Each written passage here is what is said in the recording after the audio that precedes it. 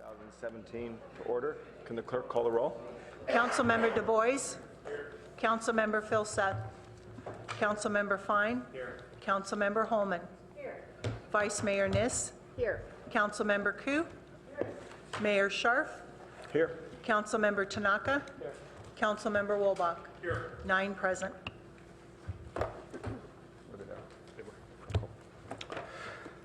All right, and our first order of the day is a special order of the day. It's a proclamation recognizing progress on Bixby Park. And do you want to take it away? Good evening, Mayor Scharf and council members. I'm Mike Sarter, Public Works Director, and Phil Boble, Assistant Public Works Director, has a short slideshow to show. Mayor, not sure you wanted to read the proclamation first or show the slideshow first? Whatever you would prefer. I was thinking to go ahead and do the proclamation and then we can follow up with the slideshow. All right, happy to do it. So, proclamation regarding Bixby Park. Whereas Palo Alto residents, artists, contractors, and staff from various city departments have worked hard over many years to transform the city's closed landfill into the 130-acre Bixby Park in the Baylands. And whereas John Fletcher Bixby, the city's first city engineer, began planning for the Baylands in 1923, and City Council dedicated this area as parkland in 1965.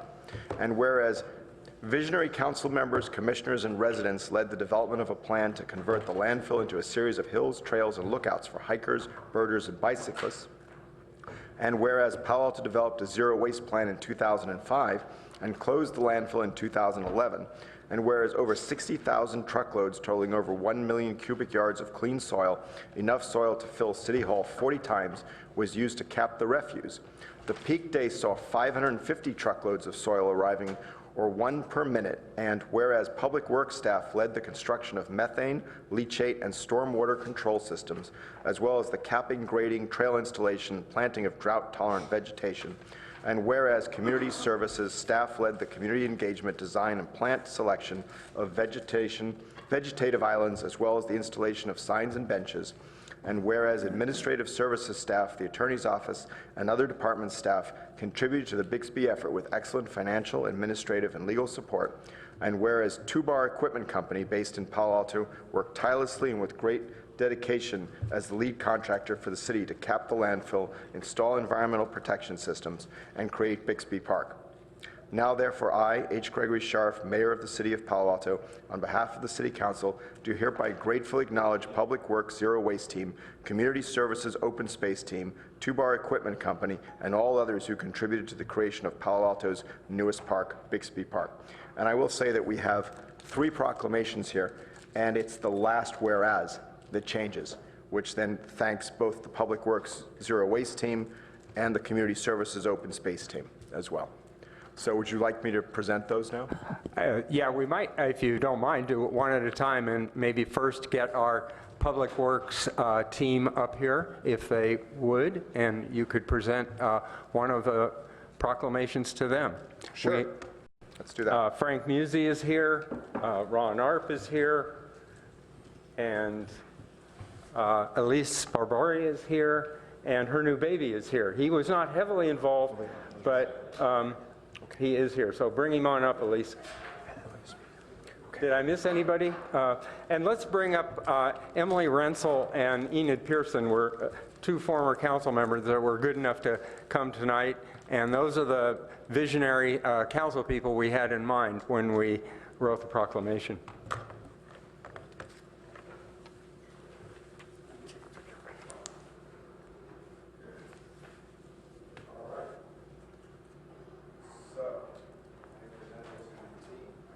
You are. So we're going to take a picture? Yeah.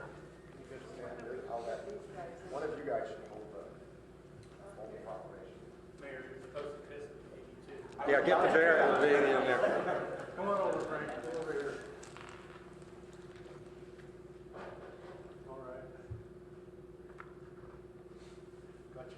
You got it? Good. All right. No balls. Thank you, Mayor.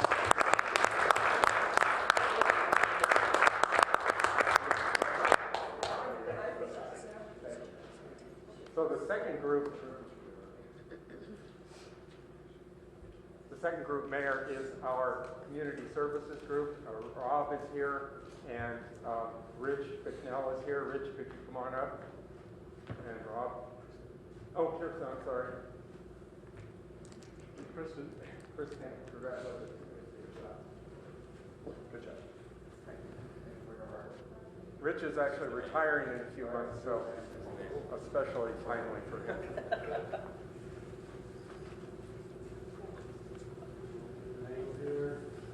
Gotcha. Thank you. You're welcome. And third, and arguably the most important part of the team is the ones that actually did the work out there. It was done by Two Bar Equipment Company, which is owned by Charlie Tuchat, and we'd asked Charlie to come up. It was actually East Palo Alto firm, Mayor, and Sergio is here with him. Sergio was the superintendent day to day out there every day, having to put up with Frank Nuzzi and all the other. Well, thank you for your work. Appreciate it. Good to see you. Why don't you hold it?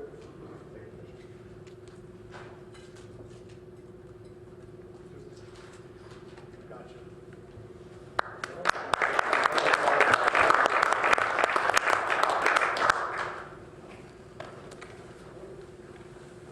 So we just have some quick slides that I'll run through. I'm not going to talk about each one, but those of you that have been out there, this is a salient feature right at the top, the 60-foot, 65-foot level. Inspiration from our team. We call it the compass rose, and it actually points north, south, east, and west. And maybe future signage will have you pointing at particular things, like many such things do. There's a little close-up of our team. The people that aren't here tonight are Chuck Risen on the left, Chuck Muir, we have a lot of Chucks, next to him on the left, and of course front and center is Frank and Ron, and then Jose, you may not know, on the right. Elise was featured separately because she has been off on with her new baby a lot, so missed the photo shoot out there. And here's our ranger team, you know, Darren, Rich, and Mr. Parker. And here's Darren pointing at something he's noticed. That was, of course, a stage shot. So it wasn't just Public Works and CSD, though, and here's our purchasing team who helped get the contract and with Two Bar and other contracts. Oops, why isn't this responding? What am I doing wrong? There you go. Oh, so, oops, it decided to catch up. Let's just, so our attorney team is represented here by Teresa and Janet, and the attorneys are an instrumental part of everything we do, right? You saw a shot that went by, I think. Oh, there's Emily and Enid. So this is the last day. We closed the landfill in 2011, and here's Emily and Enid out there, only too happy to throw that last shovel of dirt on the landfill. Yeah. This is one of my favorite all-time shots. The two of them smiling away as the last bit of refuse gets covered. And Enid, of course, has a bench out there. Emily also has a bench out there. She put a little more political message on hers, and so it's not being pictured here. This is how it greened up this year, as you know, and we have a lot of features to prevent erosion. This rock bed is one of them, and it's done a fantastic job, even with this heavy rain year, at preventing erosion. That's most of it's Frank's design, with, you know, Ron giving him little hints now and then. In the background, you see that we preserved as many of the art features as we could, and that is the chevrons, an art feature from the early 90s that we preserved. We picked it up, regraded, and put it back down. And here's our fun guy, you know, the burrowing owl. Jose took this picture, fantastic one. Usually you can't see them, they're the same color as the dirt and rocks, but this guy ventured out into some vegetation, and Jose captured him on film. So here's a typical day out there with everybody arguing about exactly what to do. and having their own hand signals. This is where the trucks are lined up. We talked about 1 per minute on the heaviest day going in to bring clean soil to put on top of the landfill, grading it. Another art form that was preserved was the pole field. So the poles have gotten a little shorter because we had to put dirt around them, but they're still there. And here's our 2 main guys, Frank and Chuck. And there's a plaque to them out there now. They're sitting, it's between them. More arguments between Sergio and Frank. Frank usually won. So the first phase, or the second phase really, the first phase was in green. It's been there a long time. But in the last several years, we've completed the landfill in 2 other phases. And this is when we opened up that light blue phase. We had a walk. Several of our council people were there, and it was a great day. Now this is what the trail system looks like, and we're finalizing the CSD is finalizing the signs that'll go up showing all of the trails. I'm very excited. You see in the upper right hand is where that compass rose is, the end of that ridge line. An exciting place to view the surroundings. Here's Ron. I don't know what he's pointing at. There's Ron again showing another of the stormwater control features. Of course, we had to put this netting down to prevent erosion in many areas. That's Chuck's hand. Here's more of our CSD team. Rich pointing at something or other, showing the relatively new signs, about a year old, the interpretive signs that are now out there. This is near the parking lot at the base of Bixby. Here they are. We had a number of vegetative islands, 16 vegetative islands put in. It's an experiment. These guys chose the plants. We'll see how they do. Rich is retiring, but we can get a hold of him if they all die. To prevent them from all dying in their first several years, of course, they're all native or near native plants, and we have, 4 of these tanks. How many of these tanks we got? 4 of these tanks. And they are an innovative irrigation system we put in because we don't have irrigation lines.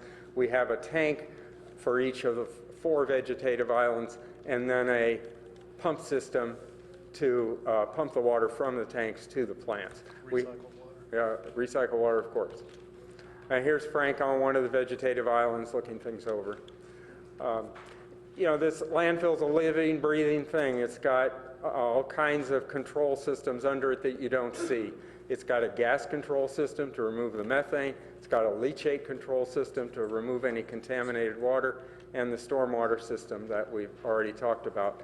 The gas goes to the water quality plant for use in the incinerator, but the incinerator is going to go away. So on an interim basis, we'll be flaring it, looking for the next use. But this is a new compressor and flare system that we put in place. Here's more, our guys again showing off another one of their interpretive signs. Jim asked me to just point out a couple of other things quickly that are also occurring in the Baylands. The Bixby Park is, this is an older picture. Bixby Park is that center light tan area, which is our old landfill. But there's a lot of other stuff going on. One of the main things that you've noticed is the golf course is getting rebuilt.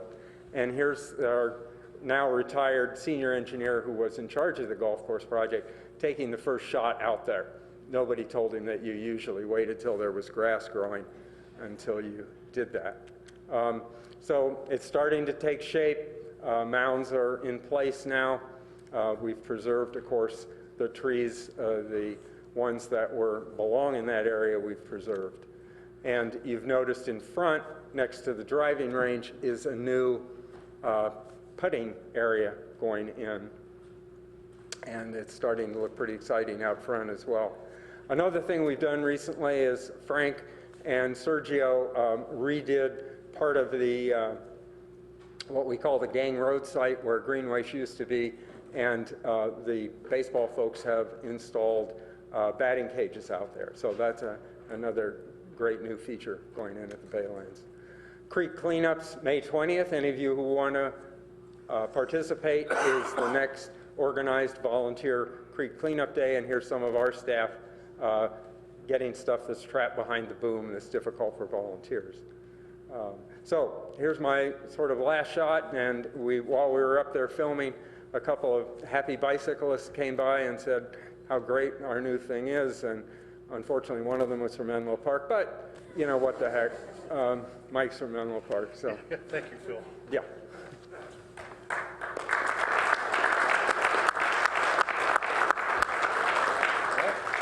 Good job.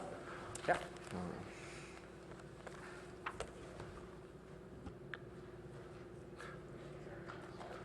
So I do want to say thank you to all of you. We do have one public speaker, and I know a couple council members want to speak as well, but so Emily Renzel.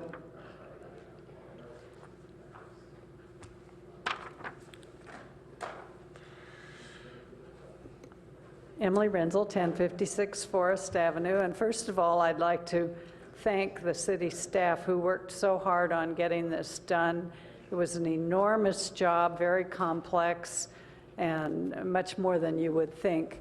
And so they've done a beautiful job, and they've brought a lot of their own creativity to it, which is wonderful. And in particular, Frank Musi, the man sitting in the center of that photo, personally designed and built those stone bench walls that are there that I think are national park quality. They're really quite lovely.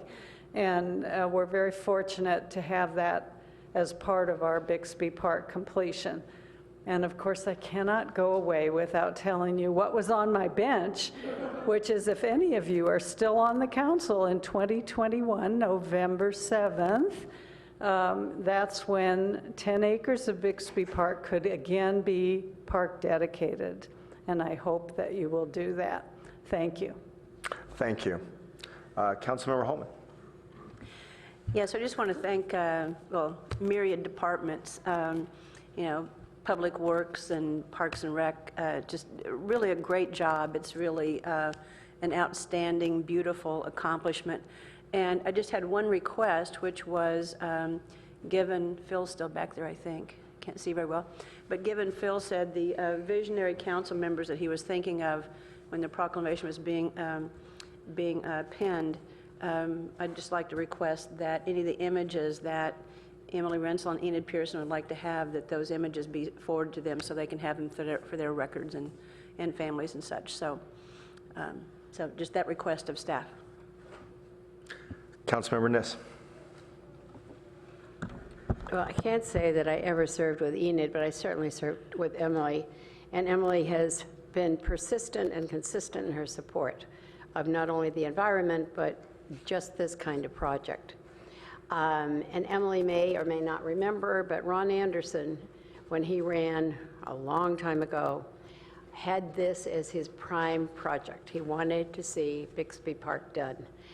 I hope somebody lets him know that it's going on 20 years later, finally Bixby Park is done. And it looks absolutely terrific. Even though, as Corey mentioned to me, it looks like a gigantic sand trap for those who might want to play golf, wherever he was hitting that golf ball. So thank you both for doggedly keeping at this, and especially to all the staff back there. It's terrific, and I think unlike what any other city has. So congratulations. Councilmember Walbach. You just made it, Liz. And to clarify, of course, it won't look like a sand trap when it's all done. That new golf course is going to look great. Also, just wanted to say thank you to everybody who made this a reality, everybody who's been working on this, former council members, community activists, staff, contractors alike. And with the new child in the room, you know, I look forward to this being completed. So as that kid starts to walk and to bike, they can go enjoy the trails out there. Thank you, and thanks again to staff for your great job, and to Tubar and for everyone who made this happen. Thank you. And now we move on to our next item, which is a pre-screening of a proposed hotel development at 3200 El Camino Real and proposed modification or elimination of the 50-foot special setback along Hanson Way. Great, thank you, Mayor. Are you ready to go? Sheldon Nossing, contract planner for the city, will present the project.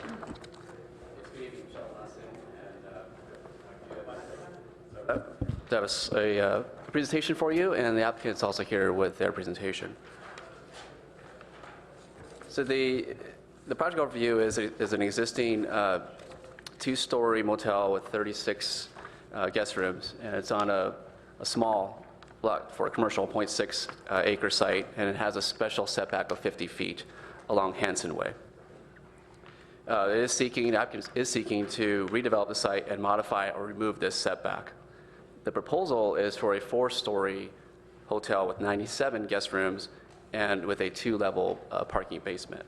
It is seeking to use a zoning amendment for the setback change.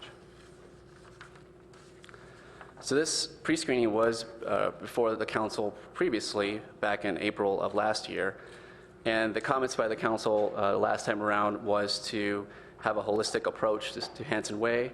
It also sought some enhanced elevation and perspective drawings to provide more context and compatibility. There's also interest in having a few new vehicular trips as possible for the new square footage that's being added on the site. The council did request that the project return to the council. There wasn't a formal vote, as there are none for study sessions, but the council did want us to come back, and that's why we're here this evening with some updated drawings. So for some site characteristics, the site is zone CS commercial. Surrounding zoning is also CS commercial there's also RP Research Park zoning in the area as well. The site is flat. It is surrounded by kind of low intensity type of development, mostly single 2-story buildings, and also the research and development buildings are much larger in footprint size. So on this site plan here, I do want to note that the right-of-way from the face of the curb is about 19 feet, and that includes a 6-foot sidewalk and 13 feet worth of green space. And where the existing building is now is where that property line is and where that right-of-way begins. So that will not be changing, but beyond that is what's being proposed for the setback to be reduced or removed. And on the ground floor, what's being proposed, it would be about a 2-foot setback, and then as you get to the upper floors, there's a little deck balcony that comes over, and that would be at a 0 setback line.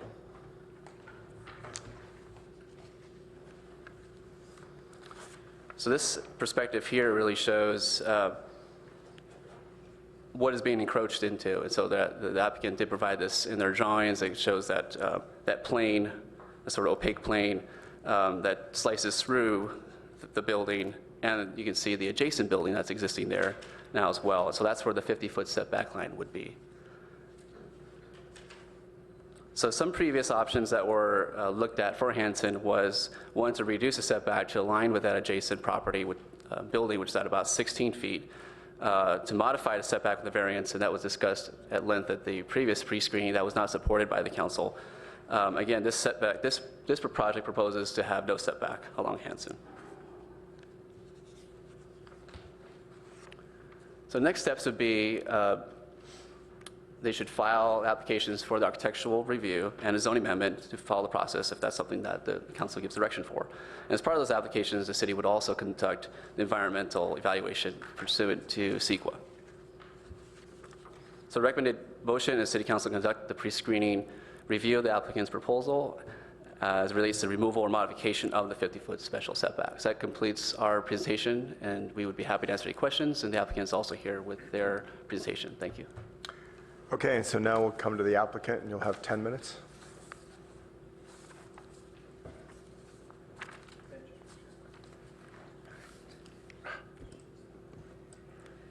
All right. Good evening, Mayor Scharf, Vice Mayor Niss, esteemed council members we stood before previously, and those members seeing this for the first time. I'll be brief so as not to cut into the presentation time. My name is Yatin Patel. I'm part of a local family that's done business in Palo Alto since the 1980s. I was raised here. I'm a product of the local public school system. And along with my wife and 7-month-old son, plan to remain in this community my entire life. This community and city, of course, mean a great deal to our entire family. These are our roots and sort of where everything started for us. Also with me today is my uncle, who's a little under the weather, but who felt it important to come before you tonight, whom along with my aunt, father, and mother, I admire tremendously for putting us in a position to stand before you this evening. They've worked selflessly to afford myself and my cousins many opportunities to improve upon the foundation they worked so hard to lay.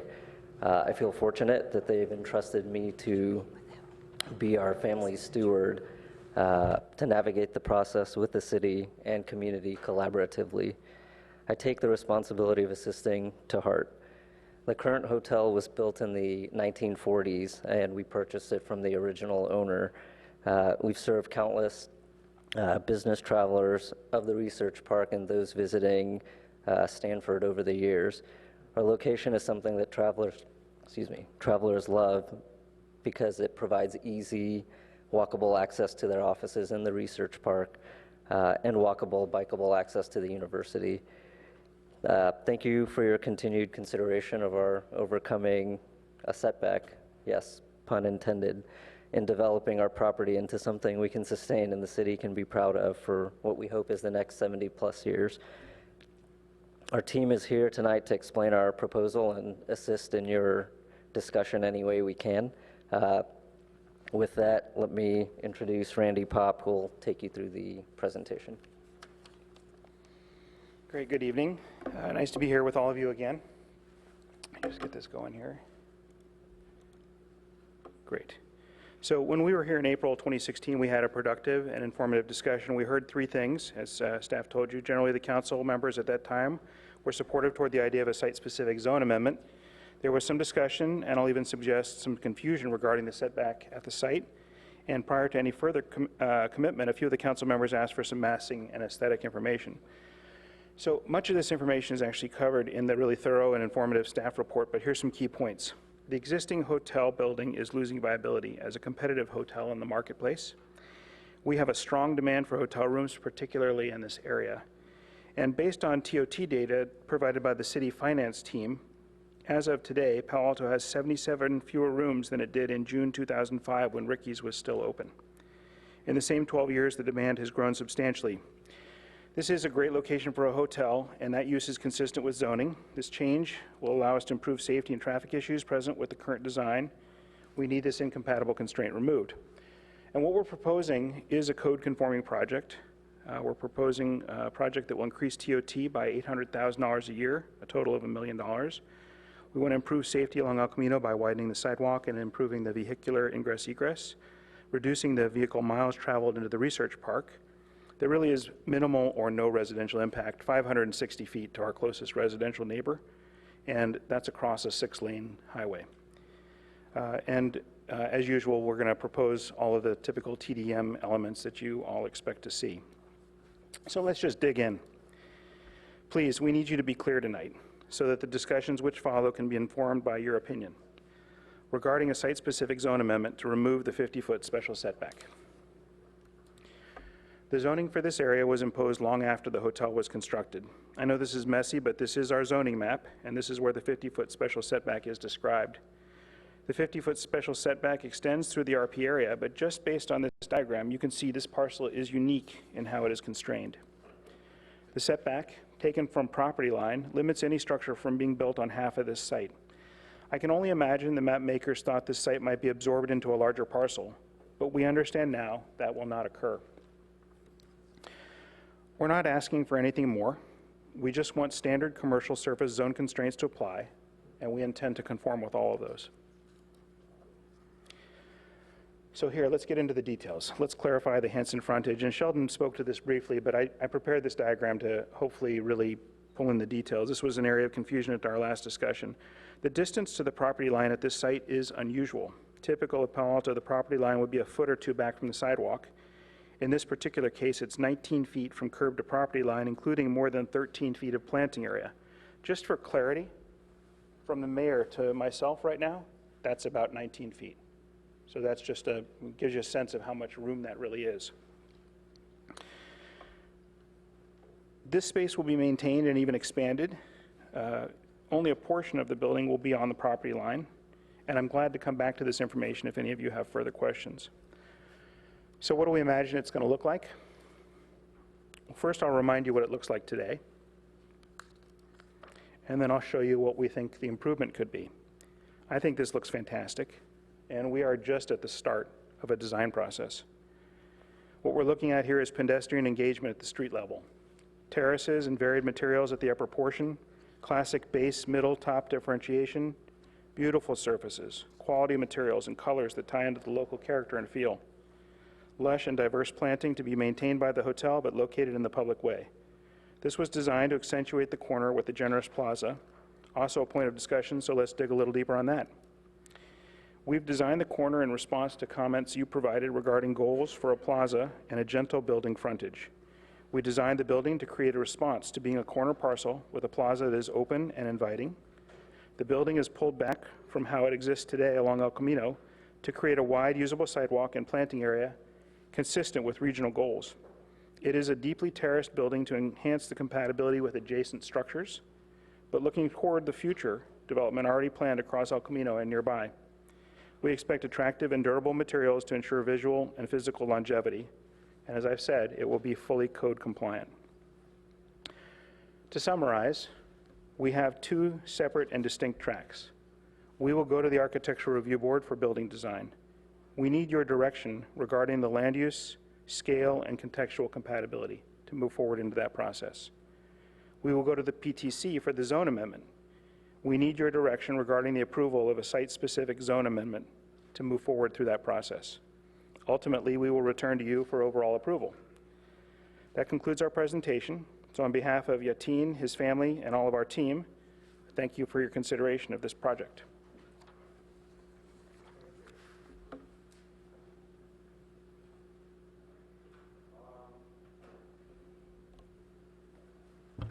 Do we have any speaker cards? No.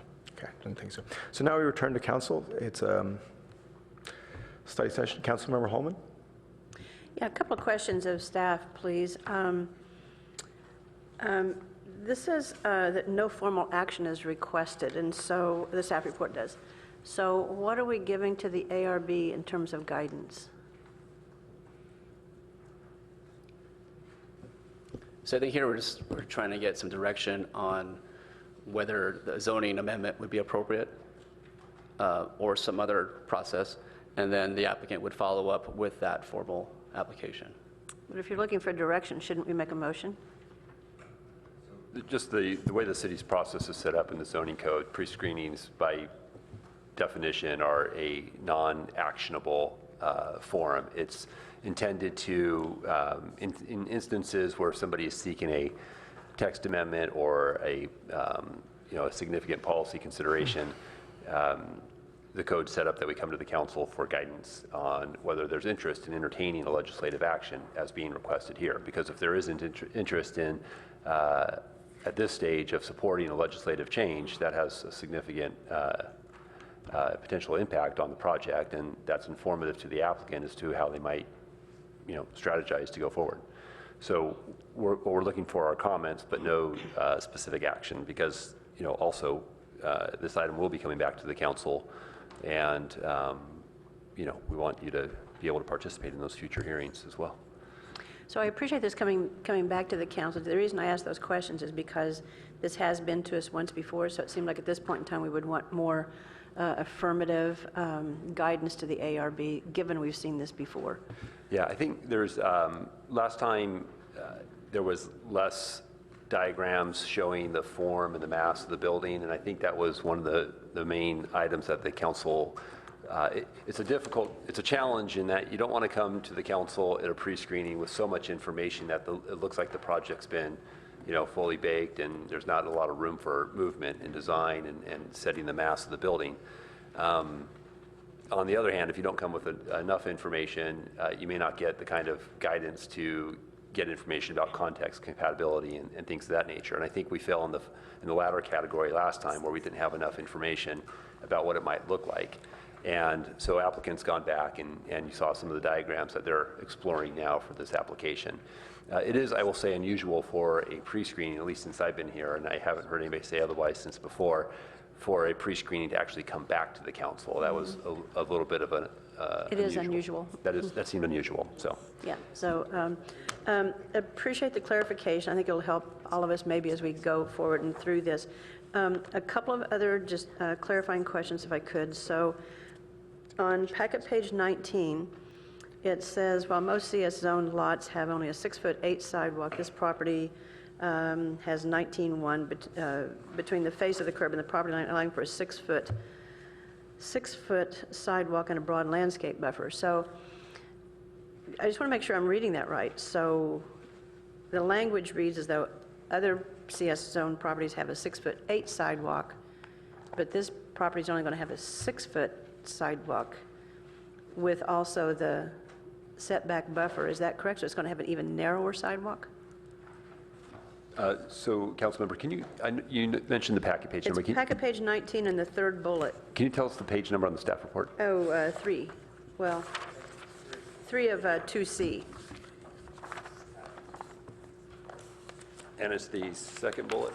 Third bullet. Third bullet. Where is this? Oh, this is the letter from... This is applicant's letter. Okay.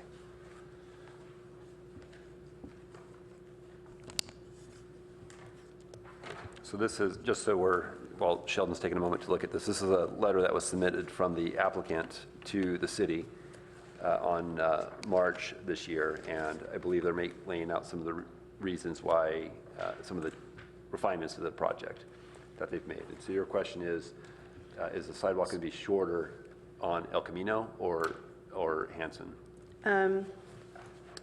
Well, I'm not exactly clear which side this is. I think it's El Camino.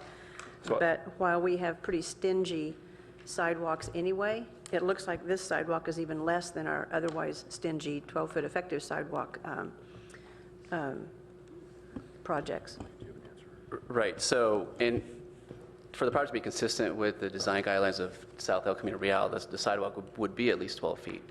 I think this may be referring to an extension of that, what's now 6 feet 8, wrapping around on Hanson Way, which would be 6 feet. I don't believe that would be changing there, just to maintain the green space. But I think along El Camino Real, there would be a 12-foot sidewalk. Maybe I could get clarification through the chair of the architect? Sure, Get through the clarification on that? Thank you. Happy to do that. So the existing condition, as it stands today, is that there is about 6'1" between face of curb and the building on El Camino. The building is basically on El Camino at this point. Our goal is to create a standard sidewalk and usable sidewalk area with additional planting along El Camino consistent with the Grand Boulevard guidelines. And then as it wraps around onto Hanson, to conform to the sidewalk that extends up and into the research park, which is currently 6 feet wide, but we're happy to make whatever adjustments would be necessary as part of the project requirements and would be open to any suggestions about that. But our explanation here really is that there's a generous space between curb and face of property line in this area that doesn't really exist in other areas of Palo Alto. It's very nice. Got that and appreciate that. So my comments are, okay to make comments too, same time? Yeah, go ahead. This is- Okay, so my comments are, I think it is reasonable to, for this particular site, to eliminate the 50-foot special setback. I think that makes sense, again, for this particular site, through a legislative action, not a variance, but through a legislative action. I appreciate that the project is set back a bit, and that it's terraced, and that the plaza is open. I guess my comments to the applicant and to the ARB would be that it'd be nice if that plaza was clearly and obvious, if that's the intention of the applicant and owner of that plaza, would be inviting to the public. But my main concern is that this is a corner, and it's a well-utilized corner. And from my perspective, while we do have a 12-foot effective sidewalk in our code. I think given this is a corner, and given that we're taking a totally quasi-judicial action and doing the elimination of the setback, we can say, and I hope that my council members, colleagues will agree, that the sidewalk at this corner property should be wider than the typical 12-foot effective sidewalk. We want a landing spot for the public. We want a landing spot that's going to be comfortable for people to be able to navigate with, strollers, bicycles, whatever. So I think the wrap of that corner especially needs to be wider than the typical 12-foot effective sidewalk. And I think, and the other thing that I really do appreciate is that, if I didn't say it, is that the building is stepped back some too. It helps with the mass and scale and reducing that impact as well. So those are my comments, focusing on the sidewalk there. Okay, seeing no further lights, I guess we're done. Oh, Councilmember Fine. Thank you. I'll step in now. Thank you very much for the presentation, and thank you, staff, for the analysis here. So I would concur with Councilmember Holman. I think the PTC would have the findings for a site-specific zone amendment to eliminate the special setback, particularly given we can't even identify the provenance of that. I'm also persuaded by the area, that 13 feet between the property line and the sidewalk line, does meet some of the goals which that setback might have been providing currently. In terms of land use, it seems compatible with the land use map in the CS zone. The scale, I think, is actually better suited with the South El Camino design guidelines than the current site in terms of taking up more of the street frontage along El Camino. So I actually think that's helpful in terms of building kind of that street wall in El Camino. In terms of context, it's a hotel replacing a hotel. It's next to the research park. I do appreciate the use of some of the natural materials, and again, concur with Councilmember Holman that the terracing and step backs are actually nice. In a way, the vegetation and the terraces that I see here, I don't know if they're finalized, remind me of some of the buildings throughout the research park, which kind of jives nicely, I think, along Hanson there. And then I guess all of us probably appreciate the hotel tax this could generate. But thank you very much. Councilmember Koo. So I just wanted to address a letter that came in from the general public. So is this asking for a zoning amendment or a variance? I'm kind of a little bit It's actually confused. a zoning amendment. Zoning amendment. Right. And now the 50-foot that is existing now does cross over to the next property on Hanson. And what the zoning amendment is just asking for is for this particular property. It's not going to move over to the other side. I see. Is that a reference point for the other property? Yeah, so it's only site-specific. It's just for the subject property. Okay. And, because it's on the corner, and I agree with both Councilmember Holman as well as Councilmember Fine, I would actually like to see that the sidewalk that is on Hanson to be a little bit wider, perhaps as much as the 12-foot on the El Camino side, just because it is a intention for it to be a walkable neighborhood and for guests to be gathering and generating that kind of feeling. So that would be particular in mind. And then, in granting that 50-foot, I was wondering, would the height be something that they would consider in lowering? So that might be another point that might be of consideration for me. Thanks. Councilmember Du Bois.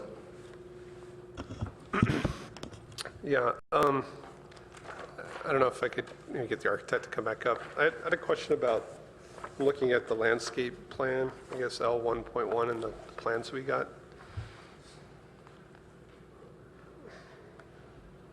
So I'm trying to understand where the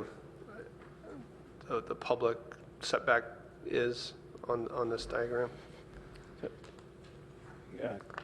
Councilmember Du Bois, is this the plan you're asking about? Yeah, I guess this one's Yeah, just a I'm little not bit sure I more. have the full version of that in my presentation here, but But it looks like the hardscape goes pretty close to the sidewalk. Is there supposed to be a green? so in this particular case at the corner plaza, what we've done, you can see that the heavy dashed line over on the left-hand side. I don't know if I can point to this even. Oh, I have a pointer. So this heavy dashed line that's here represents the property line. That extends out to about this point, and then it wraps up and around just behind the sidewalk in this area and then heads up this direction.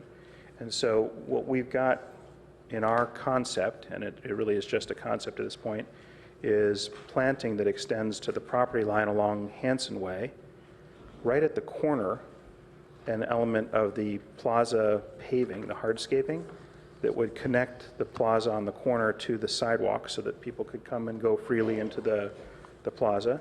And then as it transitions back out and around to El Camino, that becomes a landscape buffer between the building and the sidewalk, but maintaining that minimum sidewalk dimension that we're required to have along El Camino, 12-foot usable sidewalk. So on the Hanson Way side, you're actually kind of building beyond the property line with hardscape? No, not at all, not at all. So what we're doing is improving in the space, in the public right-of-way, the landscape zone, but the sidewalk that we've shown here is the current, and what we would propose would be the continuation of the sidewalk dimension. Okay, so the street trees, I guess, are in the public right-of-way, is that? That's correct. That's correct? That's correct. Okay. And then the auto court paving piece, that's obviously the entrance.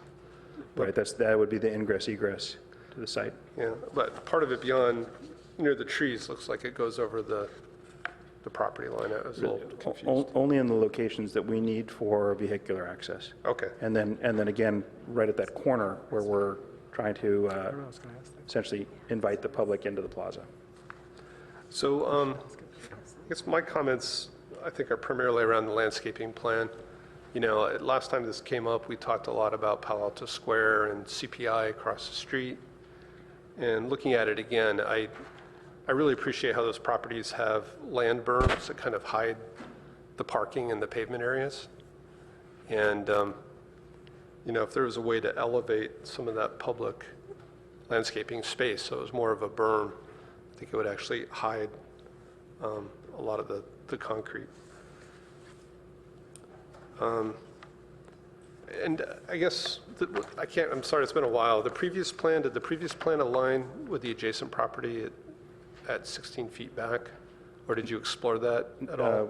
We had explored that in concept and done internally some building design for that, but it was severely limiting in terms of the potential for the development of a hotel with a double-loaded corridor, which is a pretty consistent and standard design for hotels. So we had to abandon that, and part of why we're asking for the full removal of the 50-foot special setback rather than just partial is just dimensionally, it's very hard to get it to work without that. Okay. Yeah, I know in 2013, before I came on council, maybe it was 2014, there was some interest in expanding sidewalks along El Camino. There was a discussion. That just never come back. I do find this, you know, to me, this is, like you said, an entrance to the research park. I think the research park itself has nice setbacks, very much looks like a, you know, a nice kind of collegiate office park. So I might disagree a little bit with Councilmembers Koo and Holman in that I actually think the vehicular flow into the research park is important. Keeping that pork chop there and allowing turns so that the traffic doesn't back up onto El Camino. So I'm kind of torn about actually the width of the sidewalk on El Camino. I don't see it as a particular pedestrian place today. Just to make sure it's clear for you, since I hadn't spoken about it, we are maintaining the pork chop. Yeah, there was a comment in the staff report about removing it. Right. And I actually think it's pretty important to flow into the park, and then you got these, you know, massive setback buildings where it's going to be mostly, I think, people driving to the research park. So overall, you know, I think you've done a good job on a challenging piece of land, and I think the landscaping plan here is going to be pretty important to kind of not make it look like it's all, you know, concrete and construction there. But thank you. Thank you.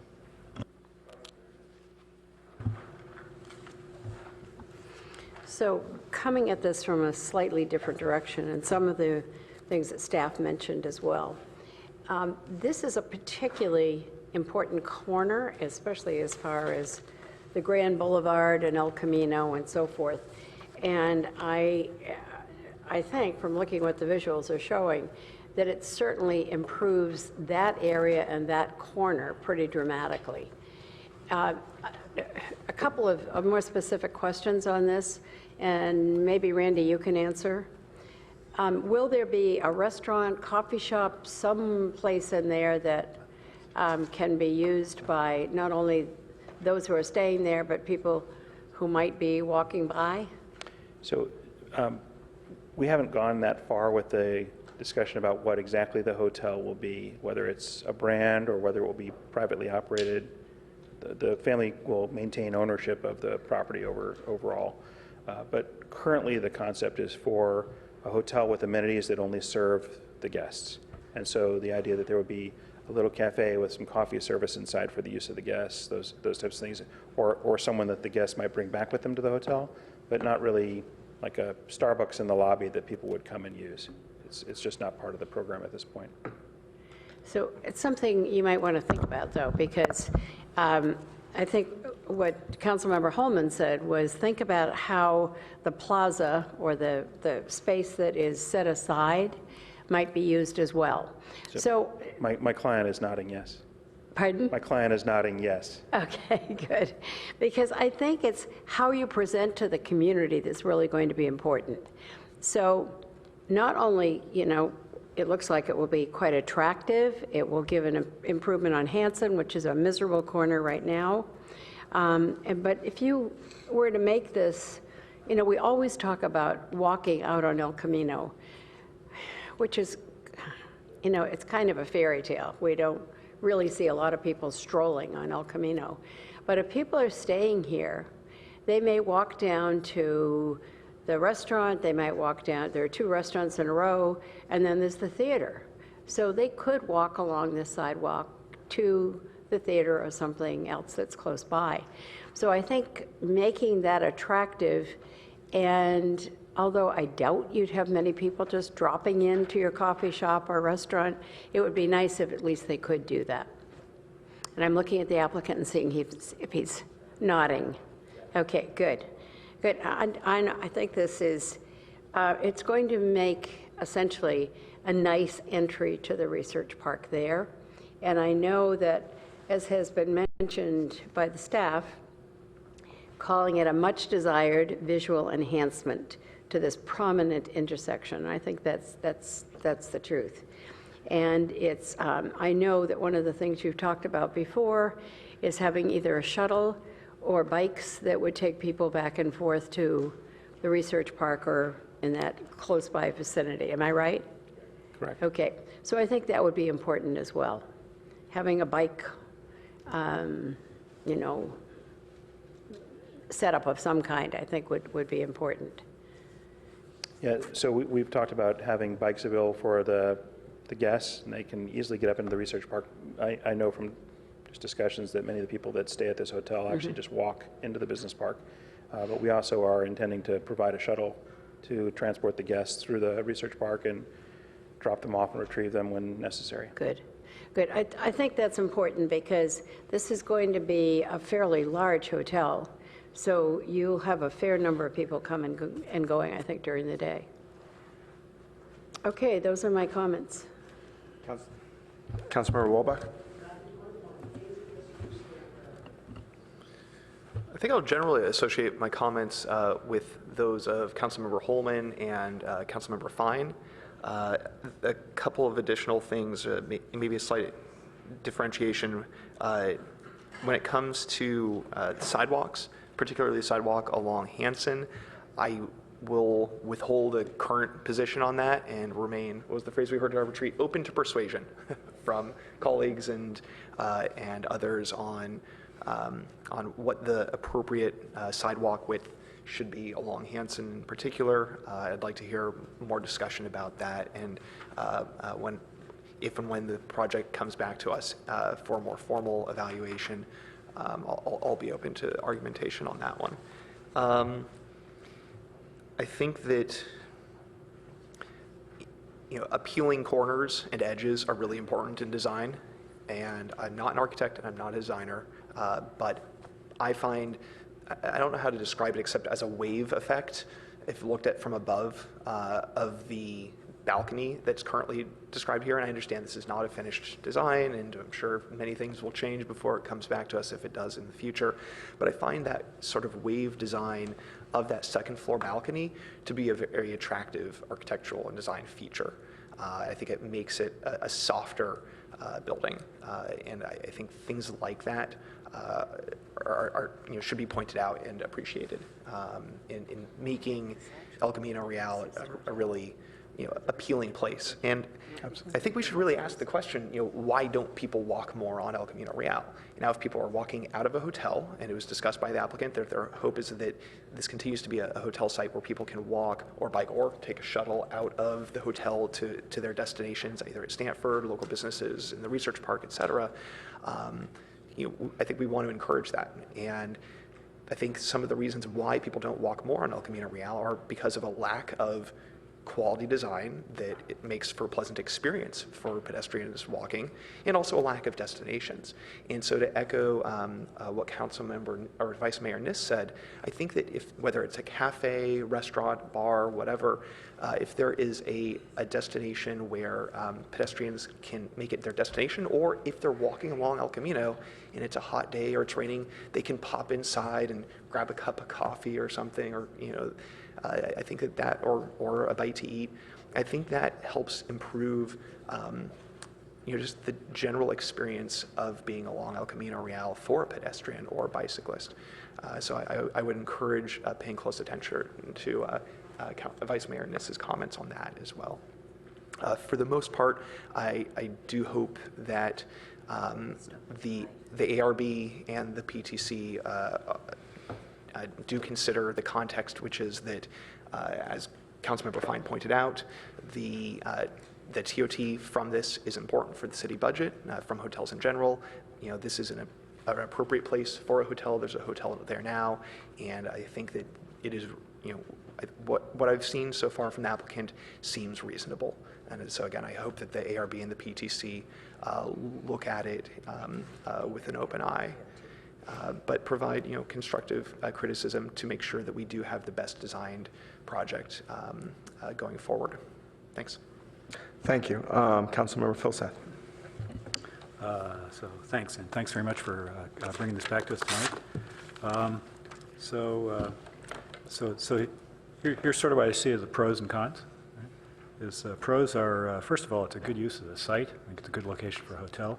And also, I think, as other people have mentioned, this is a really pretty design, right? I think big step forward from the really early concept from a year ago, and I think this brings the average up in Palo Alto, right? So, cons are, I think, that corner right now has a sort of significantly more open character than it would with this. I think other people tonight have sort of talked about optimizing the sidewalk treatments to preserve some of that and so forth. The other one is, if you look at the area, there's big setbacks on basically all the other properties down Hanson Way. And so the worry is if we rezone this one, right, and eventually we'll end up rezoning all the others as well, and that'll go away. And so the concern is, one concern is that, are we sort of in this process again of kind of making broad policy decisions, right? One tactical decision at a time, right? So that would be the cons. All that said, recognize the challenges of this property configuration, and there's no obvious easy way to satisfy all the constraints at once. So, thanks. So I'd also agree that we should eliminate the 50-foot setback on this. I think that it is a really nice design. Greg, did you want to speak? Why don't you go before me? Yeah, I'll be quick. So it seems to make sense to get rid of the 50-foot setbacks. I think for the city, we definitely need the revenue for the TOT. So it seems like a good project, but I look forward to seeing the recommendation from the PTC. So to pick up where I left off, I'd also say that I think it's really important, the plaza, the pedestrian feel there, the fact that, as Vice Mayor Niss said, that you should have a bar and or serve coffee and that kind of stuff as well. that you want people to be able to go there and sit and have a drink or have a sense of that it's usable. I also think that's useful for the research park a little bit, is that, there's not many amenities in the research park, and this could be something that's walkable for someone to have a cup of coffee or something like that. So, I also think that it would be helpful in terms of not having so many trips. If you have stuff there, people can sit there and they don't have to go driving just to get that cup of coffee or have a drink or do something like that. I think that's helpful in terms of cutting down trips. I also think the building looks really attractive, at least in the renderings, and that you've done a fairly nice job with looking at these issues. And I also look forward to seeing this hotel getting built. Thanks. Thank you. Yeah, and with that, I think we're completed with our study session. Thank you all very much for your time.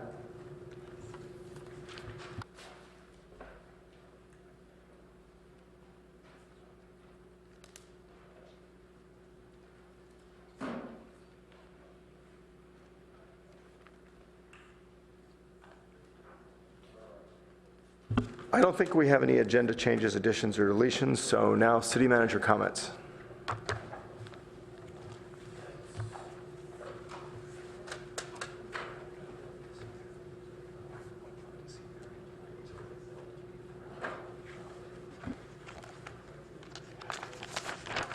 Thank you, Mr. Mayor, council members.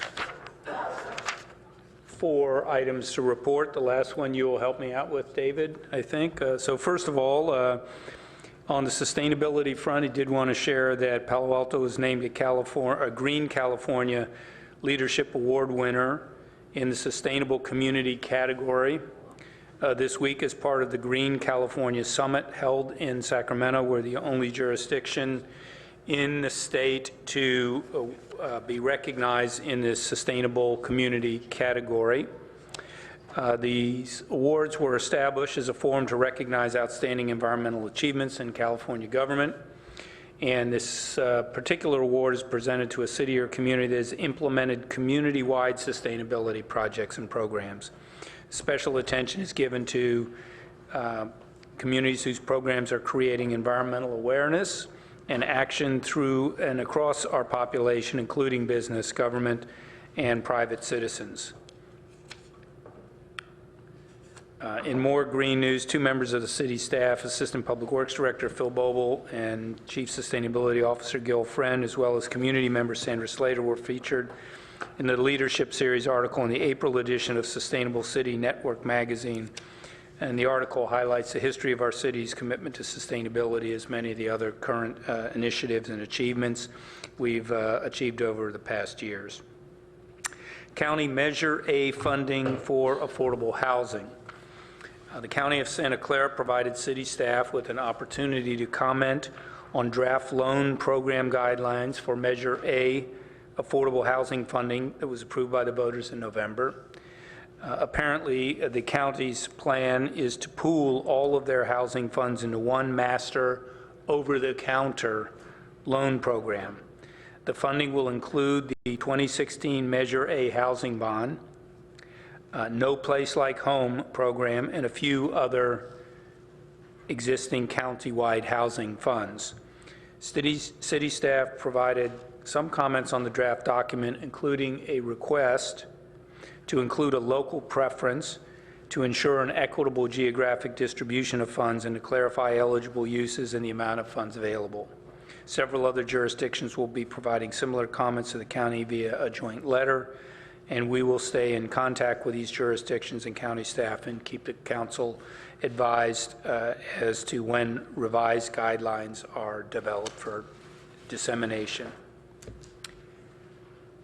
This Saturday, just a reminder that Saturday, May 6th is the 95th annual Mayfet Children's Parade, which will start at 10 a.m. along University Avenue. This year's theme is My Hero Is, and then fill in the blank. And kids, as well as some adults too, will be dressed as their favorite hero.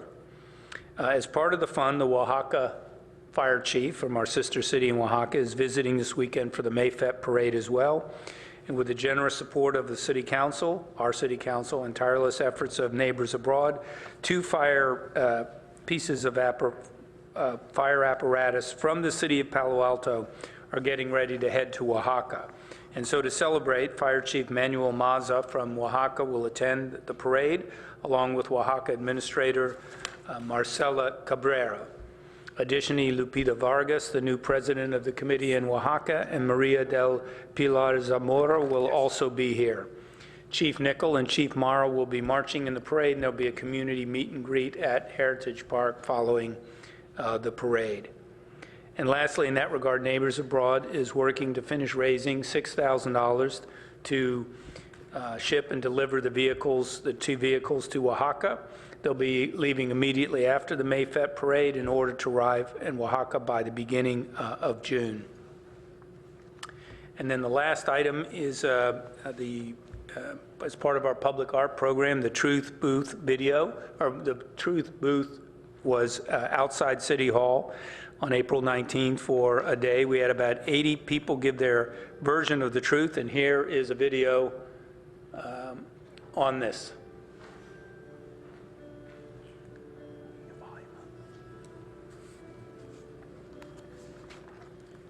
It's just one of the many temporary public art installations that we bring to King Plaza. In front of City Hall is the ideal place to have rotating, ongoing temporary installations that bring people together and stimulate discussion.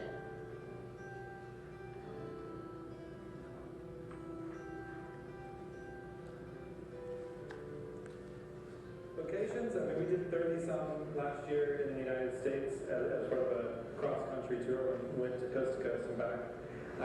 We've been to Afghanistan, South Africa, and Ireland, and we're on our way to Australia in a month's time, and we're also developing a tour of Mexico.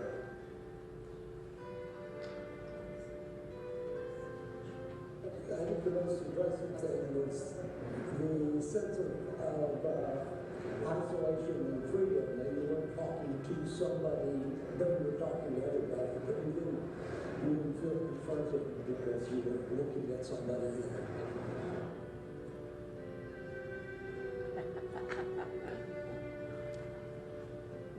I thought it was really cool that there was a whole truth thing because I just talked about flying and I don't know, this is just a big reminder that it's important to tell the truth.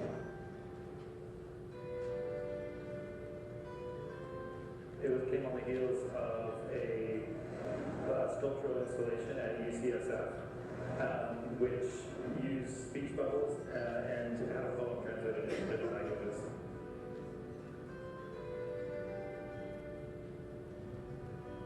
The idea of what is truth, and especially truth in city government, has become kind of a loaded topic. And for us, the city of Palo Alto has been very committed to transparency and openness and truth. And so the fact that we can host an installation here that really stimulates that discussion and that conversation is incredible. We're very fortunate to be able to bring this here.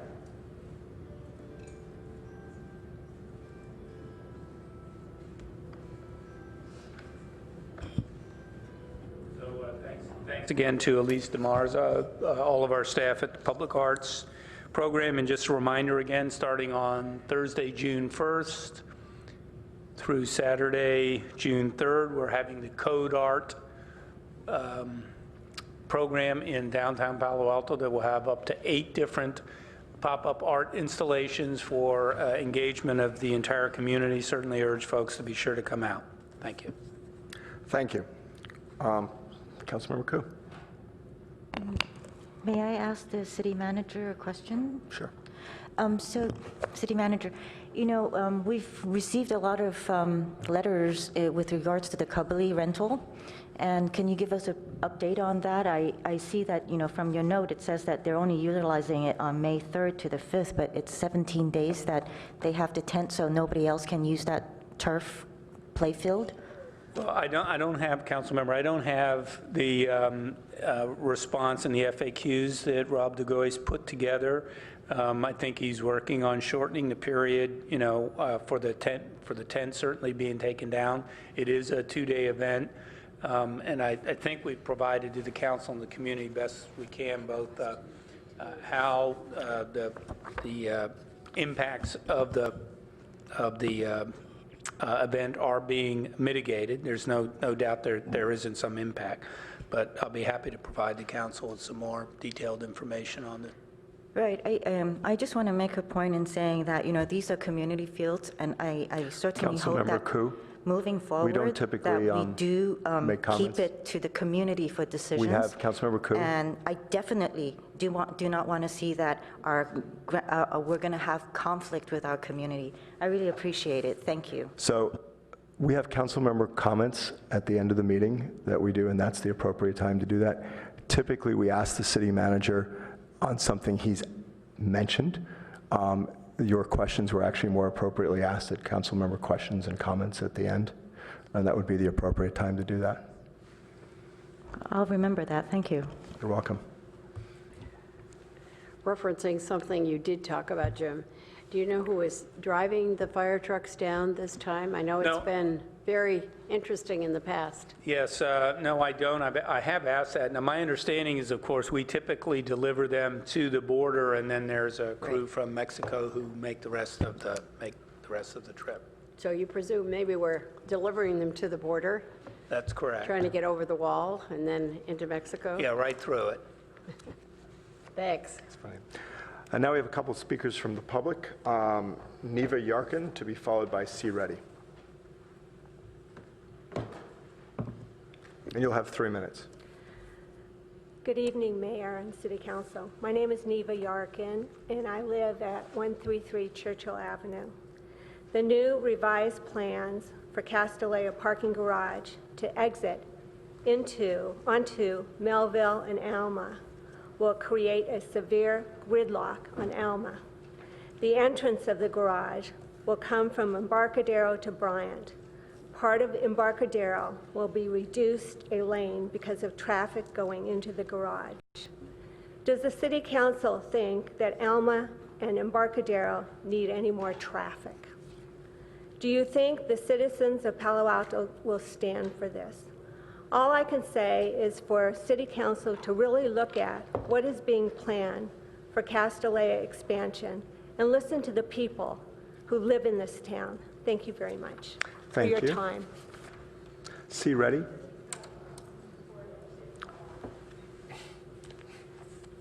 To be followed by Rita Varell.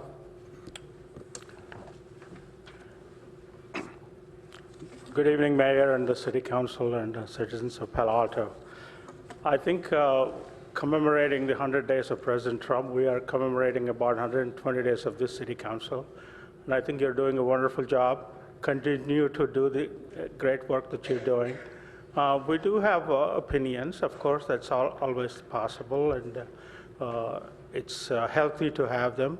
But I think the council is looking at people's ideas, views, and you're doing the best job you can. I've watched you the last 2 or 3 years, and this is the best council it can be. The second item, I think, is we should be proud of Christian McCaffrey. It takes a village to raise a child, and Christian McCaffrey and Solomon Thomas were picked in the NFL. And, we individually don't contribute, we collectively contribute to their success, and we wish them continued success. So the third item is May 1. May 1 is an international day for labor recognition. We celebrate on May 6th, 7th, we've done that years, but it's really to honor all the labor, recognizing labor that contribute to our life. I think we should applaud our labor in Palo Alto. There's plenty of people that work 10, 12-hour days and moving their car every 3-4 hours because we don't have parking, but I think we do need to appreciate that. The fourth thing is my concern, the 12-cent tax. So where is Jerry and where is Mark Berman? They need to oppose it.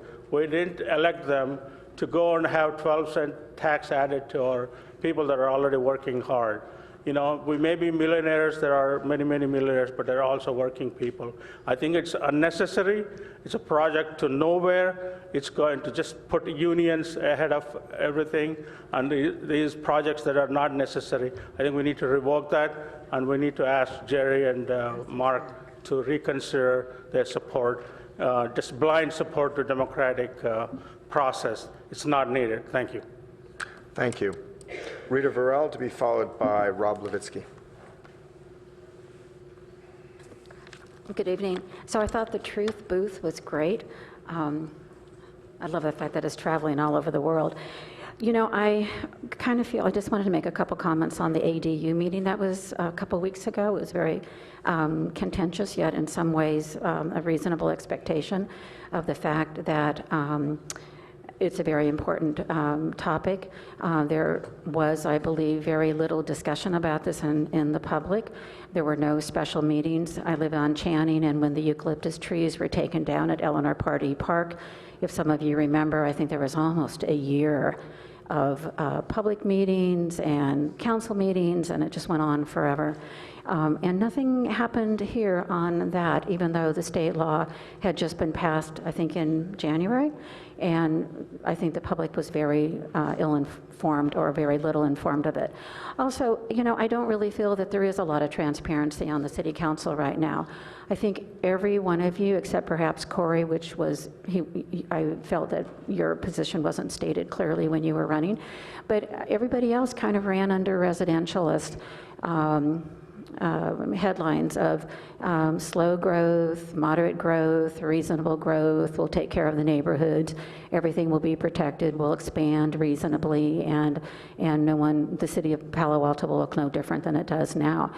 But I think with the ADU issue, especially with the no design guidelines and the 6-foot setbacks and the no required parking, I think Palo Alto will change a great deal, and I think the individual who stood up and said who are for ADUs was very disingenuous, because I think all of us are for ADUs if they are handled properly and do not make Palo Alto into the next San Francisco. I know that there was a letter by Sue Monk asking for civility and discussion of this issue, but I think we all bear responsibility for that. Thank you. Thank you. Rob Levitsky to be followed by Stephanie Munoz. Nice to see you guys all again. I have a video that's 3 minutes. Cue it up, please. On the left. This is starting at Castellea, that's right there, and we're heading down Kellogg. I'm just going to show you some of the signs because some of you haven't honored us with visiting our group that's opposed to this Castellea proposal. You can see house after house is against this, although Castellea likes to pretend that they have talked to the neighborhood and the neighborhood is in favor of this parking garage. It is clearly not. While some of you guys were out barbecuing or at the beach, this weekend we were out canvassing the neighborhood yet again to get signatures explicitly saying that we are not in favor of this underground parking garage. We have to do this, and it's been exactly 10 months since they first dropped this proposal on us, and it's going to be many, many more months of our team regularly meeting to try to stop this project, which is just will way overwhelm the neighborhood. And we are not opposed to the school, but the school, if they want to expand, will probably need to do it somewhere else because it can't, the neighborhood can't accept any more of it. I'm not sure why one of those was playing upside down, but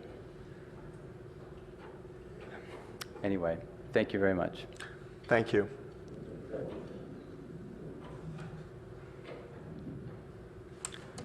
Stephanie Munoz to be followed by Jim Poppy.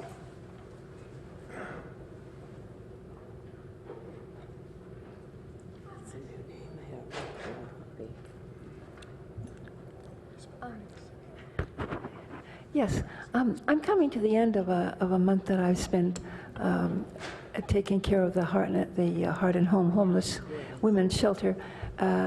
It really does not seem to me that women need to be sheltered only in the winter.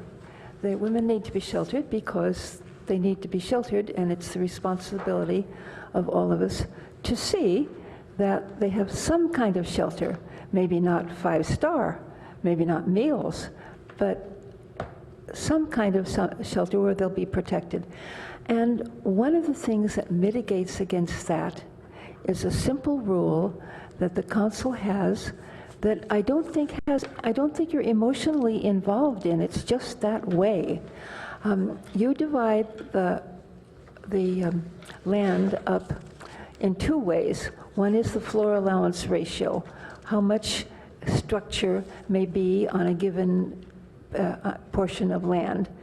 And I think that has made Palo Alto the beautiful city that it is, that there will be so much garden, so many shrubs and flowers, and with relation to whatever buildings are there. But that could be also for a 100-unit apartment building just as well as a single-family home. The 100-unit apartment building could conform to the FAR if it were in the midst or on the side of a park, and the park could be open to the public and would serve very well. If, on the other hand, you insist that there's an arbitrary rule that the land be divided up into so many units, well, look at it from the developer's point of view. Here's the developer, he has money, he has to make a living, and if he has only 5 units instead of 10, he has to make them as big as possible to make a living, and that just puts the kibosh on affordable right there. You have to understand, and you have to agree, I believe, that people can downsize to smaller units. I have, among these women, one who was retired. She was in a $1,000 a month apartment, and she was evicted for no reason in particular, except that the owner wanted to do something else with the property, and she cannot find anything. There isn't anything. I believe it's up to the council to see that small units are provided, and that they suit the ethic, that they suit the aesthetic of Palo Alto, that they have gardens, that they have whatever, but that people be permitted to live in smaller units. Thank you. Jim Poppy, to be followed by Mary Sylvester. Hello, thank you for letting me speak tonight. My name is Jim Poppy, and I've lived at 135 Melville for 39 years. So I'm intimately aware of the issues around the Castellea development. I lived there when the city gifted part of our street to Castellea, which is now locked up for Castellea's use only. And Castellea would like everyone to believe that an underground garage would reduce traffic on neighborhood streets. And this is a very misleading statement, because there are currently 2 locations, one on Bryant and one on Kellogg, right in front of entry doors of the campus, where motorists can efficiently pick up and drop off students. These stations can be approached from several different directions, and there are 3 options for the motorist to exit in any direction that coincides with their route. An underground garage with 1 entrance and 1 exit would merely intensify the traffic into 3 locations, onto Bryant, onto Emerson and Melville, and onto Embarcadero, which apparently they want gifted, 1 lane gifted to them on Embarcadero. With only 1 option for entry and exit, cars will be lining up, and onto Bryant, where bicycle traffic safety will be jeopardized, as well as other motorists.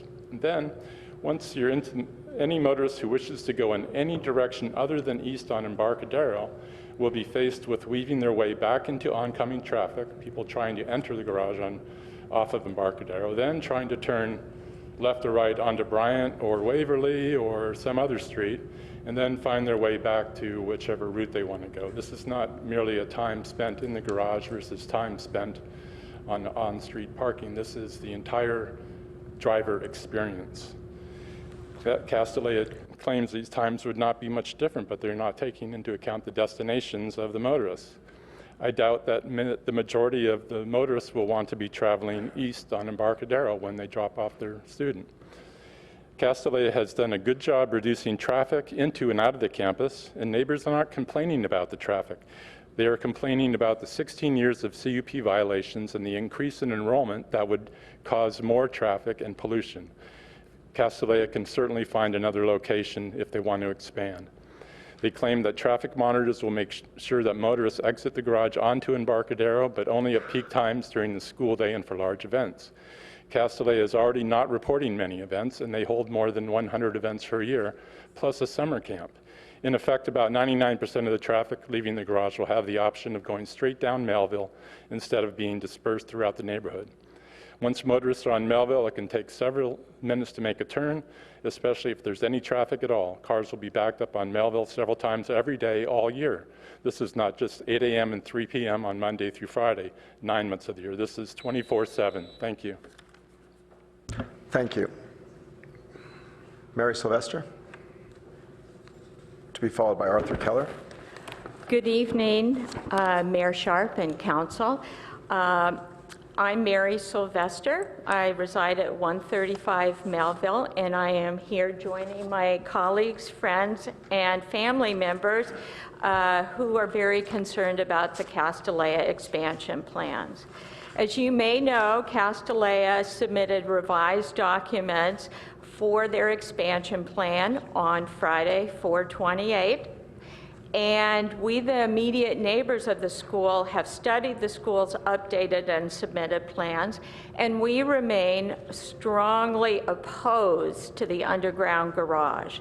This garage will cause increased congestion on Bryan and Emerson Streets due to traffic flow problems as people enter and exit the garage.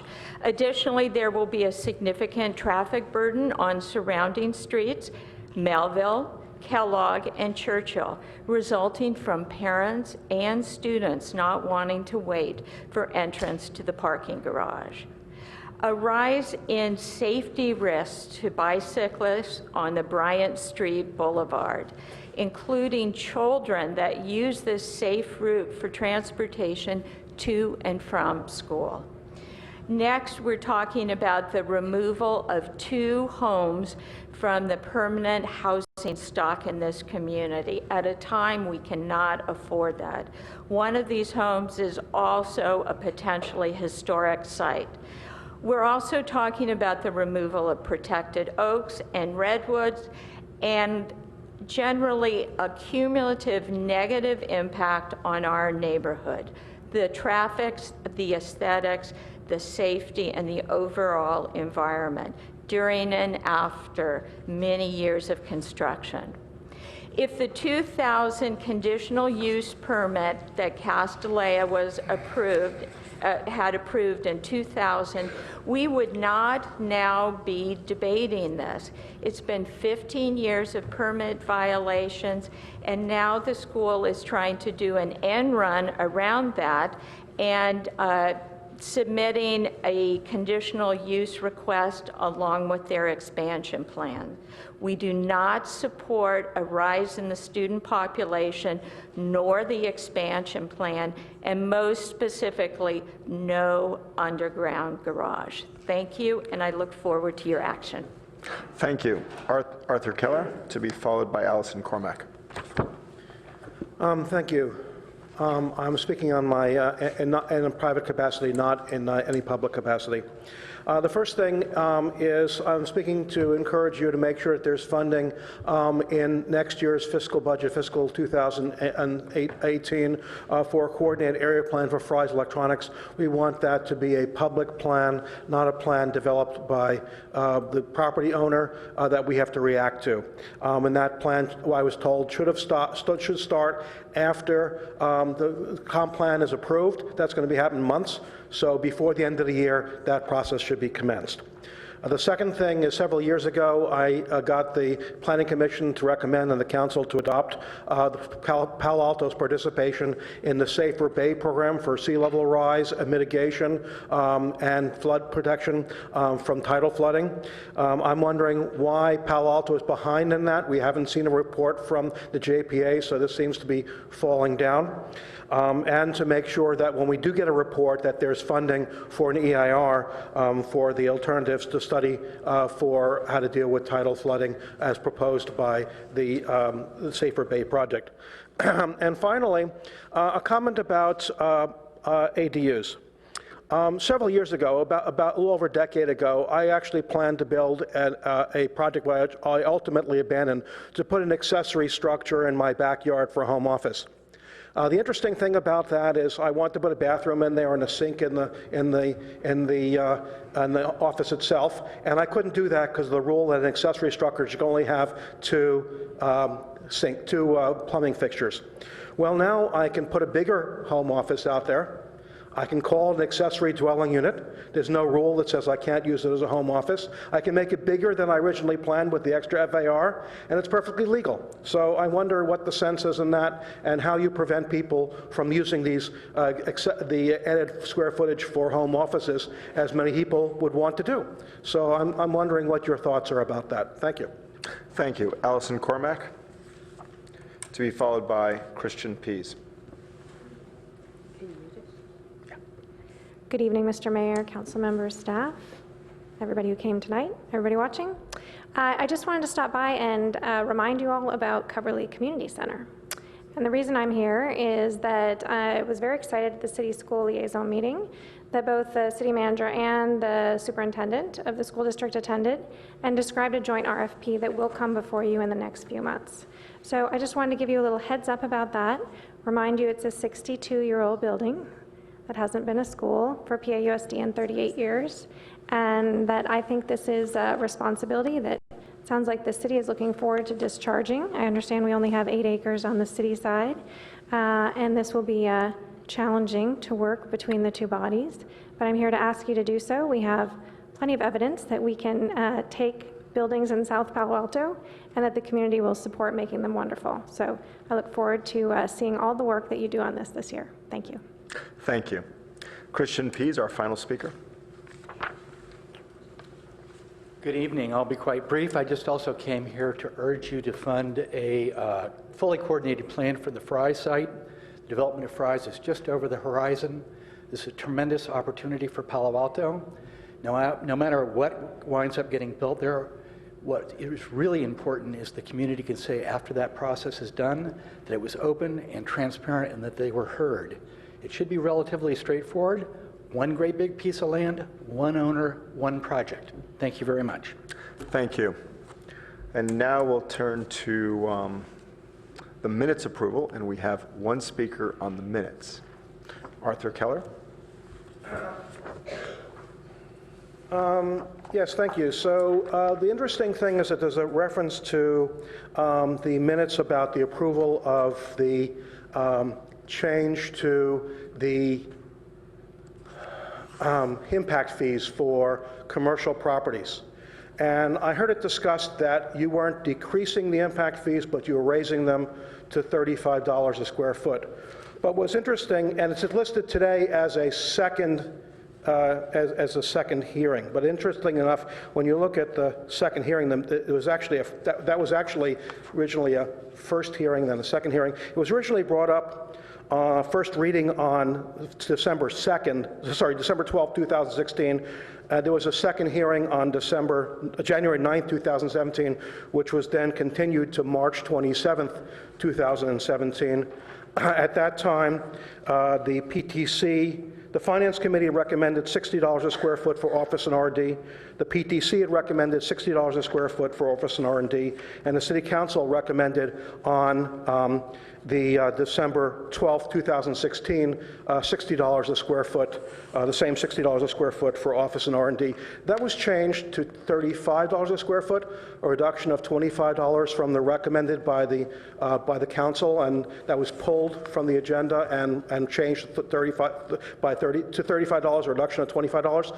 I understand that the amount of square footage we're expecting is 2.4 million square feet additional of that. I'm not, that's my understanding. At 2.4 million square feet times $25 a square foot, that's $60 million savings for development, and $60 million lost for our affordable housing fees. So I'm not sure if that math is correct, but it seems to me very simple. $60 million from the pockets into the pockets of development for 2.4 million square feet, from the pockets of our low-income housing that could go for building hundreds of low-income housing units, and I think that was a mistake. Thank you. And I just think it's kind of odd that it only refers to it as a second reading, so it's kind of weird because there's actually in some sense a third reading on that. Thank you. Thank you. Now need a motion to approve the minutes. So moved. Moved by Council Member Vice Mayor Niss. I'll second it. We can vote on the board. And that passes unanimously. And now we're at the consent calendar. I need a motion on approval of the consent calendar. Changes, if not, I approve. I'll move the consent calendar. You'll second it. So we could vote on the board. And that passes unanimously. All right, and that brings us to our action items. Yes. So our first action item is the comprehensive plan update, the review of the revised draft transportation element. We have a staff presentation, and while the staff's getting organized, I'll say a couple things on this. As we're doing items number 11 and 12 today, I think it's actually quite momentous, and if we all recall, this process started in 2006 with the Planning and Transportation Commission starting this in 2008. And I'll tell you that the end is in sight, which is after, I can't even do the math anymore, from 2008 to 2006 to 2017 is 11 years. So tonight we have the transportation and land use elements. On May 15th, we're going to do the natural environment, safety, and business economics part. Business economics and commercial services, I think it is. And then on June 12th, we're going to do the intro, the governance, and the implementation, and then send it off to the PTC, who is supposed to review it over the summer, come back to us roughly in September. In September, we'll take it up one final time, and then we will likely pass it in September or October. So that is the schedule for the comp plan, and that's why I say it's momentous after all these years, in that we are very close to the end, and I thought everyone would like to understand the schedule and see where we are on this process. Director Gittleman, are you ready? Thank you, Mayor Scharf, and thank you for that introduction. It is nice to be at this point in the process. I'm Hillary Gittleman, the Planning Director. I'm joined by Elaine Costello, who's been helping us with this project for quite some time now. In addition, we'll be joined momentarily by Joanna Jensen from our consultant Placeworks, and Elena Lee and Joshua Mello are in the audience to help us with questions this evening. As the mayor mentioned, we're actually trying to do two things tonight, and we've separated this into two separate presentations. The first one is the transportation element, and the second one is the land use element. We believe that both of the elements in the form they're being presented to you tonight represent really solid work. They have taken a lot of time and effort over the years. First, work by the PTC, then a whole bunch of community input to the Citizens Advisory Committee. Citizens Advisory Committee held multiple meetings, both at the full CAC and at subcommittees. And then the council has been engaged in the review of these elements previously and given us their comments and direction multiple times on both of these elements. So what you see in the packet this evening in both clean copy and a track changes copy are elements that are the product of a lot of work, and we think at this point are really solid, which is not to say they're 100% done either. We hope to get your review and input this evening, and then as the mayor mentioned, there'll be a referral to the PTC, and these work products will be back to you towards the end of the year for any final review and changes that the council wishes to make. So with that, and with perfect timing, I'm going to hand the presentation over to Joanna to walk through the transportation element review process thus far, summary of revisions, and our recommendations. Thank you, Hillary. So on the next slide, we have an overview of the history of the transportation element, kind of its path to date. This is an element that the CAC, of course, worked on extensively through a number of meetings of both the full CAC and a transportation subcommittee. Worked very hard to arrive at consensus on an element to refer to you last July. In 2016, we brought that forward in August, and then you kind of had a more detailed discussion of that element, or the council rather, in September 2016. So the element that's before you tonight is one that has been revised to reflect those comments that you gave last fall in September 2016. And then, of course, we also added planned roadway improvements or infrastructure improvements at that point, part of what we wanted to bring to your attention tonight. In addition, we brought that revised element back in January, as you recall, for a review of both the transportation element and the land use element side by side. At that meeting in January, you probably remember that most of the time we spent talking about the land use element, so we didn't have an in-depth discussion of the transportation element at that time. And it's back before you tonight for a more in-depth discussion.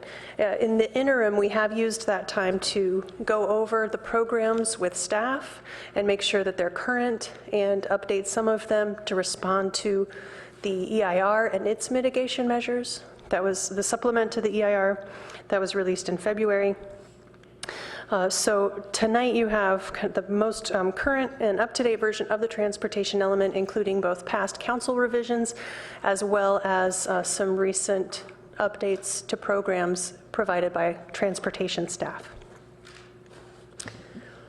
Since the last time you saw this, here's a few of the things that we've done. As I mentioned, in response to your September 2016 comments, we have restored the existing policy on parking impacts in terms of parking impacts on neighborhoods adjacent to commercial areas. That's what used to be policy T47. We've added some specificity to the TDM requirements and strengthened the wording on support for transportation management authorities.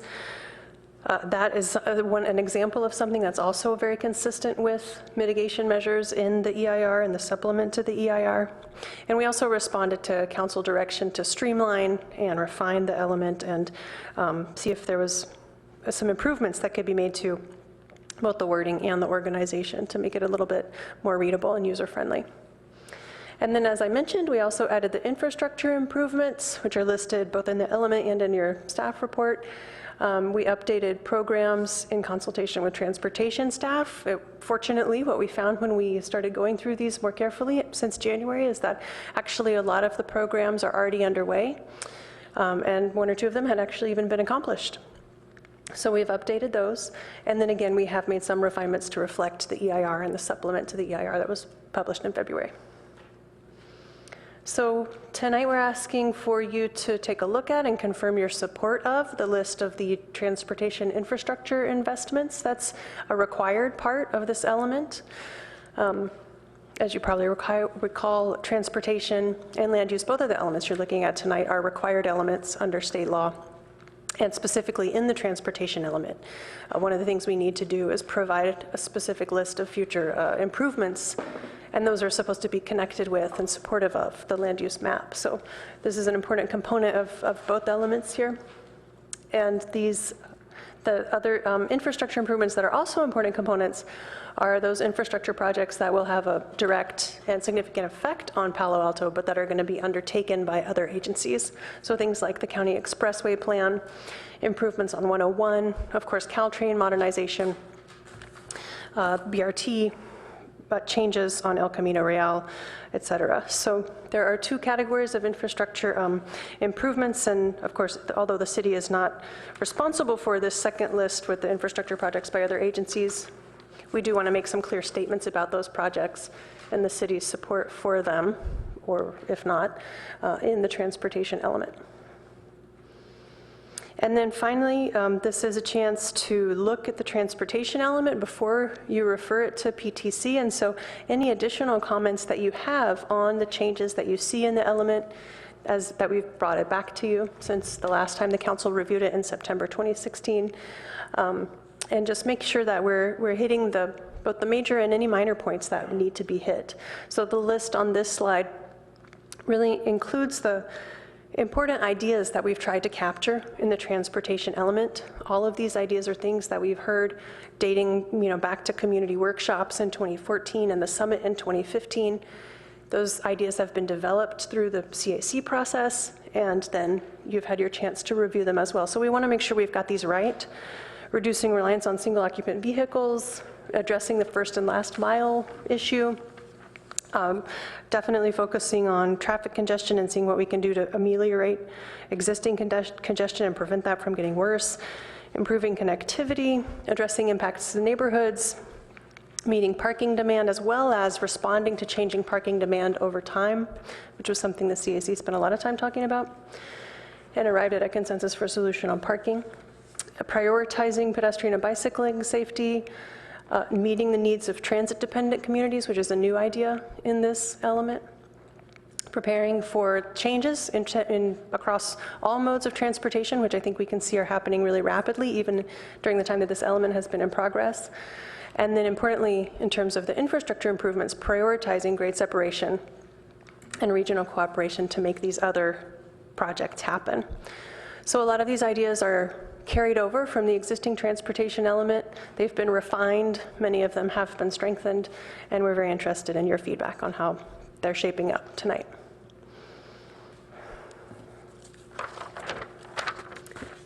This is kind of an overall. Yeah, this is the schedule that the mayor reviewed. I don't know that we need to go into any detail, but we're happy to answer questions on next steps. And I think Joanna's summarized our recommendations this evening. We, of course, want to hear from the public and from council, and we are available for questions. So a couple things. I just wanted to make clear that while we're starting with transportation, I'm actually calling both items, but as council, let's just talk about transportation, and then we'll move to land use. But since we called it this way in the staff report, I wanted to give the public the opportunity to speak on both transportation and land use when you do your public comments. And what I was going to do is I was going to go to the public first, then I was going to come back to council for a round of comments, and I think that just works the best, because I know you guys are here and wanting to speak. So do we have the... Yeah, sure. What's the confusion? Are you saying that members of the public will get to speak twice, once for transportation and once for land use? No, they get to speak once. We're calling the both items because they're both, if you look at the agenda and you're a member of the public, it says that we're taking this from 7:05 to whatever. So I'm allowing the members of the public to speak on both transportation and land use at the same time.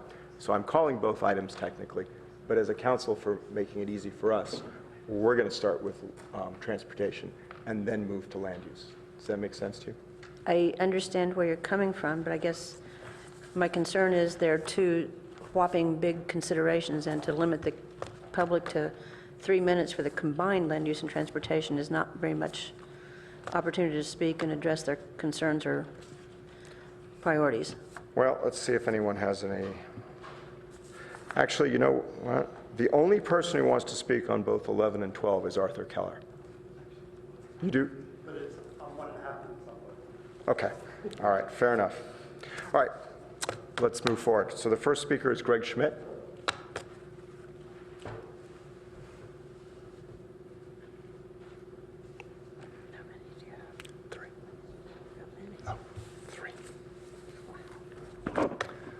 Good evening. I couldn't resist coming and making comments on the comp plan, and thanks very much for the opportunity to do so.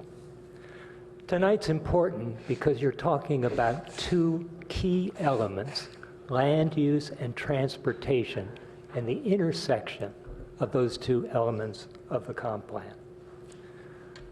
To me, the single most important number in the whole of the comp plan is the 1.7 million square feet of new commercial growth permitted over the life of the plan. This is an average annual growth rate which was 2 times as high as the actual growth rate in commercial square footage in the monitored area from 1989 to 2015. And it exempts the 1.3 million square foot Stanford medical growth that is currently taking place but not yet occupied. I would note that the traffic impacts are not exempt from the city. But it is important to note that the Stanford medical exemption only came after an agreed upon mitigation. And in that mitigation, Stanford Medical has agreed to pay $2.5 million per year to offset the increase of workers of about 2,500. That's $1 million per year per 1,000 workers. The traffic element has many statements in there that identify and support good opportunities for traffic mitigation. But there are no concrete numbers on dollars, and there's no clear statement on responsibility for payment. In fact, policy T 1.24 ends by saying, when other sources are unavailable, continue to fund through the general fund. The transportation element should contain a clear statement of the size and scale of the cost of the mitigation and who is responsible. I think it is important that the transportation element have such a clear statement. Thank you. Thank you. Arthur Keller to be followed by Hamilton Hitchings.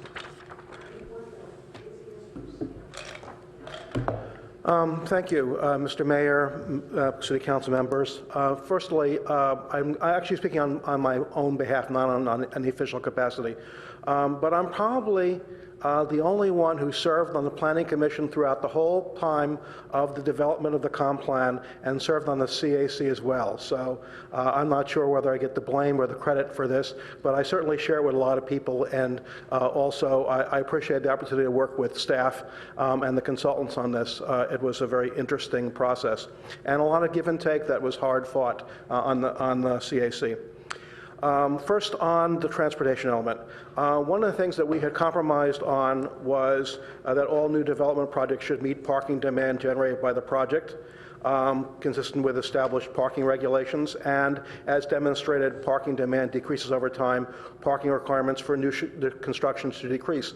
And I think that that was a good thing that we pretty much achieved unanimous agreement of this on the CAC, and I think that that's really a good compromise. But I noticed that the program underneath it says evaluate the need to update parking standards in the municipal code based on local conditions, which is a good idea, different users' needs, and baseline parking need. That's an evaluate.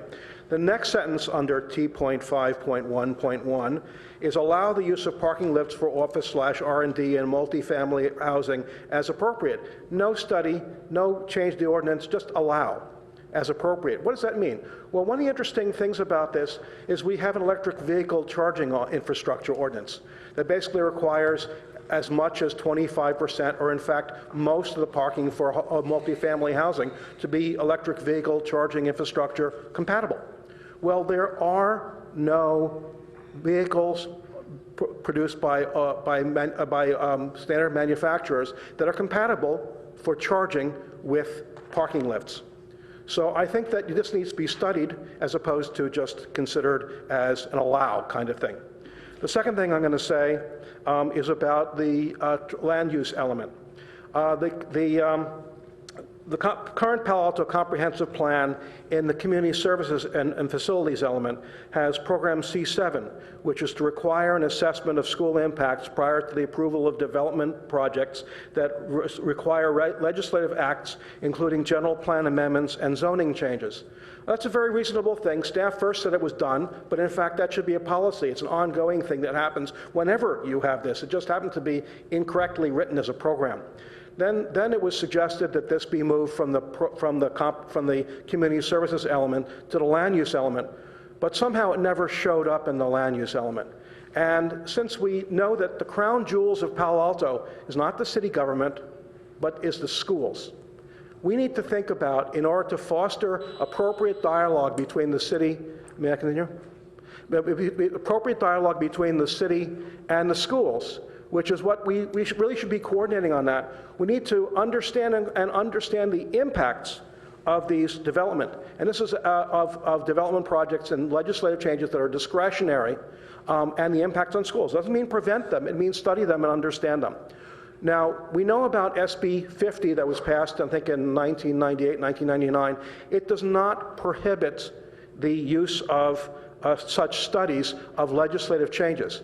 It simply prohibits the use in CEQA studies and prohibiting projects based on their impacts, but it doesn't when you do an ordinary project. But it does allow, when there's a legislative change, when there's a discretionary change, it does allow for appropriate study of that, and I think that this program should be reinstated as a policy, perhaps reworded in the land use element. Thank you. Thank you. Hamilton Hitchings, to be followed by Rita Verrell. Even though I'm on the CAC, tonight's comments, as usual, are my own, and I'm very excited about the fact we may actually finish the comp plan. Traffic, parking, and affordable housing remain three of the city's top issues for the next 15 years. The vision for an enlightened future for Palo Alto should be to build new multi-unit affordable housing for folks working in Palo Alto and Stanford who will continue to work here over the long haul, thus minimizing SOV trips while maintaining socioeconomic diversity for folks who provide so much to our community but cannot afford to live here.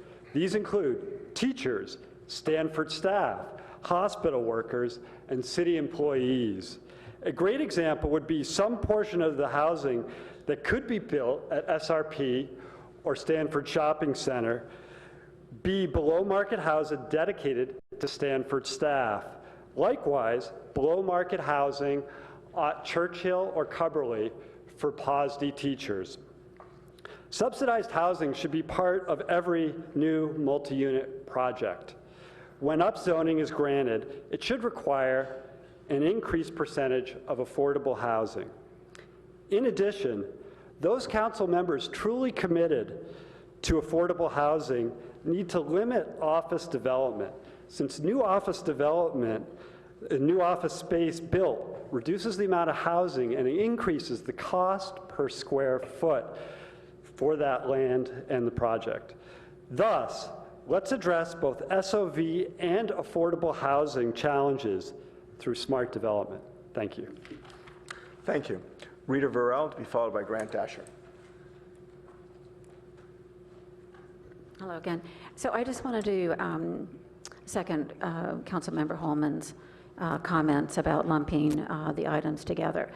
I've noticed this since the beginning of the year. I had never seen this before in any of the city council meetings that I've attended. And I think that if this is going to continue, then it would be best to just lump everything together when you put out the agenda. Because what happens, at least for myself, I spend hours putting together 3 minutes of comments. That may not sound like a lot of work to you, but they are.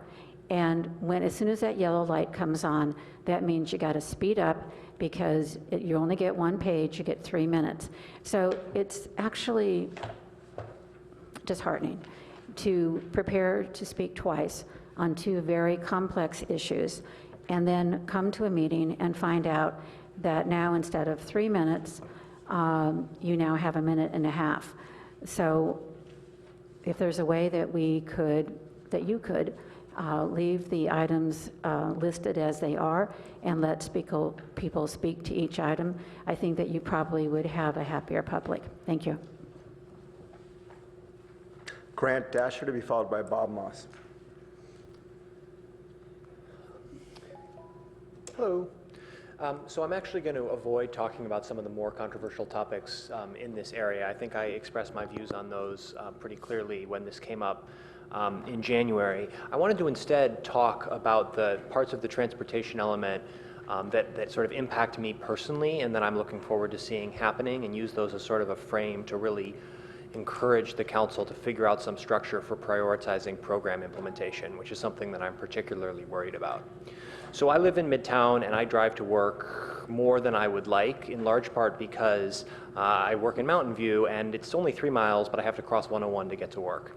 And so in the summer, I can, bike and I can cross over the Adobe Creek in the underpass, but when it's flooded during the winter, I can't. So when I first moved here, I was like, why is there not a bridge here? And so I read and learned about the long saga that is the Adobe Creek Bridge project. And so I'm super excited to see that project is a program that's prioritized in the comp plan. But given the sort of past history of the project, I can't say I'm super optimistic about the likelihood that it will be successfully implemented. Similarly, grade separation. I've spent many minutes waiting to cross over, at Charleston during rush hour, or at crossings in Mountain View for that matter. Very excited to see grade separation on the Caltrain. I know that one is particularly challenging and complicated, and it's probably higher priority than a lot of the other projects. But there's a lot of programs here, and I know the programs tend to become just sort of a dumping ground for a lot of people who have a lot of ideas for improving the city. And I would really like to figure out if there's an effective way to regularly prioritize those and get the council to provide sort of specific direction around implementation and us as community members to sort of participate in that process on an ongoing basis. So it's not just every 10 years people get to pick their favorite projects for the next 15 years and then just sort of wait for them to go on and maybe possibly get implemented. Similarly on funding, I think it's really important that the funding for these projects be lined up as early as possible, at least for the ones that we really think are priorities. And I know it's difficult, especially in a community as diverse as ours, to pick which projects are priorities because they're all important, but I really think that making those hard decisions is one of the few ways to actually get some of those projects rather than none of them. I also want to emphasize, I actually agree with Arthur about the importance of a coordinated area plan for the Fry site. I think coordinated area plans are a really useful tool. I think we need one in Fry's. I would like to see in the long term a broader coordinated area plan for the whole Cal Ave area and eventually even, downtown. I know that's a massive undertaking to figure out what that would look like, probably at a time scale of 50 years. But I think that these kinds of plans are really important, and we've seen, in parts of the city, some developer comes and tries to rezone some area of the city, and we end up having all sorts of problems. So I really would like to encourage, increased use of coordinated area plans and prioritization of programs as we move from design to execution. Thank you so much. Thank you. And our final speaker, Bob Moss. You can speak, Adina, if you wish to. Thank you, Mayor Sharp and Councilmembers. Well, the discussion reminded me of a few things that have been touched on very briefly, and I think need more attention. And one of them is that creating 1.7 million square feet of development is going to generate a tremendous number of jobs. If that's all office space, you're talking about between 10 and 12,000 new jobs, which of course creates traffic problems, demand for parking, demand for housing, greenhouse gas generation. It's going to make a lot of intensification of development worse. It's also going to cut into the retail vitality, because if people can't drive downtown or to California Avenue because the streets are clogged with people driving to work, they're not going to come down here and shop. They'll go elsewhere. So we have to take a careful look at how much and what type of development we're going to allow and exactly where we're going to allow it. At one time, we had limits on where specifically along El Camino we're going to have development. And now we're just saying, well, the whole area is basically open. That may create problems. And I think we have to step back and take a very careful look at what we're going to create if we allow this kind of development. One of the things that you have to bear in mind, office rents in Palo Alto are among the highest in the entire world. That means there's a real incentive for office owners and managers to cram as many people in to the square footage as they possibly can. They're paying a high rent, get more people in, get more work done. So there are a lot of, let's say, issues creating intensification of use and a desire for more and more where we don't have the capacity to handle it. So I think you have to take a very careful look at how all of these development issues are going to interact. I don't think we've taken a careful enough look at the interactions, and we haven't taken a careful enough look at the cascading effects. So I think it's time to step back and take a very clear, quiet evaluation of what's going to happen if we get the maximum development in Palo Alto. Because I think it's going to be a much more intense development than we think it's going to be. It's going to have a lot more negative impacts than we're planning on. And it's going to create problems we haven't even foreseen right now. So I think we have to pause and take a very careful look at what we're doing. Thank you. Adina Levin. Good evening, Adina Levin, Friends of Caltrain. So I want to make 3 points as the council gets to a set of closing decision points here on the comp plan at this stage relating to some things that we're seeing, not only here in Palo Alto, but in other areas of the Peninsula Corridor, which is where we focus. So the first is to look at the emphasis on the area plans that is in this comp plan draft and watching how this is done in other cities. The area plans can be extremely helpful in addressing some of the concerns that Bob Moss had mentioned and that have come up in the past. Area plans can be used well to plan for the needs for infrastructure, for transportation, for public space, for community benefits for a particular area, as opposed to turning that into a negotiation on a development by development basis that doesn't feel fair to the community. The community can set the goals for the area and then figure that out driven by the community. So area plans, yay. Second is the trend that we are seeing in the area for housing near jobs and services. The plan contemplates studying the potential for housing near Stanford Research Park, Stanford University Medical Center, Stanford Mall, and EIRs in areas that are looking to make similar decisions are finding consistently that that results in less vehicle miles traveled per person by giving people less need to drive for key tasks, and so that is something that's in line with something that we're seeing elsewhere and is a beneficial thing to include. And lastly, with regard to, I see that the plan asks council to weigh in support of the Page Mill and in particular widening, and in earlier council discussion, there were some questions. Everyone wants to fix that congestion. The congestion is unacceptable, and whether to study whether there might be effective alternatives to widening that would get the congestion relief, especially as Stanford is committed to increasing its transportation demand management program. Would ask you if you wanted to work with Stanford to see if there is more than one way to use the money to get the results everyone wants. Thank you. All right, thank you very much. And now we'll come back to council for a 3-minute round of questions and comments on the transportation element. No, I was going to let people. Councilmember Phil Seth. Yeah, so really briefly, the first thing I wanted to say is, I think staff did a really good job on these two. I think a lot of good progress since we saw it last in January, and I thought you guys really did good work on this. I had one question on transportation, which is just really briefly, the bus rapid transit and mixed flow on El Camino with queue jumping and curbside boarding. I just want to make sure that I understand that there's no lane reduction associated with that. Is that correct? That's right. We derived that item from the position that the council took when they reviewed the BRT proposal. If you remember, at that time, the council said we're not supportive of an exclusive lane that would reduce capacity, but we could look at mixed flow. Okay, thanks. All right. I see no other lights. Does no one else have any questions or comments? Councilmember Holman. Yes, just two questions.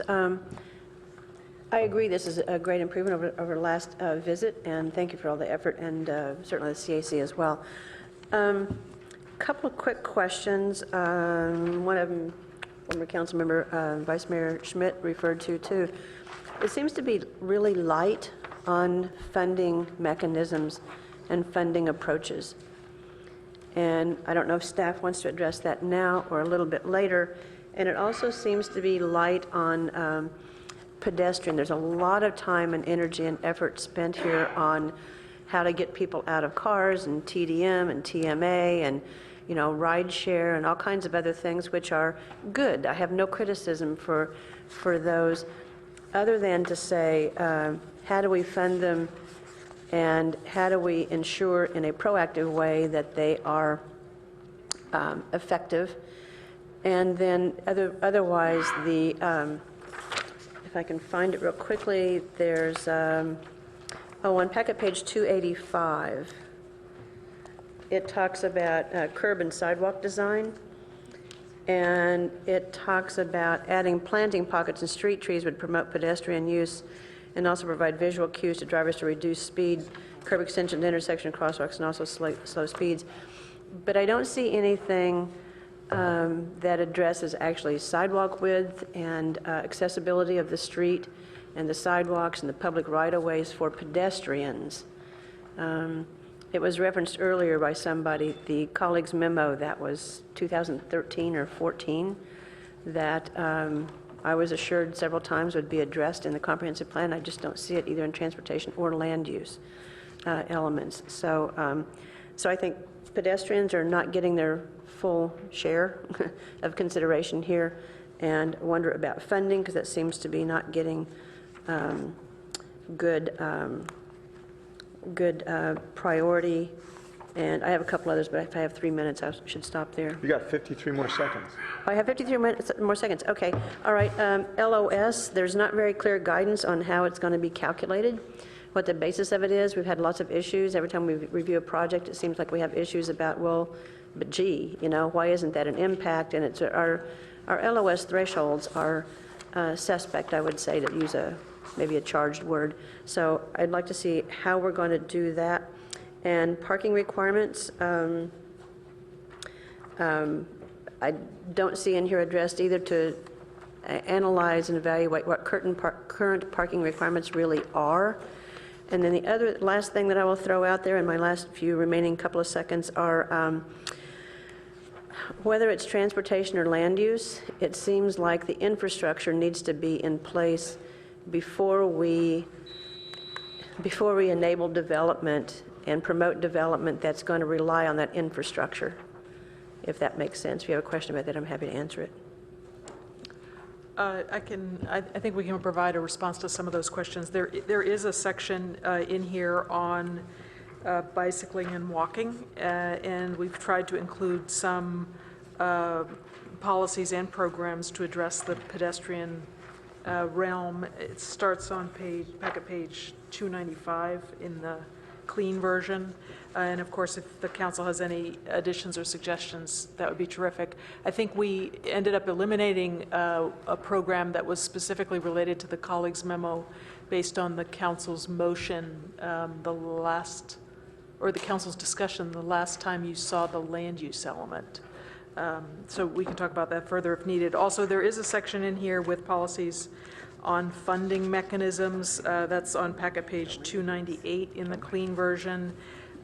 It's in line with policies and programs in the current comp plan, which is, it's not going to get super specific. I mean, this is a general plan after all. We're not going to outline costs and specific funding mechanisms, but there are a few policies there. Then you had a question also about LOS, level of service, and there is a policy, or actually a policy and a program about retaining a significance threshold for evaluation of projects based on LOS and multimodal LOS, as well as VMT.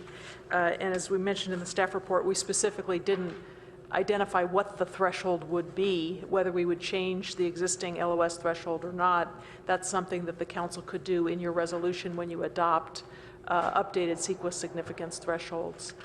We just thought it warranted a more in-depth conversation about pros and cons of various choices that you could make in that regard. Yeah, if I can just very quickly respond to that or not. An hour later, it's your call. Just take 10 seconds or 15. My If it's a long colleague, thing, just... Joanna, has one more thing to add, if we can slip that in. Thank you. Just very briefly, also wanted to point out that we did hear a lot from the community and from the CAC about the importance of walkability and pedestrian safety and the topics that you're raising. So that's addressed, as Hillary said, in the transportation element. It also comes up in several places in the land use element. So, for example, there is a goal L9 in land use about public streets and public spaces with the policy L9.3 that has specifically some guidance about residential streets. And I believe, if I remember correctly, that some of the wording, or at least the broad concepts in this policy, relate to some of the same ideas from the colleagues' memo, which we have looked at in terms of providing and maintaining continuous sidewalks, healthy street trees, benches, and other amenities that promote walking and active transportation. And there are several other policies and programs and other goals of the land use element about site design and pedestrian scale and other. They may not say to encourage walking specifically, but they're all about kind of a pedestrian-friendly street environment. So just as another source where those ideas are also reflected.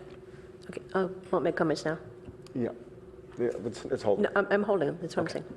Councilmember Walbach. So after looking at the staff report and also hearing from a member of the public at Dane 11, I am concerned that as a council and as a community that we do not include in our comprehensive plan support for the widening of Page Mill Road. I just want to make that really clear.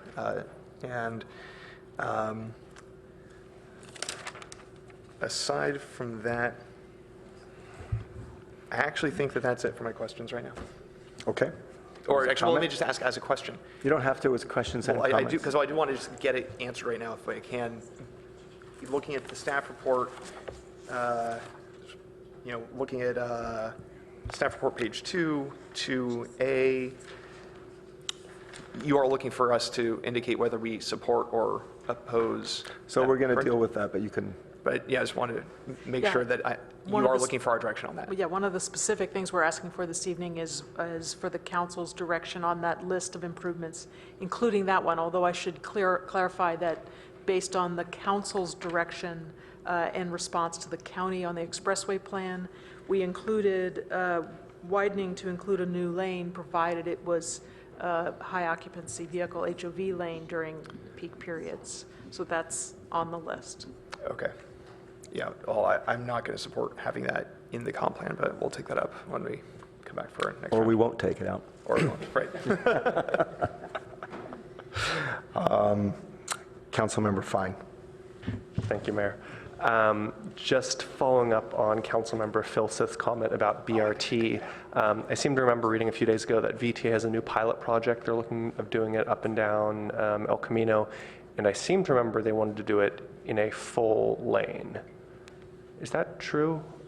And if so, how does... VTA had circulated an EIR document, and the preferred scenario was in an exclusive lane, which took a lane away from traffic. And the council considered that environmental document and commented that the city was not supportive of that approach, but would consider some kind of mixed flow arrangement. Okay. So that's what we've included here. All right, thank you.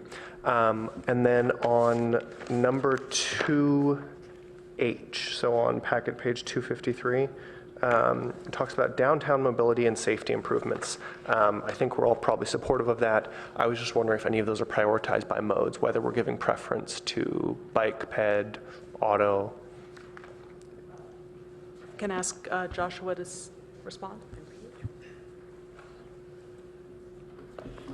Good evening, Joshua Mello, Chief Transportation Official. The downtown mobility and safety improvements are a package of improvements that we're actually working on now. And we'll continue to work on, going forward. But they include things such as retiming traffic signals to give leading pedestrian intervals at intersections throughout downtown, adding handicapped accessible pedestrian push buttons, pedestrian countdown signals at intersections that currently don't have them, also retiming all of the traffic signals downtown for motor vehicles, and then assorted curb extensions and other improvements to the right-of-way, additional bike parking, and other mobility improvements. Okay, thank you. I was just trying to get a little clarity on which modes those might address, and it sounds like a range of them. I would just concur with Councilmember Holman. I also had some questions on the funding mechanism stuff. Thank you for the response. I think it would help us and our community going forward if we could beef those up. Thank you. Vice Mayor Niss.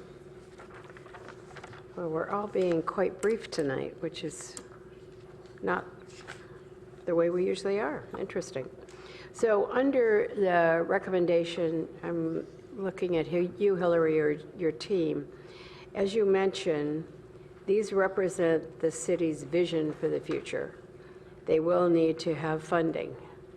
I would just once again mention that it would certainly be nice to have a bike bridge over 101, which would be fun to have it delivered before the next comprehensive plan is started. I have high hopes for it. I'm going to guess inherent in here, because one of the things that I hear a lot is about the shuttle and the lack of a predictability and needing to know if you're trying to get out of your car, where is it that you can go? And I don't see this in here specifically, but I know that you're all aware of that, and Josh is aware of that at the same time. Quickly, under 2A, I also have difficulty with expanding Oregon Page Mill. I know we probably don't all agree on that, but even with an HOV lane, I would need some convincing. And I'm concerned, since so many studies show that expanding a highway does very little other than it fills again. So that's a perfectly terrible commute. I couldn't agree more, but I am not sure that unless the buses are going to come off the HOV lane on 280, that this is going to make a big long-term difference. I think your infrastructure assumptions under 2, which run from A to E, are very good. It's always kind of interesting to see bus rapid transit, because as I recall, we voted no on bus rapid transit. So I'm not quite sure why we're saying that that's an infrastructure assumption.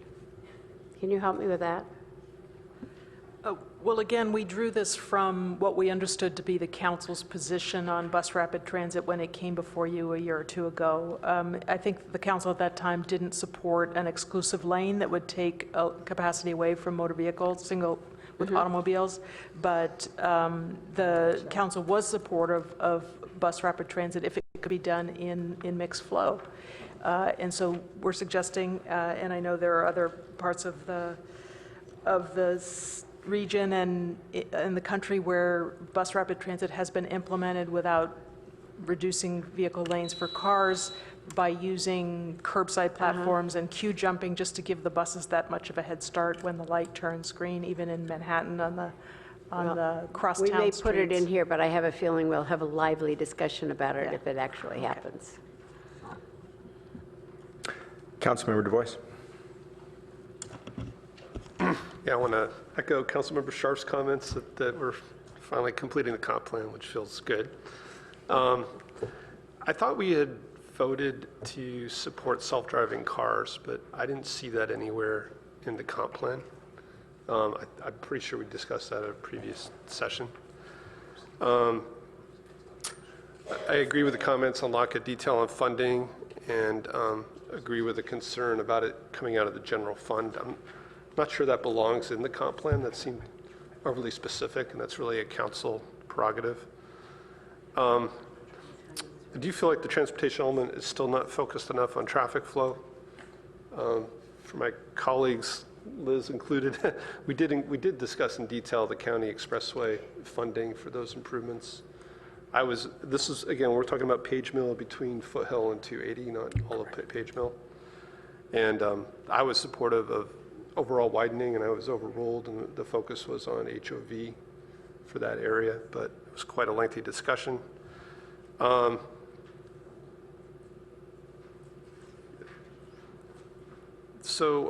I guess that my main question at this point was about self-driving cars.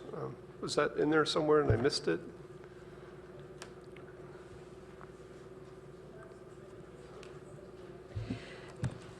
You know, I don't think it's specifically in there. We do have a policy about technological evolution, but it'll take us a minute to find that. I know we spent quite a bit of time talking about technologies as they relate to parking, but there was a suggestion by council to widen that or broaden that policy, and we'll put our finger on it. During the life of this comp plan, it seems like one of the most transformative changes. Absolutely. We'll find that policy and get back to you.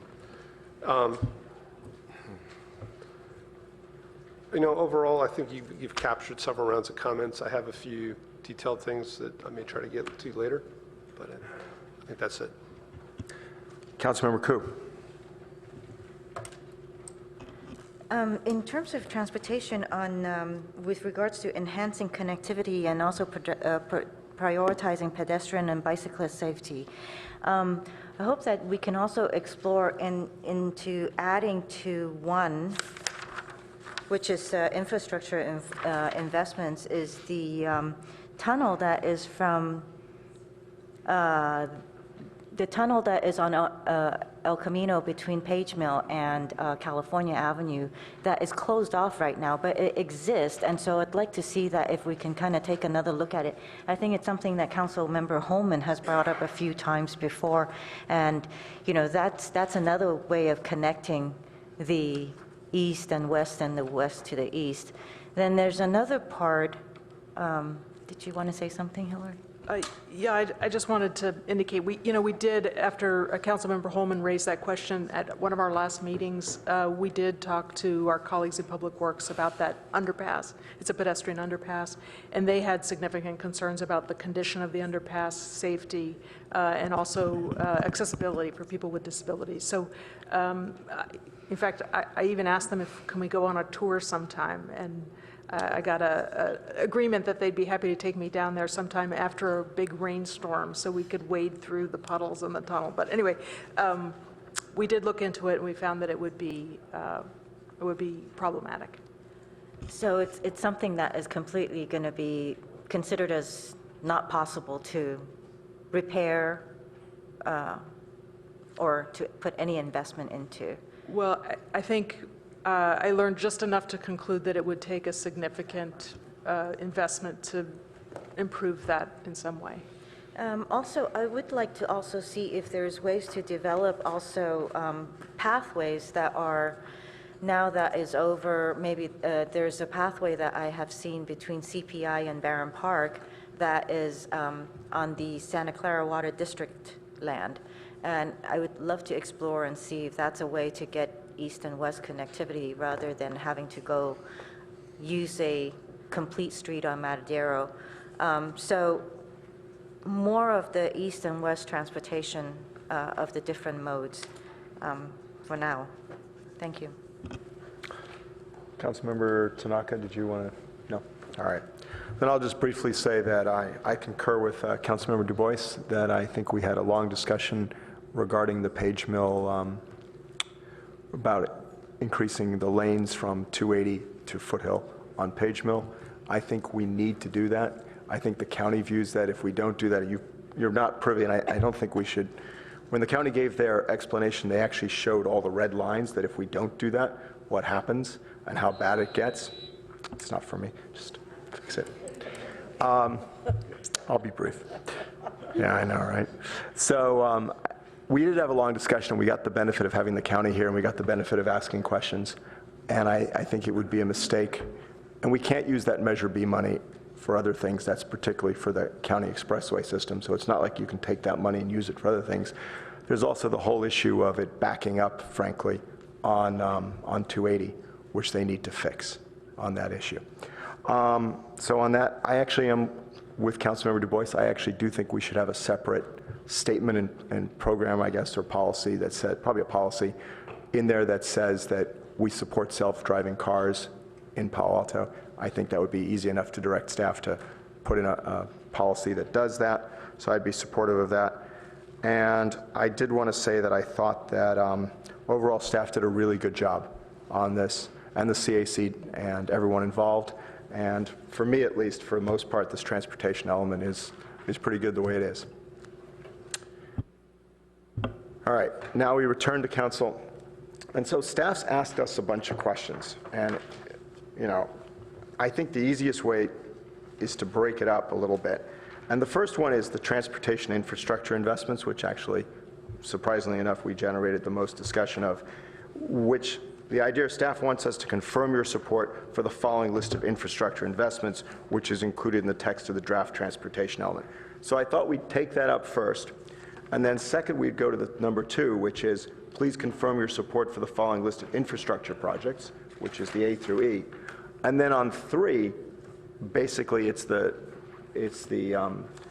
transportation element with the track changes, and staff wants us to confirm our support for them. And at that point, if there are any changes to those track changes that we haven't made, frankly, in either 1 or 2, that would be the opportunity to go into that. And I think we should break it up that way, and I think it's easier.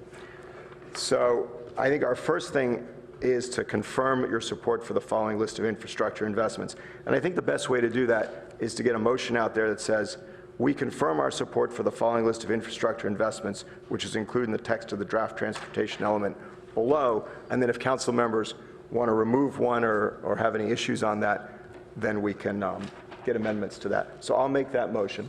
Second. Okay. Councilmember Fine seconded it.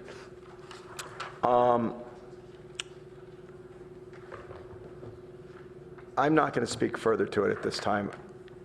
I'm just going to let Councilmember Fine. Right, so thank you, staff, for putting these together. I think this is a nice, digestible format. You know, I had my one question about downtown mobility and safety improvements. Otherwise, I am personally supportive of all of these items here, but happy to discuss any of them with my colleagues. That was perfect within my 3 minutes. All right. I see no lights on this. Councilmember Walbach. I also am concerned about the underpass on El Camino Real that was mentioned by Councilmember Koo earlier, and I understand that there are concerns about safety and there may be some need for improvements there, but it seems like this, if we even want to look at improving it or look at fixing it, this would be the appropriate place to mention that. And so oh, sorry.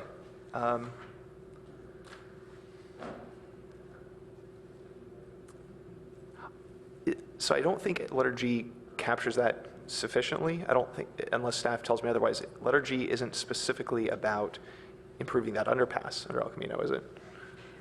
I think you're right, it wasn't specifically intended to capture that, but if your concern is that not being on this list would preclude us investigating improving that underpass, Councilmember Du Bois has a good point that we could point to G and say, hey, you know, it's within that envelope, so we would be able to undertake that if we wanted to. Okay, I would look to the maker and seconder for a friendly amendment to specifically call out existing and potential future underpasses of El Camino Real, or at least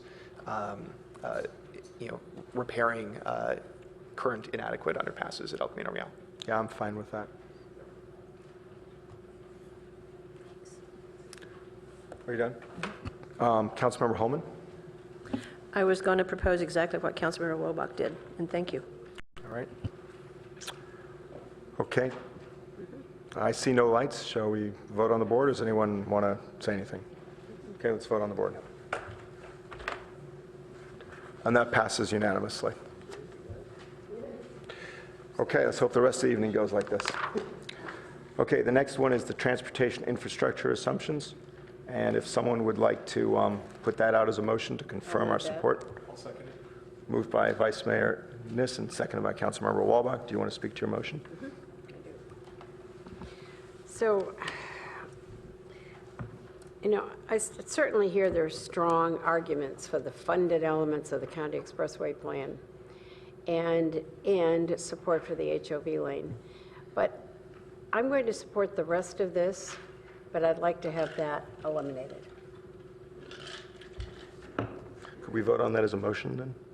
As an amendment? We can, sure. Okay, so let's put it out there, the motion, because that was my intent. And then let's vote on it as an amendment. Okay, you want to separate it now? Yeah. Go ahead.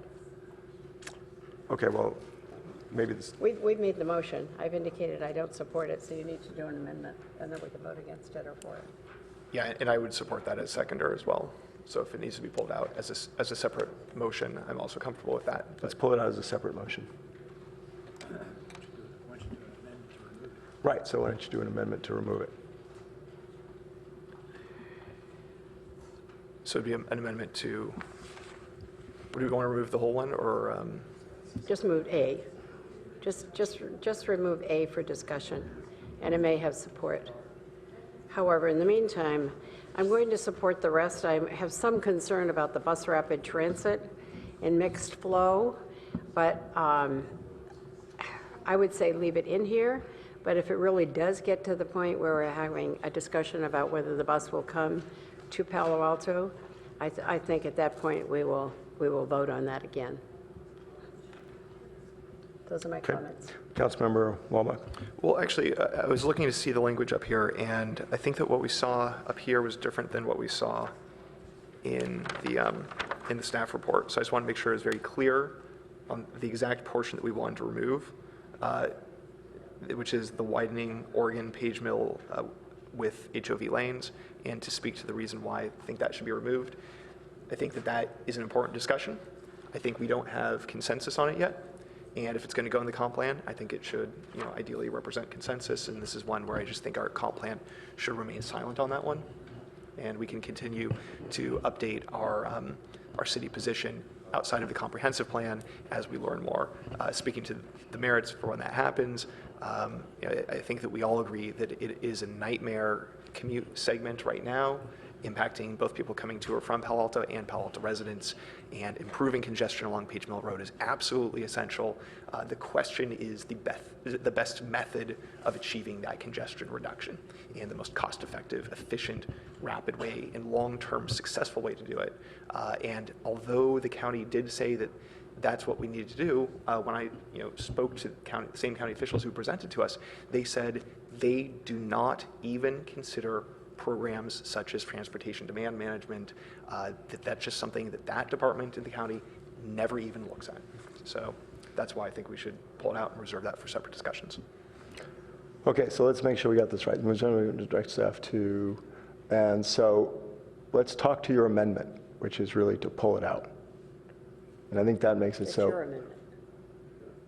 Well, it's the change you wanted to make.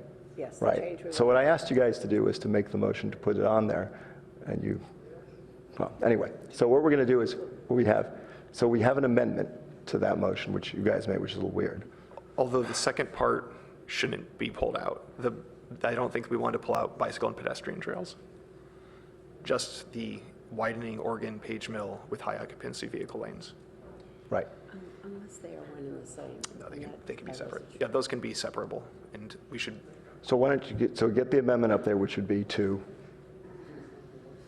Does somebody else need to make the amendment? yeah. I'll tell you what, I'll just make the opposite amendment. Is that easier? I can just do that. So we'll just do that. Okay, we'll call it. Take it out and make an amendment. Right, so we'll make an amendment to put it back, and I'll let Councilmember Du Bois do that. So do you want to make the amendment to put it back in? Okay, you'll second my amendment to put it back. That's fine. All right. So let me just make sure we got this right, Lo.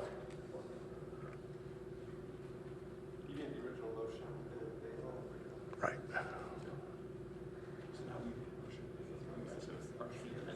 Right.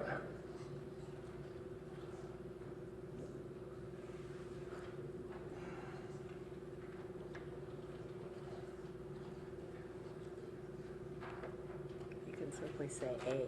Yes, to restore A.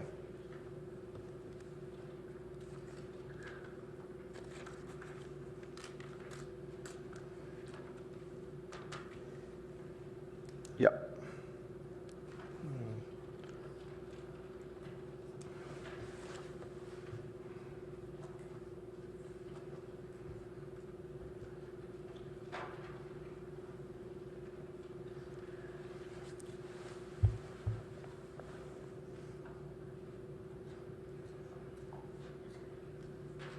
All right.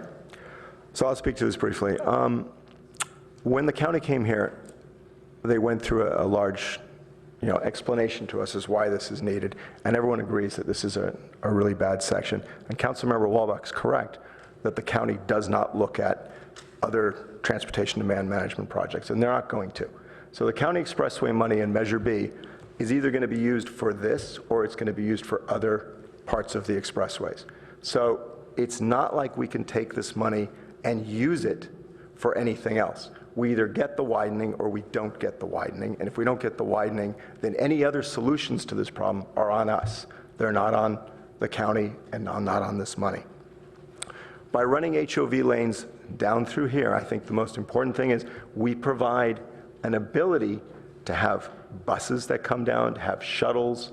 We have the ability to take off the congestion and solve that problem there. I'm actually with Councilmember Du Bois. I think you're probably better off actually doing a study and figuring out what is the most efficacious way of doing this in terms of should it be HOV lanes or not. But I think we as a council looked at this and said to ourselves, at least with HOV lanes, we are reducing single occupancy vehicle trips, and that's a good thing to do. We're encouraging people to commute.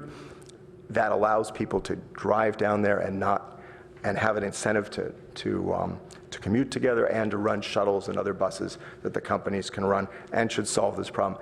And I think it's a little weird of us, frankly, and inconsistent for us to say, we don't support reducing capacity on El Camino because we don't want to run a single bus lane through because it reduces traffic capacity, and to say that we should never add traffic capacity because adding traffic capacity is bad. If you didn't have that extra lane on El Camino, then would you say you wouldn't add it? And yet we wouldn't, on the other hand, be willing to get rid of that lane to allow a bus rapid transit system. It's inconsistent approaches in our comp plan. So I think we do want this lane. I think the negative, if we don't put it in the comp plan, is we send a message to the county in which they have limited dollars that they're going to use for the expressways. There's far more need, as with most things. And so this money will go to expanding traffic capacity on Lawrence. It'll go for traffic capacity on other expressways. And Palo Alto, again, will get none of that money, which is what tends to happen. So I think it's important that we put it in the comp plan. Just a few quick comments. Where you ended is actually where I was going to start, which was I don't think we get to design the county plan. They did a series of public meetings for the new council members that weren't on. They showed 5 or 6 design options. I believe this also includes Foothill and Arastadero, or we talked about that. I'm not sure if it's still in. But, it's an area where a bicyclist died. We spent a lot of time talking about the configuration of the bike plan, the bike path. And so my worry is that disagreement among us, as Councilmember Scharf said, that money's going to go elsewhere. And I think it's an area where we really need it. I think it is very unsafe the way cars back up onto 280, onto the freeway itself. So it's kind of two arguments here. One, I think we need it. And two, I think it makes total sense here in the comp plan. And that, if we're really split on this, we're just not going to get the money and it's not going to happen. Councilmember Filsath. Yeah, thanks. So, yeah, this is one of those things, again, I mean, transportation technology and programs and practices are changing over time, right? And we don't know which future transportation modes and technologies are going to work best in practice. But we can be pretty darn certain that the demand to get workers in and out of the research park from the South Bay is going to increase. Okay? I can't imagine any transportation mode where having higher capacity on that stretch is actually a negative. Okay? So given the county's paying for it, I can't imagine a scenario where Palo Altans are worse off with higher capacity on that stretch of road, right? And some of the, and depending on what happens in the transportation world, we may actually be an awful lot better with some of the things that the Mayor mentioned. So I think we should have that. Thanks. Councilmember Walbach. So a couple of things. I think that some of the points that were raised are interesting, and addressing concerns of consistency, safety, and demand are important. Absolutely. No argument on those points. But on the question of consistency, I think there is a difference between taking an action to remove a lane of travel and taking an action to add a lane of travel. There's actually consistency there, which is preserving the status quo unless otherwise shown to be necessary and cost effective. So I would argue that there is a consistency in saying that we don't want to take away completely a lane of travel in El Camino Real, where Councilmember Niss and I have advocated to VTA, as well as the rest of the city. And there's a consistency between that and not wanting to add to Page Mill, because we're talking about preserving the status quo, because it's not cost effective.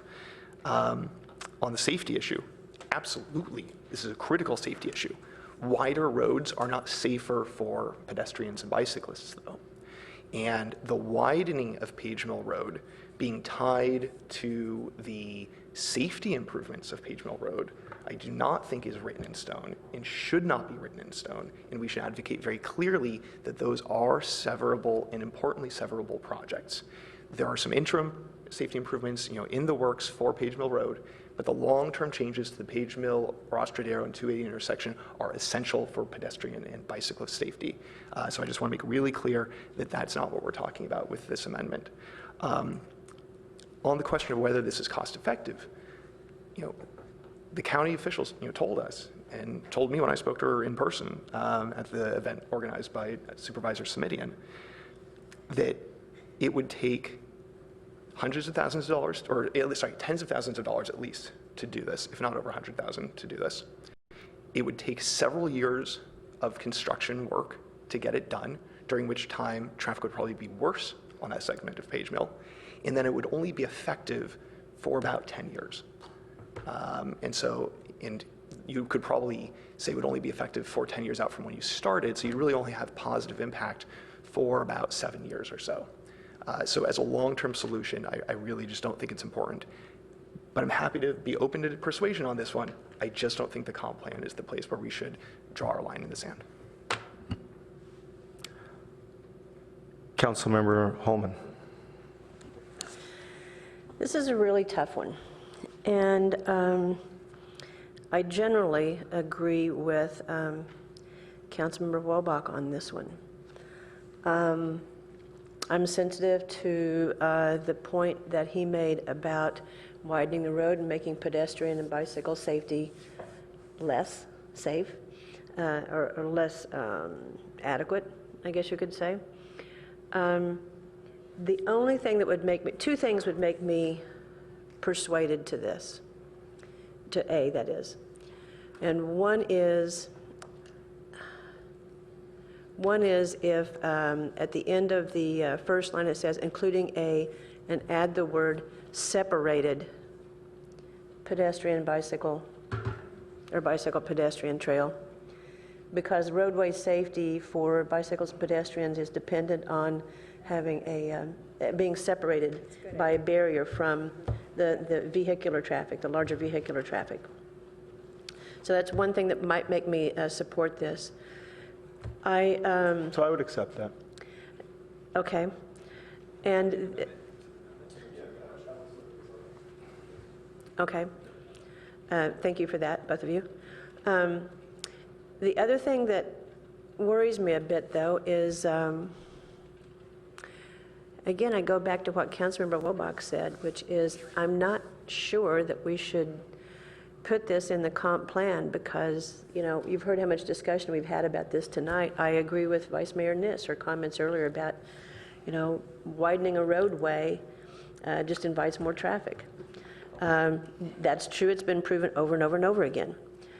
And that said, this is such a complicated matter, this particular one is.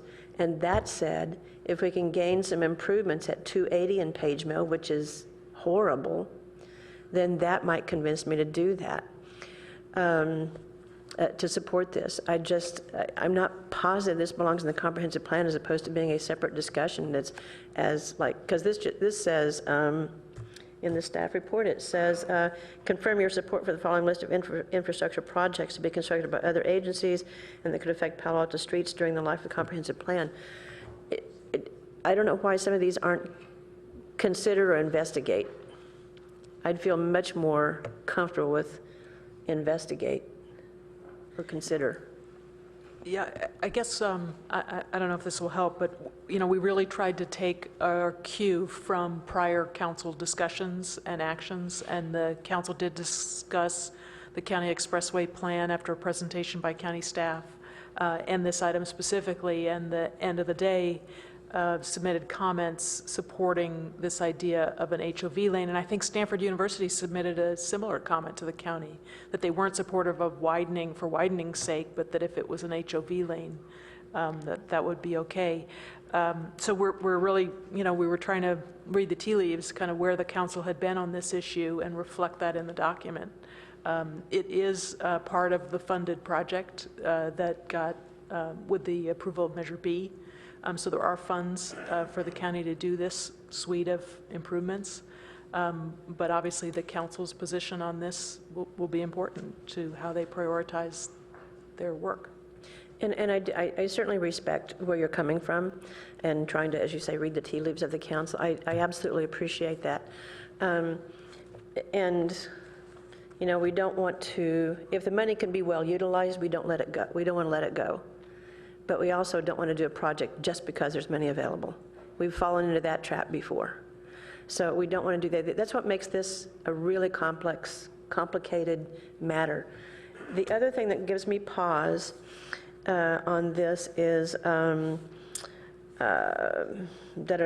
may be constructed by other agencies and could affect Palo Alto streets. You know, it's a general statement, and comprehensive plan is visionary, but I'm not sure it provides the protections for the community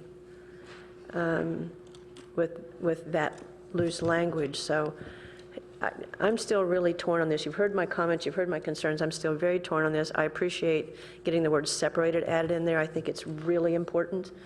And we're just talking about A, right? We're not talking about the whole motion. We're just talking about A. Okay. Actually, we're talking about only a few words out of A. We're not even talking about the rest of A. Yeah, but I'm saying we're not, our comments now are not to be receiving comments on B, C, D, and E. This is just about A. Or even the rest of A. Just wanted to be clear about that, okay? Yeah, I'm a little tortured on this one, so. Thank you. I'm also a little tortured, but I'll be brief that I'm probably going to support this. Let me go through a bit of my thinking. The one thing that hasn't been raised here, and is actually my main concern, is that we're just putting more asphalt up in the hills, along Page Mill, in between the dish and some other open space, and that's there forever. I completely agree, building more roads will invite more drivers, but there's a few benefits here I see actually. So first of all, some of the 280 interchange improvements and the bike and ped trail rely on this widening actually. So the new interchange, the new clover leaves and things up on 280 will rely on this. Those are still in there. Yeah, but you won't get them. You'll get them. You'll get them. Maybe. Two, as the mayor mentioned, this money could go elsewhere. And then third, and this is probably the most persuasive point for me, Councilmember Woolbach mentioned that the county is not currently interested, or at least this part of the county is not currently doing TDM or kind of alternative transportation modes. In a way, though, HOV lanes do provide a network benefit to the whole system. If you think about folks commuting into Palo Alto, they have more of an incentive now to carpool rather than driving alone. And I'll particularly note that Page Mill here feeds the research park. And if we expect the research park to grow, as Councilmember Filseth said, we expect this demand to grow. Perhaps we're catching up in a way here on Page Mill. So I think I'm supportive. I do have some worries about bike and ped safety as well as the environmental impacts. It's not a great project. I don't like building more roads, but there's some benefit here. Mayor Scharf, if I can. Yes. If I can quickly interject, Joshua just informed me that the county believes there's an interrelationship between the widening and the interchange improvements. It'll be hard to do the interchange improvements without the widening, so. That's what they told me. Yeah. Right, that we don't get one without the other. Councilmember Koo. Does the widening also take place at the on-ramp off of 280 coming into Palo Alto?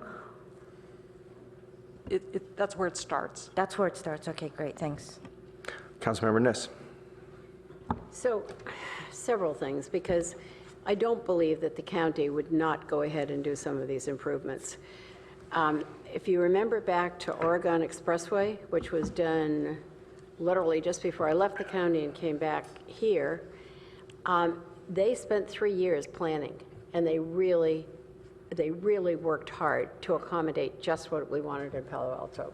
And while not everyone may be crazy about the 8-way stop at Middlefield and Page and Oregon, it's working reasonably well. But they worked so hard with us, and they were more than accommodating. But here's my real concern. If we widen the road, yes, we can presume everyone is honest and straightforward, and they would not take that HOV lane unless they actually were in a car with 2 people in it or on a bus. Driving on 101 as often as I do, the HOV lane is as filled as any other lane, and certainly not just with people who have 2 people in the car.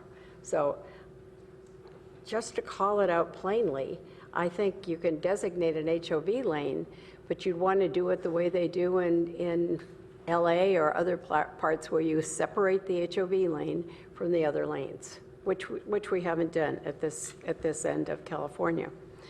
My second concern with this is that we've been meeting with Stanford Research Park. We've really been pushing TDM, really tried to get them to cut back on the number of vehicles.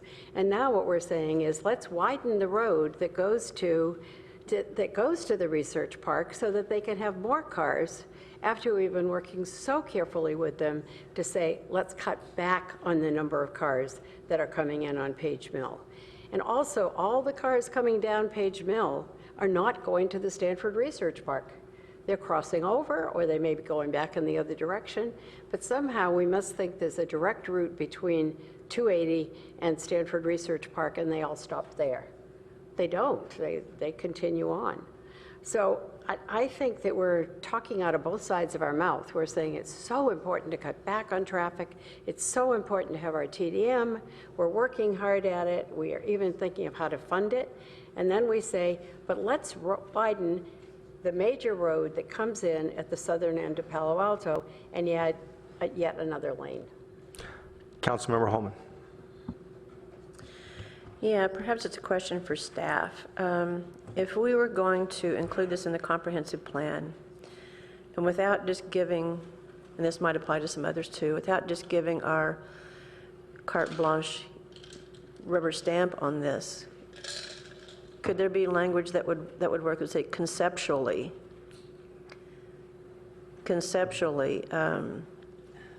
concur with?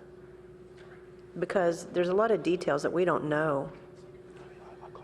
And we're sitting here tonight trying to conceptually argue this one way or another, but we don't know, as Councilmember Fine said, it's like, how much is the roadway going to take out of the green space? We don't know some of those details. I don't remember hearing those from the county either, so could we? Yeah, thank you for that question. Actually, the way the text reads now, it's really just describing these as improvements that are being pursued by other agencies that will affect us here in Palo Alto. It's not indicating unqualified support or any level of commitment on the city's part. It's saying that these are... What page are you on in there? I'm on packet page 279 at the bottom. It says other agencies, ... are responsible for other projects that will directly affect Palo Alto streets but are not under the jurisdiction of the city specifically, and then it lists these, and then it says these investments would be complemented by local and regional investments in transit and transportation demand management, as well as parking supply and parking management. So it's more descriptive than anything.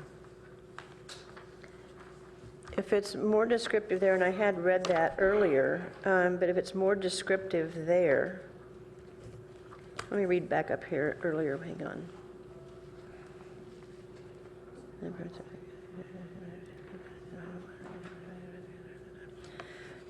So if this is just descriptive, why are we struggling so much, acting like the staff is wanting us to approve these? Will that lead to different language in the comp plan as this goes to the Planning Commission, serving to more or less indicate that we are wanting these things? My colleagues are pointing out to me, packet page 313 is where we talk about regional collaboration and coordination. So there are policies about engaging in regional transportation planning and advocating for specific improvements, such as Caltrain service enhancement, et cetera, et cetera. So we could clarify any one of these policies if you felt it was necessary to do that. Well, if I look at that, say for instance on with policy T 8.4 on packet page 313, it says coordinate with local regional agencies and Caltrans to support regional efforts to maintain and improve transportation infrastructure in Palo Alto, including the multimodal transit center. I guess coordinate makes that okay. Yeah, I'm still a little stuck. Can you get us unstuck, or maybe me unstuck? I think I'm not the only one that's tortured here. If this helps, I think when we get to land use, you're going to see that a lot more of the decisions are actually in the policies and in the programs. But in this case, the policies, which is really what's going to guide here, are very general, and they're 8.1, 8.4, and 8.8 that you could see as applicable to this. And it's background information where you get this list. One option is, I just want to be clear about that you're not adopting a policy in the comp plan for this, these improvements to Page Mill Road. You're listing it as something that's being looked at. And we could go in and change the background information to make it even clearer that this is not a commitment, because these aren't the local transportation improvements. So I just want you, I hope that's helpful to understand that the policy direction is really very general, and the background information includes the list.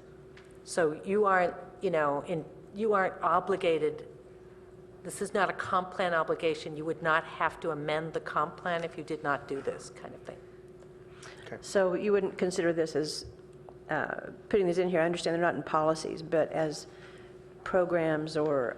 No, so- we would not look at this as binding, and we could easily change wording so that it's clear that this is this is something that's being considered and would be evaluated over time. We could make that shift in the background information. Okay, indicating which would satisfy, I think, all council members that we're open to it, but we need more information. Right. And so, Right. and that would that satisfy maker and seconder of the motion? They made the amendment. Yeah. It's, I don't know, maybe. I have to think about it. I'd have to understand what exact language we're looking at changing. So maybe staff can come up with language that they're comfortable with and that would guide us. So, Councilmember Du Bois, were you done? I didn't mean to cut you off. I'm sorry? You weren't, you were done, right? I was done just looking to staff to come up with some wording that might help us all get on board, So when staff, so to speak. if staff has that wording, you can let us know after Councilmember Du Bois, after you've had a chance to. Well, so that was a really interesting discussion, because I've been here looking for the reference to the expressway plan. So these motions we're making, I thought they were basically summarizing policies and programs, and we were basically kind of passing sections of the elements as we go through this. But this one in particular is not really in there.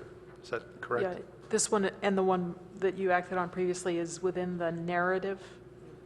Yeah, okay. So just super quick, because I think we spent way too much time on this one. The whole point of HOV to the Stanford Research Park is that Stanford could run buses to implement their TMA. So, I mean, it makes total sense. It's not to get cars, it's for HOV. So if we heard from the research park, their biggest issue is commuters from the south in San Jose, and this would be a perfect route to help implement a TMA.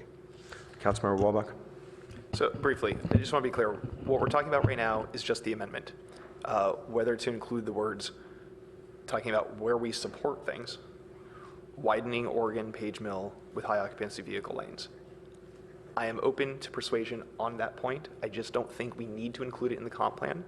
I think that here, where it would say, we would support elements of the county's Expressway Plan 2040 in or near Palo Alto, including a bicycle, and we could add, as an amendment later when we come back to this, we could add separated bicycle and pedestrian trail between I-280 and Foothill Expressway, intersection improvements along Oregon Page Mill between Porter and Hanson, et cetera, reconfiguration of the interchange at I-280 Oregon Page Mill Road, and we can support all of those things and not specifically call out our support for the widening. I just think we should remain silent on it rather than giving a big hurrah to the county for this thing, which is a little more controversial. And so I honestly, I don't think it makes a huge difference one way or another, but I don't think it's worth calling out in our comp plan as a positive. Councilmember Filsath and Councilmember Coe. Yeah, I just want to comment real briefly on the bike safety issue. We're talking about the stretch of Page Mill that runs between Foothill Expressway and 280, right? So, I mean, this is kind of a specialty bike route, actually. I mean, there's not really a lot of bike commuting that goes on that stretch. I mean, it's mostly people heading for the hills and the foothills and the Rastradero Road and so forth. But I cycle that stretch all the time, okay? And, you know, right now it's 2 lanes with a painted bike path on the side. And if you compared that with 3 lanes with a separated bike path, right, it would be vastly safer than it is right now, right? Just for me, anyway. The major thing is if they restructure the whole overpass so that you don't have to cross over at Page Mill in the middle of the 280 interchange, which I assume would have to be part of a major construction project. But that would make a huge difference, too. So, at least as somebody who's there, that's what it looks like to me. Councilmember Coe. So, transportation and land use are very intricately linked. And so looking at the growth that's going to be coming forward and also Stanford Research Park growing, you know, in the next few years, potentially, I think that, you know, the widening of Oregon Page Mill is going to be necessary. And it does encourage, especially if it's a HOV lane, it will encourage more carpooling as well as busing. So I would actually be in support of looking at that and studying it further or having the county do something with it, especially because also at that off-ramp, there's constantly a very, very long line trying to come into town, and somewhere, somehow, that needs to be relieved. Okay, let's vote on the board. On the amendment only. Were we not going to wait for the language that staff was going to use? I wasn't going to With- accept it, I think. It's just, Well, you haven't heard it. it's all right. I'm not going to accept it. Until this moment, I was just going to say at my next opportunity that I really appreciate the tenor of the council tonight. Until that moment. Until that moment, I let's hear really the language. honestly was going to say that. So the suggestion we would make is on packet page 279 at the bottom, where the sentence currently reads, "Other agencies, including Santa Clara County, VTA, and Caltrans, are responsible for other major roadway projects that will directly affect Palo Alto streets, but are not under the jurisdiction of the city specifically." We would add a sentence that says... So wait, you were at packet page what? 279 at the bottom. So the sentence we would add to that introductory paragraph would say, "The city will review these proposals as provided for in the regional collaboration policies contained in this element," or something like that.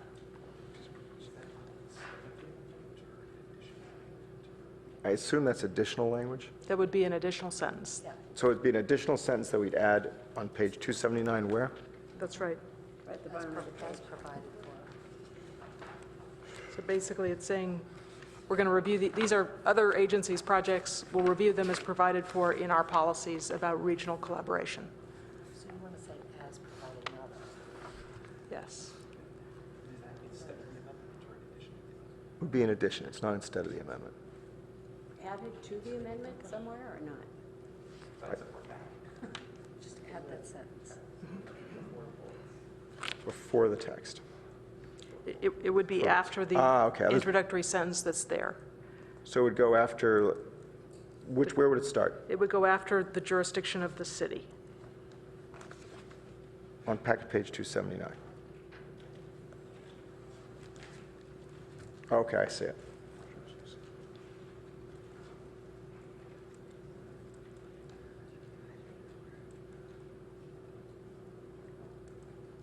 It'd get my vote for it. Okay, but I'm just trying to understand. So it says, so what we read right now would be, other agencies including Santa Clara, VTA, and Caltrans responsible for other major roadway projects that will directly affect Palo Alto streets, but are not under the jurisdiction of the city. And then it would say, the city will review these proposals as provided for in the regional collaboration policies contained in this element period. Okay, I will accept that. Okay, what, Councilmember? All right, now if we could vote on the board.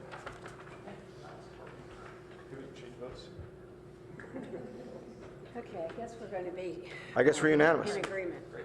Perfect. So we now are considering it, right? Reviewing it. Right on. Now you're just doing the track changes. The grab bag. Okay. Now we're back to the main motion. Can we vote on the main motion? I see no lights. Oh, question. All right.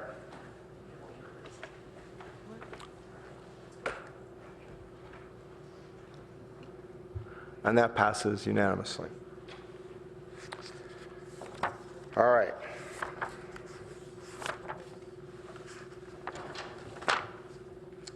Now for the other transportation elements.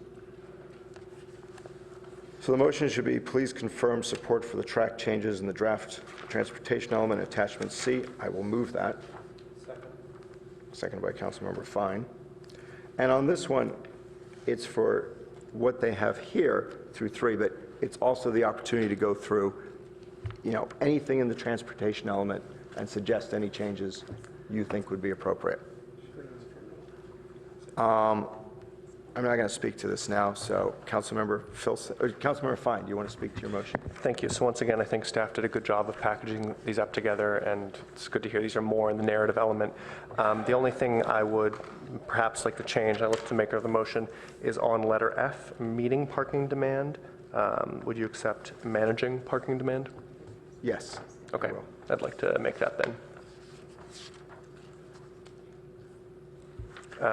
Otherwise, I think these are pretty good. Councilmember Du Bois just walked out, but we may want to look at letter I in terms of self-driving cars, if interested. Correct. All right. Councilmember Holman.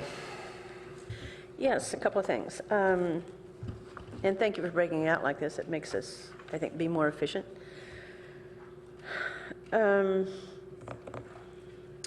On E, and I know this is a list and these things are but I guess what I'm looking for is as opposed to addressing neighborhood impacts, I would like to see something like prioritize avoidance of neighborhood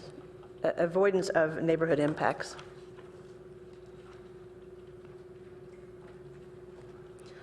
Hillary's probably heard me say a lot of times I think we rely too much on mitigations and fixes as opposed to avoidance of impacts. So I would like to change E to say prioritize avoidance of neighborhood impacts. If I can Go ahead. interject, Mayor Sharf. I just wanted to bring the council's attention to the whole section on neighborhood impacts on packet page 408. What we're trying to do in this list is just to summarize for you what some of the major concepts are that we've tackled in this element with your guidance and with guidance from the CAC. And we did spend quite a bit of time putting together these policies and programs, starting on this page, about addressing neighborhood impacts. So if there are specific changes or enhancements that you'd like to make to those policies, I think that would be more constructive than wordsmithing our summary of what those policies entail. Well, the reason I did it this way, because I didn't want to go through and wordsmith all of the programs and such. So again, my focus is trying to avoid impacts as opposed to mitigating impacts and addressing impacts. And so, I'd have to go through and wordsmith a lot of the policies and programs to make that change. It's not new. I've brought it up before. And I think, quite frankly, it's what the community's looking for. My opinion, of course. If I can make a suggestion, I'd actually like to draw the council's attention to the language in goal T4. The track changes there are really showing what was done to the original goal that the council recommended to the CAC. So the council's original goal was protect neighborhood streets that support residential character and provide a range of local transportation options. And it could be that what you're seeking is to revert to that original language rather than what you see here. I don't know whether that would address your concern, but it would certainly be trending in that direction. I'm more in favor of the original language, but I would like to see... Okay, so the question is, do you have a second? I think that's sort of where we are. Okay, so I was wanting to say prioritize avoidance of neighborhood impacts.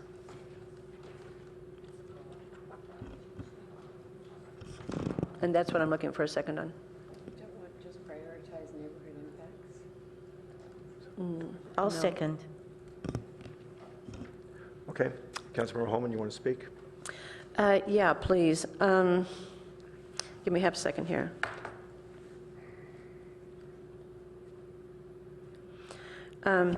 Yeah, I appreciate where the staff's coming from, and yet when I read through the programs and such, it still seemed like there was a priority on addressing impacts as opposed to avoidance, which would have been more consistent with the goal of goal T4.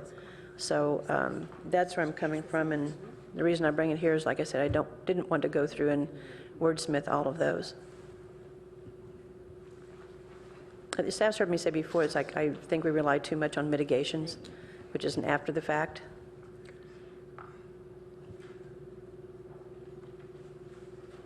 Councilmember, is that you spoken? Yeah, thank you. Councilmember Koo? The wording avoidance, so it gives meaning to ensuring that, there's no parking impacts and also speeding impacts, and there's more awareness for safety, et cetera. So I think, prioritizing that, what Councilmember Holman said is good for me. Thanks.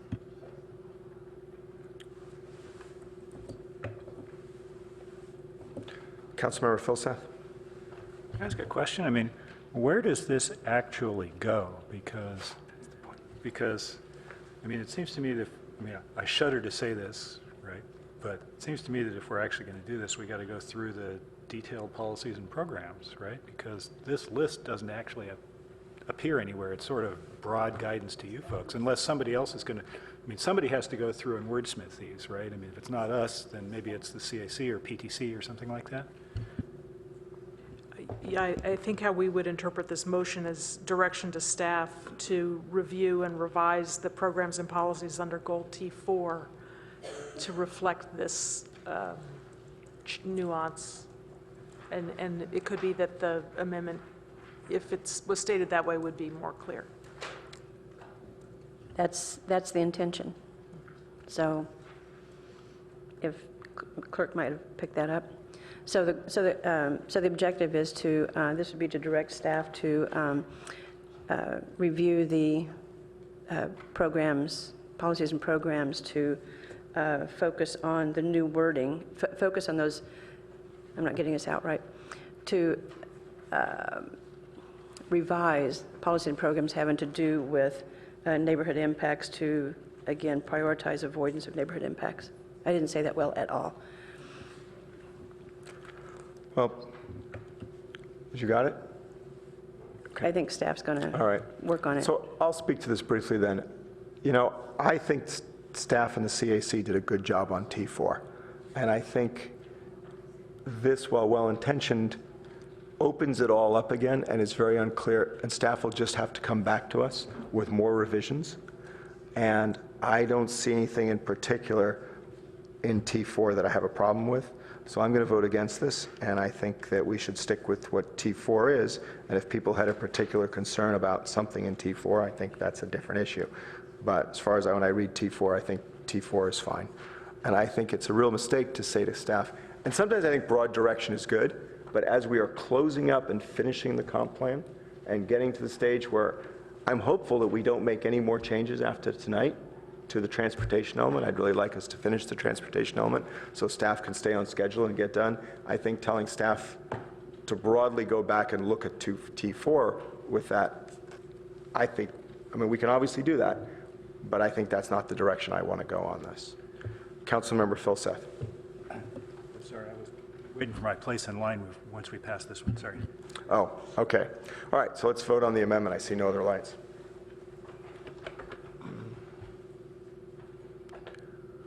And that fails on a 6-3 with council members Du Bois, Koo, and Holman voting yes. Okay, your place in line is back, Councilmember Filsath. Okay, sorry. I actually did have a detailed question on a detailed program and policy question, which is on packet page 415. There's T6.4.3.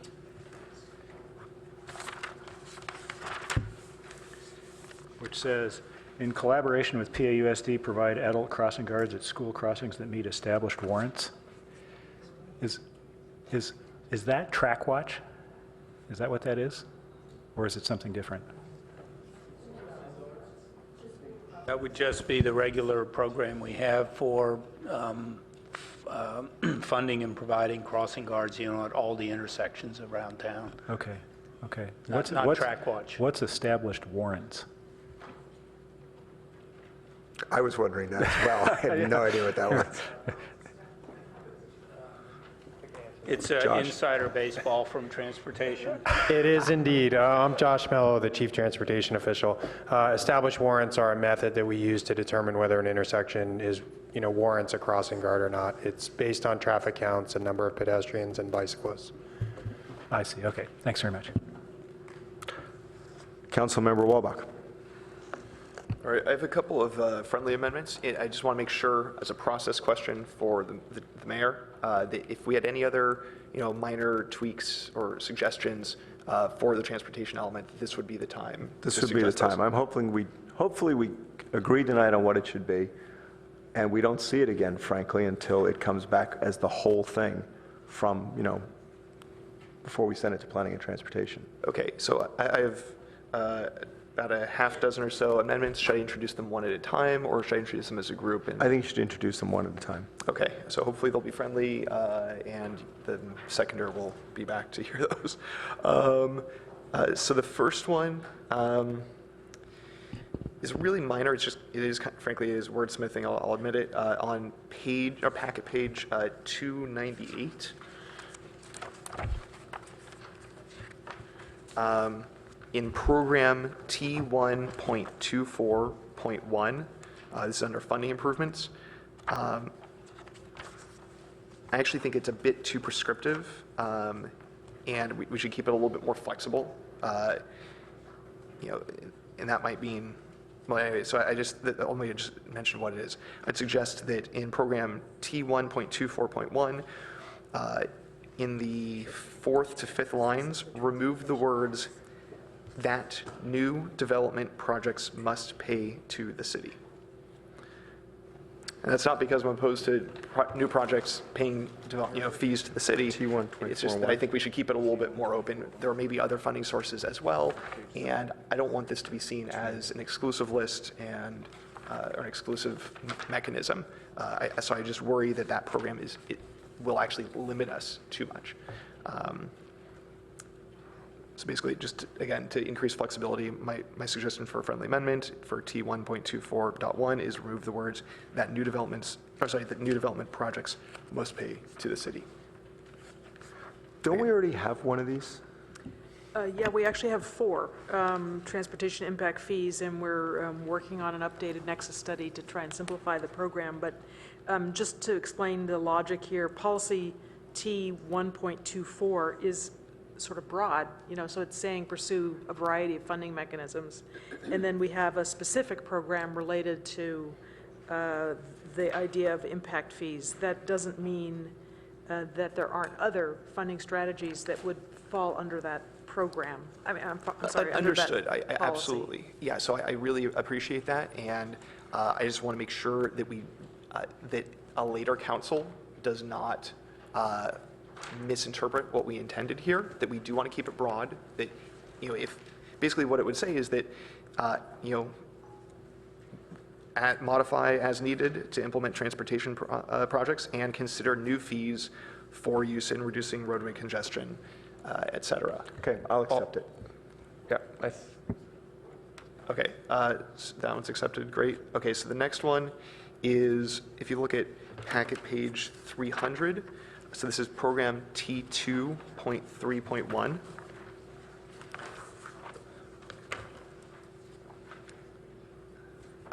Which is about incorporating, so this is packet page 300, or element page T33, T2.3.1. This is about incorporating multimodal level of service with our new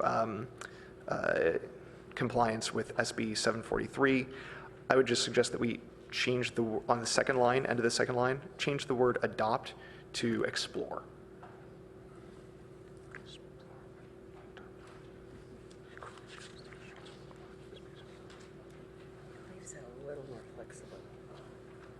Again, that's packet page 300. So when adopting new sequencing of interest to comply with SB 300, you would say also explore desired standards to be in multimodal? Correct.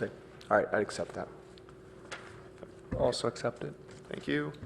Okay, and I was going to suggest on page 305, I think it was already included by the maker and seconder, I just want to confirm. I was also going to suggest that on packet page 305, T5.1, change the word meet to manage parking demand. Was that already made? That's fine. I just want to make sure that was already done, I think, by the Right. You guys already took care of that one, right? Or saw that same one?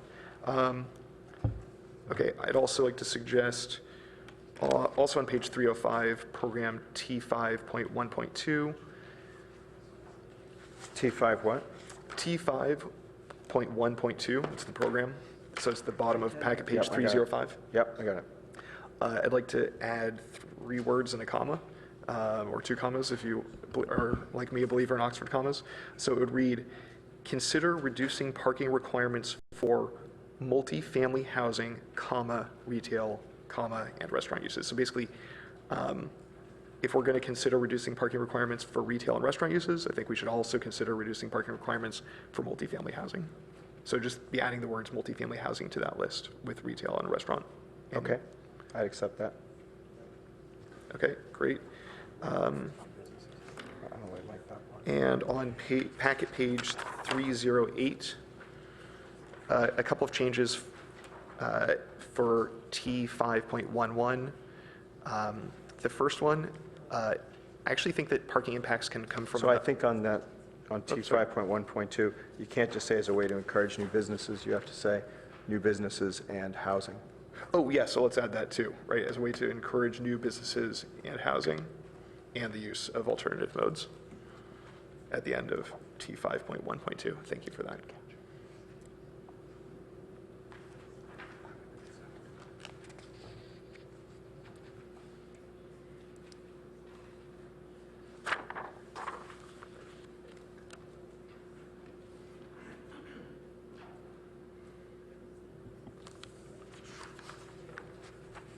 And actually, I was going to suggest multifamily housing, actually, back on that T5.1.2, I would actually put multifamily housing before retail and restaurant uses. So it would say, consider reducing parking requirements for multifamily housing, comma, retail, comma, and restaurant uses.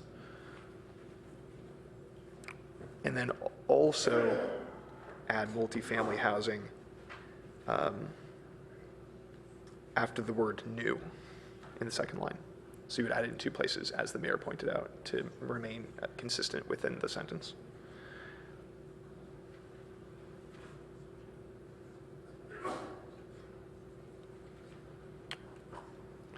Okay, and then moving on to the next one, packet page 308, policy T-5.11. So I think that. So Corey, I actually didn't accept those last changes, and actually I got to say that as I'm thinking about this, I would only accept it if it said consider appropriate. So I want to get a different concept in there, frankly, and this could be a little controversial on the council, I'm thinking. I think this may warrant some discussion. I don't know if people agree. If I could just do a little straw hand, if people would like more discussion, if they don't want me to accept this, or. I'm fine with it. You'd like a little more discussion, you would too. I'm just thinking this could be a little more controversial in it. I'm fine with it being separate as an unfriendly amendment, just so we can have discussion about it. Absolutely. I was thinking that because I was watching and so I'll just say that, I won't accept it, and. I'll make it as a motion, hopefully I get a second for it. Yeah. So that is my proposed amendment. Do I have a second for it? I'll second that. Thank you. Okay, so to speak to the now you motion. can speak to it. Okay, so I think that it's an interesting program. I think that it's a good idea to consider, and especially as as we do implement and test whether TDM can be effective, as we explore how we can limit access to RPP permits for new apartment complexes. I think it's if we're going to do it. If we're going to consider doing this for retail and restaurants, I think we should absolutely consider doing this for multifamily housing, which we've all said that we're supportive of. It doesn't mean we have to do it. It just means, if we're considering it for retail and restaurants, let's consider it as well for multifamily housing. I think it would be an important and complex discussion for the council in the future and the PTC. I'm just suggesting that we have that conversation at some point in the next 15 years. Councilmember Fine, you want to speak your second? Yeah, so first I do want to frame it as Councilmember Woolwalk just mentioned, this is at least allowing the possibility of this to be discussed over the next 15 years. I think when we think about the purpose of this program, consider reducing parking requirements for retail and restaurant uses. The purpose there is that we're saying as a community, we value restaurant and retail uses, we want to support them, and thus we're willing to flex on the parking, which is a large cost to those uses. Parking is also a large cost to housing, and I believe this council is supportive of housing. So this is one way to enable lower cost housing, car light housing, and at least have it open as an option. We can control it in other ways, whether it's RPP, whether it's title or deed restrictions. This is at least giving us the philosophical base to explore reducing parking requirements for housing, which is one of the best ways to support new housing development. Okay. Councilmember Du Bois.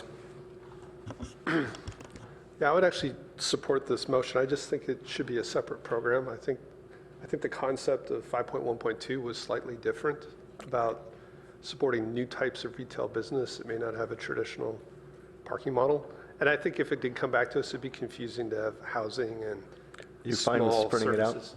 You know, I'm fine with changing it, changing this amendment, so it would be add a new program.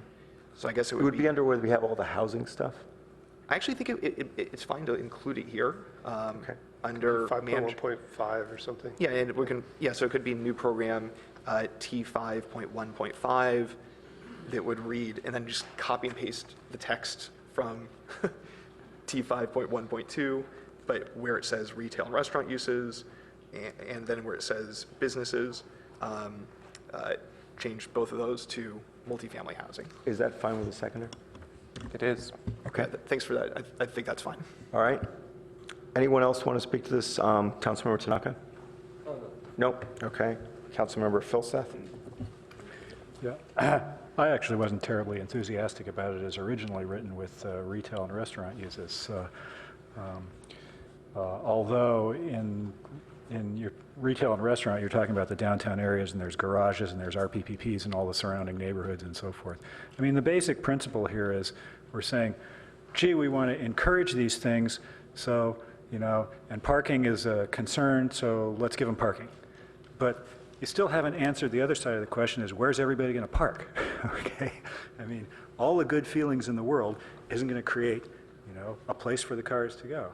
And so I think if you do this, particularly if you do it in neighborhoods, right? I mean, you're basically dooming more and more neighborhoods in the city to have RPPPs because the overflow is going to go on the neighborhood streets.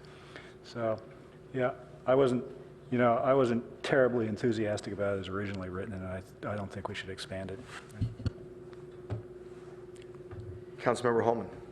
Just really quickly, I support what Councilmember Filseth said. You know, we can only encourage so many things with reduced parking requirements without creating other kinds of issues. And so I think, you know, we can't use that as the carrot to encourage the kinds of development we want in all areas. So I can't support it. Councilmember Koo? I agree also. I mean, here we're trying to encourage retail, and yet, you know, I mean, it's the wording is just retail, and it's not saying it's a certain type of retail. So, you know, it's just pushing again, you know, the bucket down the road to another neighborhood for impacts. I can't support that one. All right. No, I'll speak briefly to it. So I'm sort of halfway between Council Members Filseth and Councilmember Walbach. I do think we need to look at reducing parking requirements to be appropriate parking requirements, but not reducing them where it would put cars in the neighborhoods. And I'm not sure that this captures this. I think it should be reducing parking to appropriate for the situation. Would you accept something like that? Or I'm trying to capture the fact that, look, there are places where our parking requirements are way too high and the garages are empty. Senior housing, low-income senior housing, it's right there. However, there's a number of places where if we reduce the parking requirements, it's going to spill out and over to the neighborhood and cause a problem, and I don't want to do that. Can I actually offer another, or suggest another change, sure. see if the seconder is okay with it? That I think might capture that, and I think address a lot of the concerns I've heard, which would add, at the very end, add where neighborhood impact would be minimized.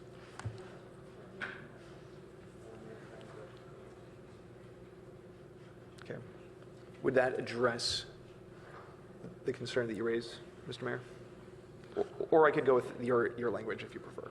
You could just say where appropriate, but I thought it might be useful to be more specific about what appropriate means. How have you said where the reduction in parking would not impact the neighborhood? That would be, yeah, I like that language, where the reduction in parking would not impact the neighborhood.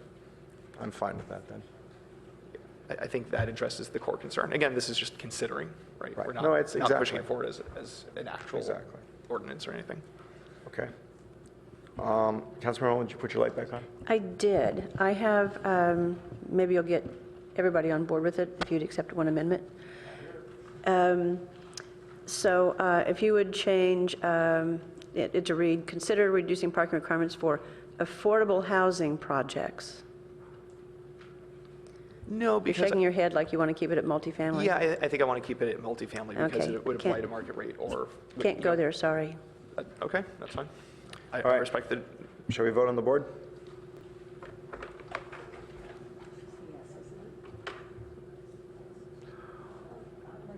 You're a no. You're a no. Okay, that's fine. So that passes on a 6 to 3 vote with council members Koo, Filseth, and Holman voting no. All right, Councilmember Walbach, were there? Yeah, so on page 308, or if you're looking at the element T41,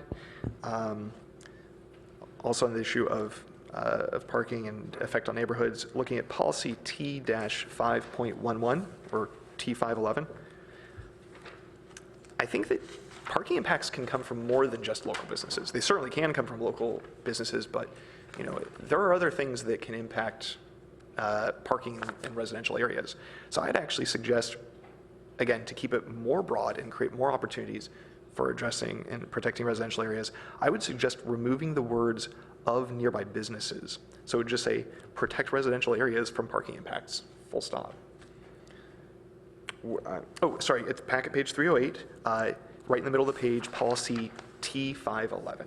It's a single sentence policy. It currently says, protect residential areas from parking impacts of nearby businesses. And I would suggest shortening that to protect residential areas from parking impacts. I'm fine with that. And Does staff have a concern? Yeah, I think I think we would recommend that you say something about where the impacts arise from. Otherwise, I mean, because residential uses create impacts. Well, actually, that was part of apartment the buildings and single-family homes all together in a neighborhood in downtown North, and the apartments, parking demand affects the other residents. So maybe you could say nearby uses if you don't want to say nearby businesses. Well, actually, that was part of what I was thinking in the shortening, because, look, I'm going to be advocating for more apartments in places like downtown. Everybody knows that's where I stand. But I want to make sure that we can do that and look for ways to do that in a manner which does protect the neighborhood from parking impacts. And it's so, you know, and we've also, you know, we hear concerns about schools, you know, for instance, Palo and the impact on Southgate from that. And you know, I don't want to be, or whether it's, you know, game day at Stanford or whatever, like I want to make sure that, you know, we're not being exclusive, or that a future council doesn't interpret this as being an exclusive list. And that's why I'm reluctant to start listing things. And I think it's just simpler to keep it shorter, but I appreciate the staff's input. So does the staff think that's a mistake? I mean, I could go either way. You know, I think we would suggest nearby uses instead of nearby businesses. It's a little broader, as Councilmember Wolbach suggests. Yeah, I'm fine with changing it to nearby uses, I guess. That's fine. Would that be okay with the maker of the second? So I'm just going to speak this really quickly. I like nearby uses. I mean, part of the thing I'm thinking about is, as Councilmember Wolbach mentioned, Southgate and Palo, or as some of us have mentioned, there's the RPP whack-a-mole problem, right? We set up an RPP in one area and there's spillover in another area and they're asking for an RPP. So we're kind of regulating these neighborhood parking impacts based on parking as a quality of life. How about businesses and other nearby uses? Absolutely fine. Again, I just want to make sure it's not an exclusive list that's only about business impacts, because again, there are other impacts to neighborhood quality of life and parking. Thank you. And then getting towards the end of the tunnel here. Also, right underneath that, in the program that's affiliated with that, so program T511.1, and this is inspired by what we've seen with some local businesses, like the dentists, for example, did not feel fully involved in the process of implementing Evergreen Park RPP. I would suggest that we add the word, after the words coordinate with neighborhood groups, add the words and local businesses and other stakeholders. Okay, I'm good with that. I'll accept it. Thank you. And that is it. Thank you for your patience and indulgence on the list. Okay, Councilmember Tanaka. Yeah, I only have... So wait, let me just say, if you had your light on months ago, or, I don't know anymore. All right, so, all right. So I just have one friendly amendment, and that's on packet page 412, policy T-5.6. So it's packet page 412, 5.6. And I just want to add two words. 412, right? So he's looking at the red line version. Yeah, that's fine. 412, I just got to get there. 5.6. So I think what this policy is trying to do is trying to capture the fact that land is really expensive in Palo Alto, and just using surface parking lots doesn't make a lot of sense in this day and age. And we had a privilege of reviewing a couple projects recently, and if you look at even the utilization of a parking structure type of garage, it only maybe about 11% or 12% of the structure actually is the car itself. Most of it's air, it's the ramps, it's a lot of other stuff. And Palo Alto is a very technology-forward city. We should be thinking not just about below-grade and structured parking, which is definitely right in terms of trying to maximize usage of our land, but also mechanized parking. So what I want to add is the word right after below-grade, mechanized parking, so that we better utilize the land that we have. So what do you want to add?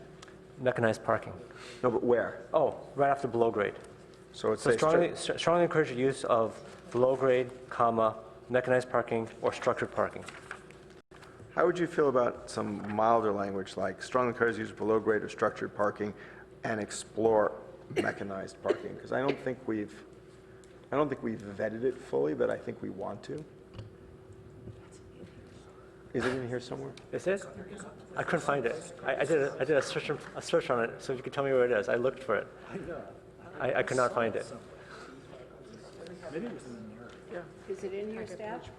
We have language on lift. I could not find it. Do you have language on lift parking? But I think lift, I mean... You lift parking is different than mechanized. It's part of it, right? Lift parking is just maybe like, the ones where you lift the car up there's one car up, right? But mechanized parking is more the idea of like a puzzle lift or a carousel, or there's other versions. But I think the main thing is that we're not going to get more land in Palo Alto in general, right? And it's expensive. I'm happy to explore it. I just don't want to say we. Okay, I'm happy with that. If you're fine with that. But let's see what staff can say. Yeah. We do have it in policy, in program 5.1.1. Sorry, 5 point what? 5.1.1, packet page 410 at the top. We added text, I think, at the council's suggestion to say allow the use of parking lifts for office R&D and multifamily housing as appropriate. Okay.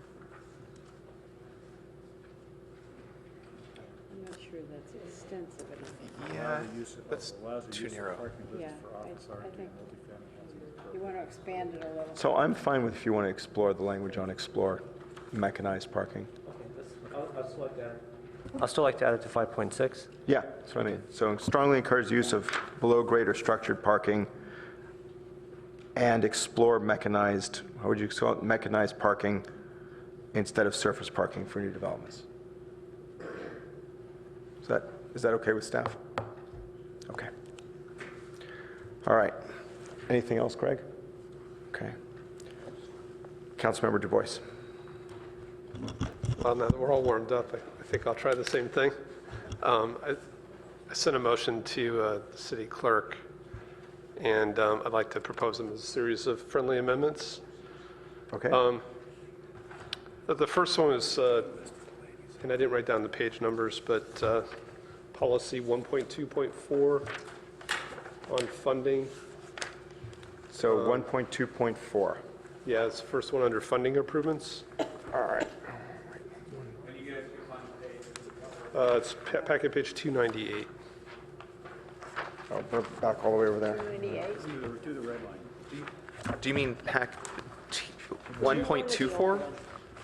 1.24, sorry, yes. 1.2. In the new section or the old one? Packet page 298. So yeah, 1.2, that's evaluate transportation funding? Yeah. I would propose deleting when other sources are unavailable, continue to fund through the general fund. I just think it's an unusual commitment to have in the comp plan. Again, council could always do that. It just seems kind of out of place to me.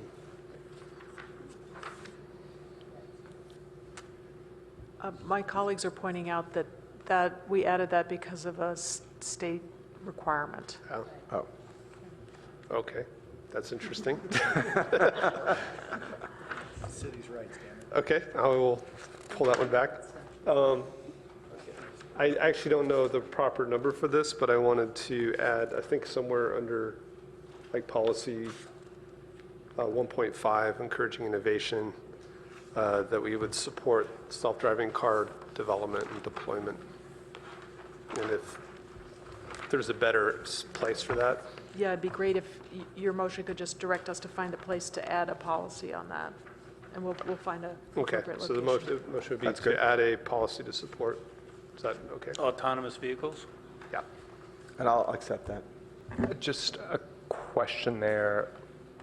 Are we talking about self-driving cars for personal use or also for trucking, like Tesla? I think autonomous vehicles. Autonomous vehicles broader. On policy 2.4, Wait, we accepted it, so do you mind? Go on. you ready? Yeah, I'm ready. So it's packet page 300.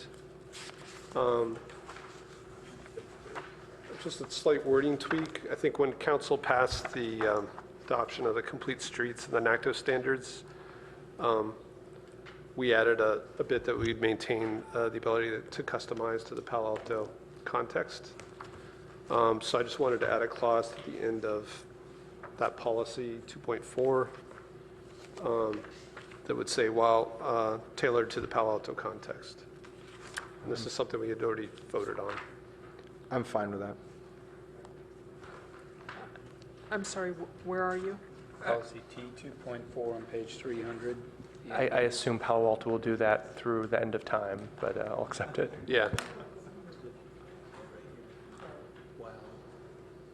While in whatever, And if staff has any heartburn, do speak up. Yeah. maintaining the customized to the Palo Alto situation. No, we're looking forward to debating what that means in the future. Let's see. Policy 512.3, which is packet page 308. Again, this is something we discussed before. Assess the need to provide additional bike parking in city-owned lots and rights of way. And I just wanted to add, while avoiding removing needed vehicle parking. Which policy? I'm sorry. This is 512.3 on packet page 308. So 512.3. Assess the need to provide additional bike parking in city-owned parking lots and rights of way. And you wanted to add what? While avoiding removing needed vehicle parking. I don't think I can. Yes, I can't support that. Okay, is there a second for that? Second. Okay. You want to speak to it? Yeah, I mean, I'd be willing to soften it. I just think, again, if it's an area where parking is very short, we can find other places for bike parking. I just think we need to consider the impacts.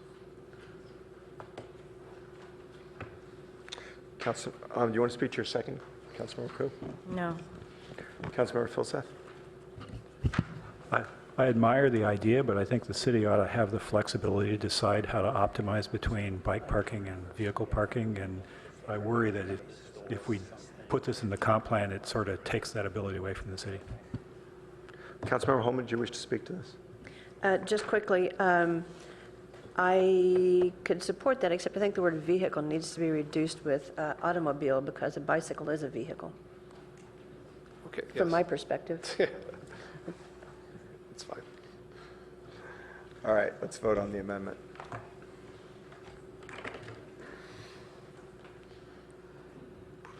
And that fails on a 6-3 motion with Councilmembers Du Bois, Koo, and Holman voting yes. Okay.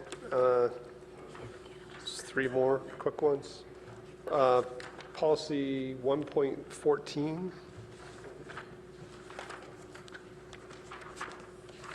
This talks about, let's see, 295. 295? Thank you. Yes, this talks about employee private shuttles or shared shuttle services. And again, I mean, this is strongly worded. I'd be happy to soften it, but I think our goal should be to minimize shuttles from using collectors and local streets. So where are you? Which one? 295? Policy T 1.14. 1.14.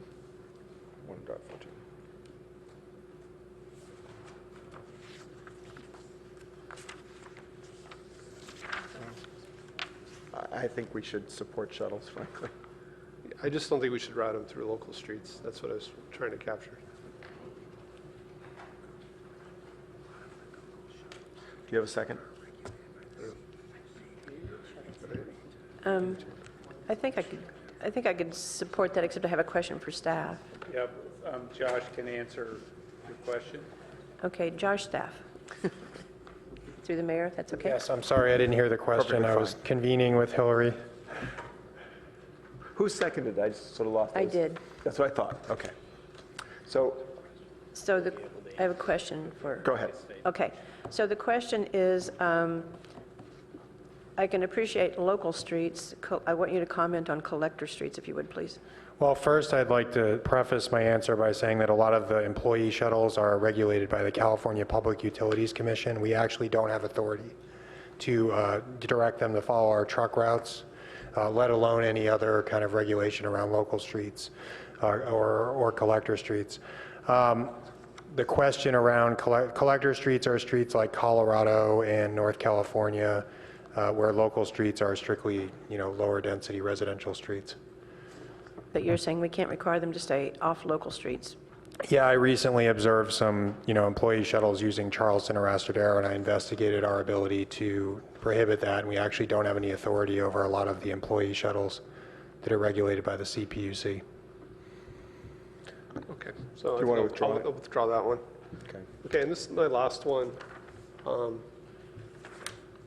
Program T 1.2.2, which is TDM program. T point what? 1.2.2 is on packet page 290. It starts. And so as I read this one, I agree with most of it.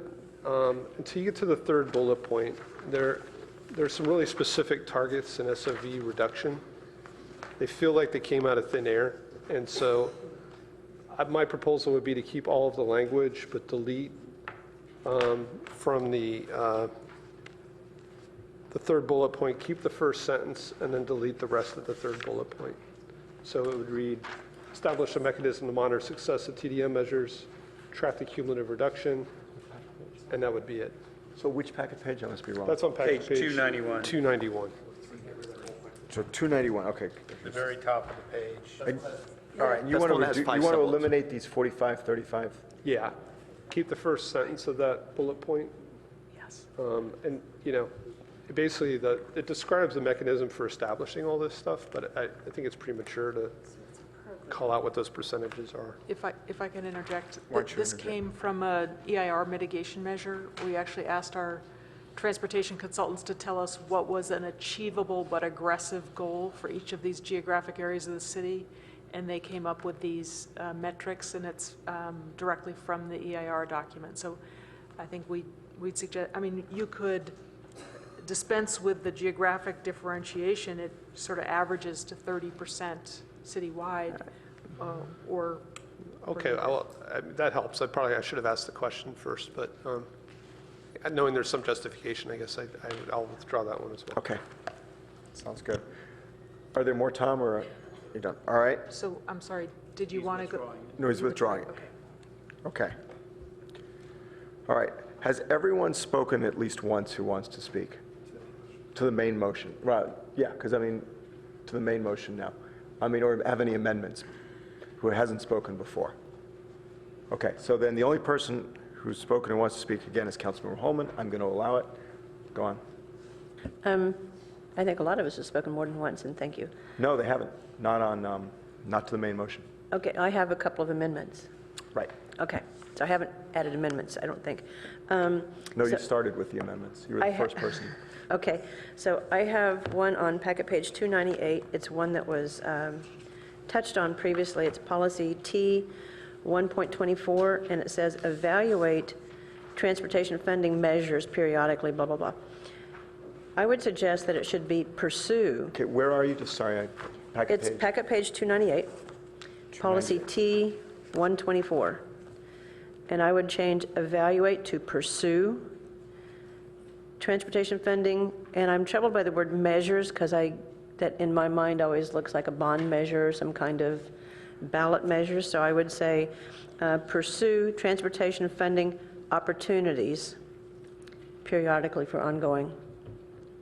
So I wanted to be more proactive and get the reference to, in my mind at least. So it would be pursue transportation funding Opportunities. Opportunities periodically for ongoing transportation improvements. I'm fine with that. Okay. Councilmember Fine. Pursue and measures becomes opportunities. Okay, and then I have another one on packet page 307. 307? 307, which also was touched on before. It's policy T 5.6. And a little bit clarification and a little bit emphasis. So it reads, strongly encourage the use of below-grade or structured parking instead of surface parking for new developments of all types while minimizing negative impacts. And right now it reads, including groundwater and landscaping. And it seems to me it should be like on groundwater and landscaping, but I would add a period after landscaping and delete the where feasible, because obviously, if it's impossible, we're not going to require somebody to do it, right? No, I think we should have where feasible, so I won't accept that. I mean, I think your point is correct, negative impact on groundwater and landscaping, but it should be where feasible. But on is a good idea. But on is a good idea. So does staff have any thought about eliminating on fees? Again, we're not going to require somebody to do something that is impossible. I'm just trying to emphasize and prioritize it. No thought? It's a, no, I mean, it's a Either wording way? choice. Okay. And then I have a question. It probably goes again to Josh, and pardon me if I didn't see it addressed in here. Yeah, so Councilmember Holman, so are you withdrawing it, or are you replacing it? No, I want on. Let's put on in, but. Okay, I'm fine with that. You want to say something, Councilmember Walbach? Just. Yeah, I just wanted to address that. Were you replacing the word including with on or adding on? Just replacing the word. Replacing including with on. Yeah, so I would actually suggest not making that change because there may be other negative impacts. And again, with some of my amendments earlier, I worry about narrowing the breadth of this policy too narrowly. The staff consultant in CAC may have intended opportunity to explore other potential negative impacts. Okay, then how about this then? Including on groundwater and landscaping. Yeah, I think that would be a better change. Okay. Okay, all right. And that way it's not limiting. I know this is about transportation and that generally we're talking about employees and residents and how we get along, or how we get around, that sort of thing. But I have a question and see if this should be in here or not. I periodically encounter large trucks on residential streets. And so I followed one the other day because I was behind it anyway, so I just followed him to his destination. And I asked him, why weren't you on Alma? Or where were you? Why was Alma not your means of getting here? Because the home he was going to was not very far off Alma, on a residential street in Old Palo Alto. And he said, because staff had told him, police staff had told him that his vehicle was too wide for Alma and that he should be driving on the residential streets. Is that even does that even begin to be feasible or realistic? And is there something that we should do? Is there something we should do in the comp plan to address that kind of issue or concern? So he was basically saying that the police staff told him that Alma lanes were too narrow for his commercial, very commercial vehicle. So I can investigate that particular instance, but we have fairly strict truck regulations in Palo Alto, as you know, and Alma is the designated north-south route, as well as El Camino. So that's surprising to me. But I mean, you may want to include something that speaks to increasing enforcement or dedicating more resources to truck enforcement. But that information is provided at every turn when they visit the development center, when contracts are bid out. Large projects are required to submit logistics plans that show the truck routes to and from the site. Okay. So I think a lot of them may plead ignorance just to, justify the route that they tend to take. Yeah, I would generally think that, except he was so specific. Would staff care to comment, is like, do we need to put something in here to further strengthen how commercial vehicles travel through our city? I really think that that's kind of a regulatory issue that we would approach through code rather than through the comp plan. We do have these policies about protecting neighborhoods from neighborhood impacts, so we would use that policy framework. Okay, I'm good with that. I know, so can I. Okay, and I think one of the other questions I had, is answered actually as I discovered this evening, so I think I'm good. All right. So I have one thing. Staff raised an issue in their footnote, which says if council is amenable, staff would recommend a slight wording change to say, work to protect residential areas. And that was I believe that was in policy T 5.10. Is that correct? I'm on packet page 256 reading staff's footnote. But in the actual part of the comp plan, that is where? I think that is policy T 5.11, which we've talked about already on packet page 308. Right, so that's on packet page 308? Is that 5.11? Yeah. So I actually would do the suggest staff's one, which is work to protect residential areas, as opposed to protect. And that's the one you already slightly Changed. modified. Right. Yep. And that was to the other uses, right? Yeah. Are you good with that? I'll accept that. Okay. All right. I see no other lights. Just, can we, Councilmember. I was just going to say, could we vote on that?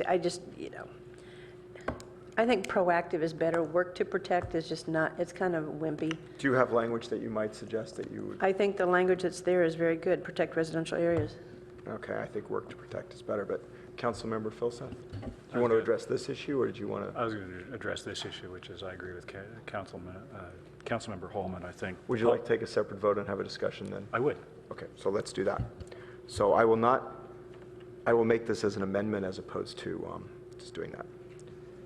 So, yes. So I will speak to it. It's rare, in this whole thing, there's only one thing that staff asked for. And so therefore I'm going to support staff on this. I think it's a matter of being reasonable and realistic as to when things can be done, as opposed to, and I think that's a more transparent thing to the public, to be honest about where we are. And as I said, it's the only thing staff's asked for, so I think we should do it. I'll second that. You want to say anything further? No, I think you've put it well. Okay. Councilmember Filsath. Yeah, I appreciate the logic here, but I think this is the policy, right? And I think this is what residents want. And if you water it down with language work to, then potentially it means we can say, well, you know, we did a little bit, we did something toward it, we didn't really do it, right? Okay, but we helped a little bit, so we've met the spirit of this. And I think the spirit of this is we want to protect the neighborhoods, right? I mean, I think that's what residents want. I think that's the policy. Very clearly, we're going to have other policies that we're not in 100%, you know, accordance with at all times in here. I mean, the comp plan's full of this. But if our policy is to do it, then that should be our policy. Not sort of do a little bit and say we're done, right? All right, Councilmember Walbach. I'm just going to offer something that might get some consensus, a potential compromise that we could all agree on. What if it read, prioritize efforts to? Would staff feel that They had asked for Prioritize efforts to protect? Yes. Would staff feel comfortable with that? Would that still fulfill your objectives and your suggestion and achieve a compromise that I might don't have better think that consensus? works. I mean, I think one of the issues here is if we're dealing with a new decision, the idea of protecting a residential neighborhood from the impact is clearer and definitely within our purview to fix it. But if we were to get a complaint about some pre-existing condition, maybe even long-standing, that folks would ask us to protect them from, it may make it a little more difficult for actually us to solve that problem. So the intention is to work, but there could be some situations where, to the satisfaction of a particular neighborhood, we just, in the current time frame, aren't able to get the solution that completely satisfies them, despite our best efforts. I think it's... Yeah, if I can build on that, it's really about timing to us. I think we've all put a lot of time and effort into these RPP programs that have employee parking permits in them, and we don't want to adopt a policy that makes it more difficult to create those structures where we see ourselves addressing intrusion impacts and over time reducing them. It would be hard. I think it would be, those kind of programs would be better supported by a policy that introduced this sense of timing. We're going to work to, or we're going to prioritize, or we're going to do this over time. I wasn't clear if they did or did not support my suggestion. And Well, I didn't see Councilmember Phil. I don't see you picking up any votes. So if I heard Councilmember Phil Seth and Councilmember Holman saying they would support it because of that, I'm all in. But I'm not seeing that. Well, and I'd pull it back if staff said they didn't want it either. Yeah, I think, so the time aspect is interesting, okay? I think what we want to avoid is something that's effort-based. And so I didn't see actually, I thought the Councilmember Wolbach's suggestion was, you know, useful language, but still got to the effort-based thing. And I think we want to not be effort-based. So this is interesting, this comes up, this particular clause, you know, and statement was used, which not everybody liked, but was used extensively by the RPP advocates, you know, to get as far as we have got. And the result, I think, you know, most of us would agree has been a good result, right? And that was important, right? And because there was any amount of time where it was like, well, this is going to be hard and so forth, and it's going to take a long time. So I think if we could reflect the time issue, you know, that it may not happen overnight and so forth, but the policy is to protect the neighborhoods. If we could capture that, I think that would go a long way towards sort of getting us out of the effort-based zone and into the sort of the results-based zone, but recognizing that might not be instantaneous. Councilmember Koo. Councilmember Filsef expressed it very well. Councilmember Holman. Yeah, I think Councilmember Filsef did a good job with that. I'd add to that there are some active verbs that I think are very, very appropriate in the comp plan. It's one of the reasons why I changed, you know, and one of the other ones to pursue funding. It's an active thing. It's like in this case, it's protect residential areas We don't need to evaluate that. We don't need to work towards it. It's a value. These are value statements that we're making here. You know, policies reflect our values. Protecting residential neighborhoods is a value. And so it's clearly stated by protect residential areas. So when staff is making evaluations of proposals, projects, policies, whatever that are recommendations that come forward to the council, they can look to this and say, you know, one of our policies, one of our values is to protect neighborhood residential areas. There's no evaluation aspect to it. There's no work towards it. It's just do it. And I think the community is pretty darn clear on that. And we've seen, especially during the RPP discussions, but otherwise too, you know, whether it's ICLR design guidelines, it's, you know, it's protect the residential areas. That's what the community is about. So I like the existing language. Thank you. Suggested language you wanted to? You know, I'm trying to think on the fly here of some language. I actually think the timing thing, I think the language as stated gives the staff a fair amount of flexibility on timing, as we've seen. I mean, right? So I'm still trying to come up with, see if I can, but I actually think specifically on the issue of how long it takes to implement something, I think it's within the space of actually the existing language, right? I mean, I think the staff has flexibility to stage stuff over time.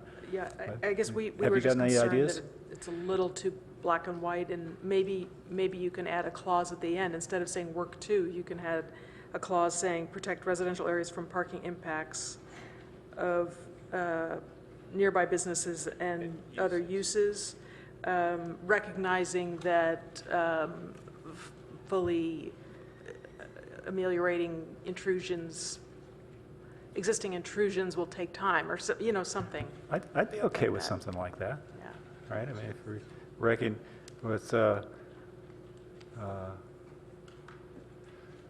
let's see, with nearby business districts, and I forgot what the other language was, you know. Recognizing that addressing intrusions from existing uses yeah. may take time, or, you know, will Okay. have to happen over time, something. Yeah. May take time. Yeah. I think that's a big step forward from where. What about some existing intrusions, so that it's not everything? I mean, it Yeah. infers that I there think that helps too. I think that helps too. I think that helps. I think that's a big step forward from sort of the work to. I think that makes it much clearer. Yep, and I'm good with that. Okay, I guess we still need to vote on it, though. So let's vote on it.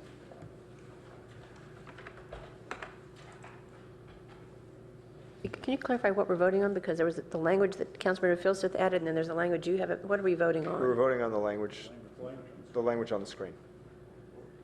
Which is?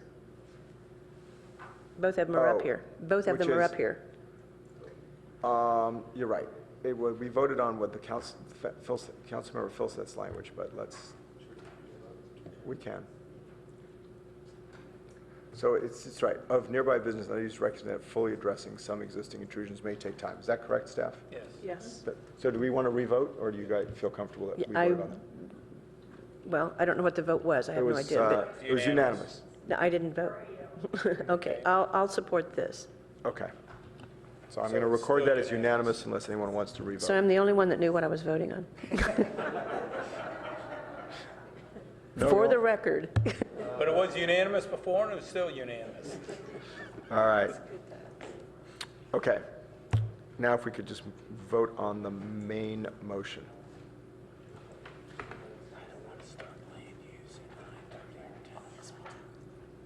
And that passes unanimously. So I believe, congratulations, we just finished the transportation element. Thank you. All right, it is now 9:30, and we're going to move on to the 5-minute break would be a good idea. I'm with you on the 5-minute break. 5-minute break. Wait, what's the 5-minute break? Are we done with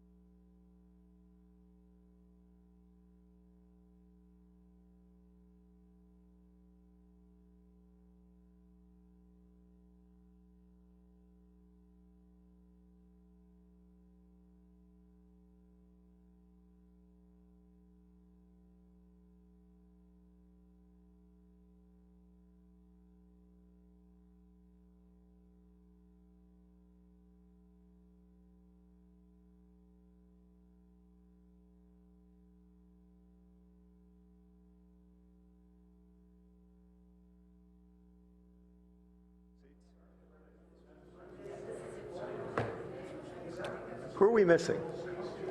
Missing Phil, Seth, Liz. Do we know where Liz is? No, you're there, and here's Corey. All right, so we're really just missing Liz at the moment. All right, we'll start. Yes. Okay, you're going to do the moving the stuff, right? 'Cause Okay. I can't do that. So we're back for the land use element, and hopefully we can move this through this. Moving the slides, yeah, that's all. Are you guys I'm on the talking head, yeah. okay? And I promise Jim I'll be fast. Okay, so we're going to start the land use element, Yes. and you Yes. ready? Members of the council, we have been working on this land use and community design element for quite a while. It was recommended by the CAC in September. The council reviewed it once in November and took no action, made some comments, but didn't take any action. We came back with you in January, and you made a series of motions which are detailed, how we followed up on those motions. It's detailed in the staff report. And then you did some refinements at your March 20th meeting where you talked about the organization and did some other refinements. And at that point, we worked on revising it to incorporate your motions, to update, consolidate, and organize policies and programs. So this element is actually a step ahead of the transportation element. What we're bringing to you tonight is the revised wording based on all your motions. So think of this as like really has had a lot of work and is quite, we hope, finalized. And I'm going to go over it quickly in the interest of time. We can answer any questions, but the land use map and the designations essentially stay the same. The major revisions are the ones that you made motions on in January, which were to establish the cumulative cap of 1.7 million square feet on new office R&D. You eliminated the downtown cap and references in the comp plan to height limit. You kept it in the zoning ordinance. You consolidated, you gave a lot of direction on housing sites, which we have consolidated in one policy, which is policy 2.4, with the whole list of programs on housing. We retained the policies on preserving, you retained, and we have two on preserving housing and minimizing displacement. You eliminated the community indicators, and that's reflected in the changes. The next one, you added a program to explore increasing hotel FAR. You eliminated a program to prepare a coordinated area plan for South El Camino. You retained policies for ground floor retail, and we kind of organized them and highlighted them so they don't sort of show up way at the end. There was a question earlier on the colleagues memo. There had been a policy in the land use draft related to increasing wider sidewalks and increasing setbacks, and that was deleted by a motion of the council. So that doesn't show up because it was in there and it was taken out by the council. So the additional revisions were to consolidate and relocate policies to be more usable, eliminate redundancies with other elements. One of the advantages we had at this point was that we have drafts of all the other elements, and so we had a better sense of where things could fit and be more usable and flow. So what we're asking for tonight is that you confirm your support of the track changes that reflect your motions from previous meetings, and that the staff has made an effort, and the consultants, we've made an effort to make sure that the transportation and the land use element are in alignment with each other and with the preferred scenario. And we're just, are asking for, if you don't have to actually confirm that, but just to let you know that that's been an issue, and if you have any issues with that, let us know. And then you've gone over the next steps, which in this case, we would, with the action tonight, which we hope for tonight, you would be done with the land use element, and it would then just kind of come back to you as it's referred to the Planning Commission. So this is kind of the last. You've made motions, we've made the revisions, and this is, did we do what you want, and are you happy with the results, or what recommendations for changes would you make? Thank you. All right, thank you very much. I would like to reiterate that, as, obviously we can re-vote on stuff if people want, but I would ask people to use their discretion and not to re-vote on stuff if we can possibly do that. If we've taken the vote and it's, it says what it was there, and, if you were on the losing side of it to re-vote on it, I think that would be unfortunate. I mean, if you want to change your vote and vote differently, I mean, it's a different thought. But, so I personally would hope we wouldn't do that. So what we're going to do is the land use and community design revisions and the alignment part, we take it sort of together. It says, please confirm our support for the track changes. That's what staff asked. So I'm going to move that we conform the support for the track changes, and Councilmember Filseth is going to second the motion, which I just heard. I'm not going to speak to it, frankly, and I don't know, Councilmember Filseth? Not either. Okay. Now I saw lights for Councilmember Fine. All right. Thank you, Mr. Mayor. Thank you very much to staff. I think personally, I'd like to confirm support for most of these changes, and the staff-initiated changes, I think, all look good to me. Are we just going to go in the same way we did the last item, Mr. Mayor? Mm-hmm. Okay. So I've got a couple, I'll make them friendly, but I assume some of them will become unfriendly. So the first one is program L 1.9.2. It's on page 344. So this is one of those ones we voted on keeping the annual interim office cap as an ordinance, and right now it says in the comp plan keep it as an ordinance. I just think that program should be struck. It's staying as an ordinance. So that would be to remove program L 1.9.2. Do you want me to go through all of them, or do you want to vote them? No, let's do one at a time. So I was a little confused on that as well. So I thought the direction from council was that this would be a separate, it wouldn't be in the comp plan.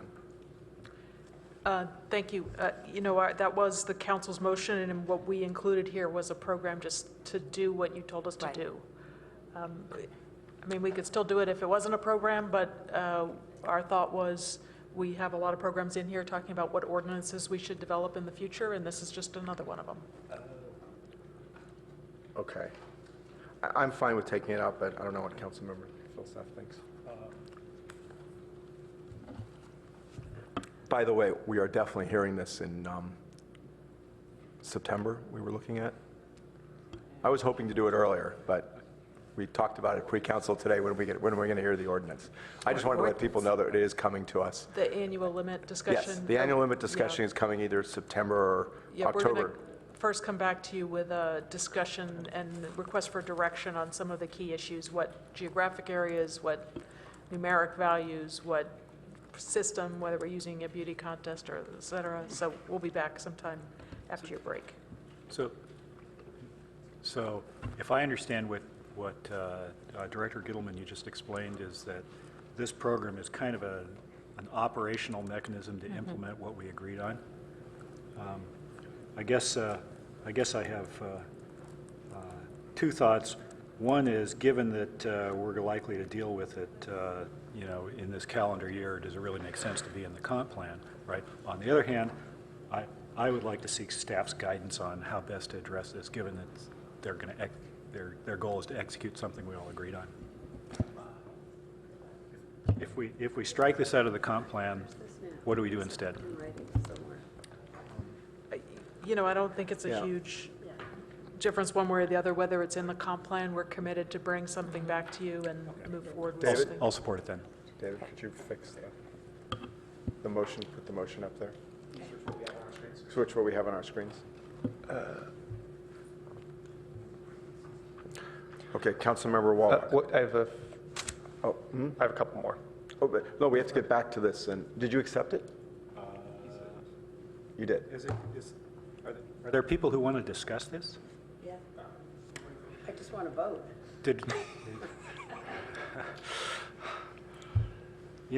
I think if there's people that want to discuss it, is it going to be a brief discussion? Because we already did this, right?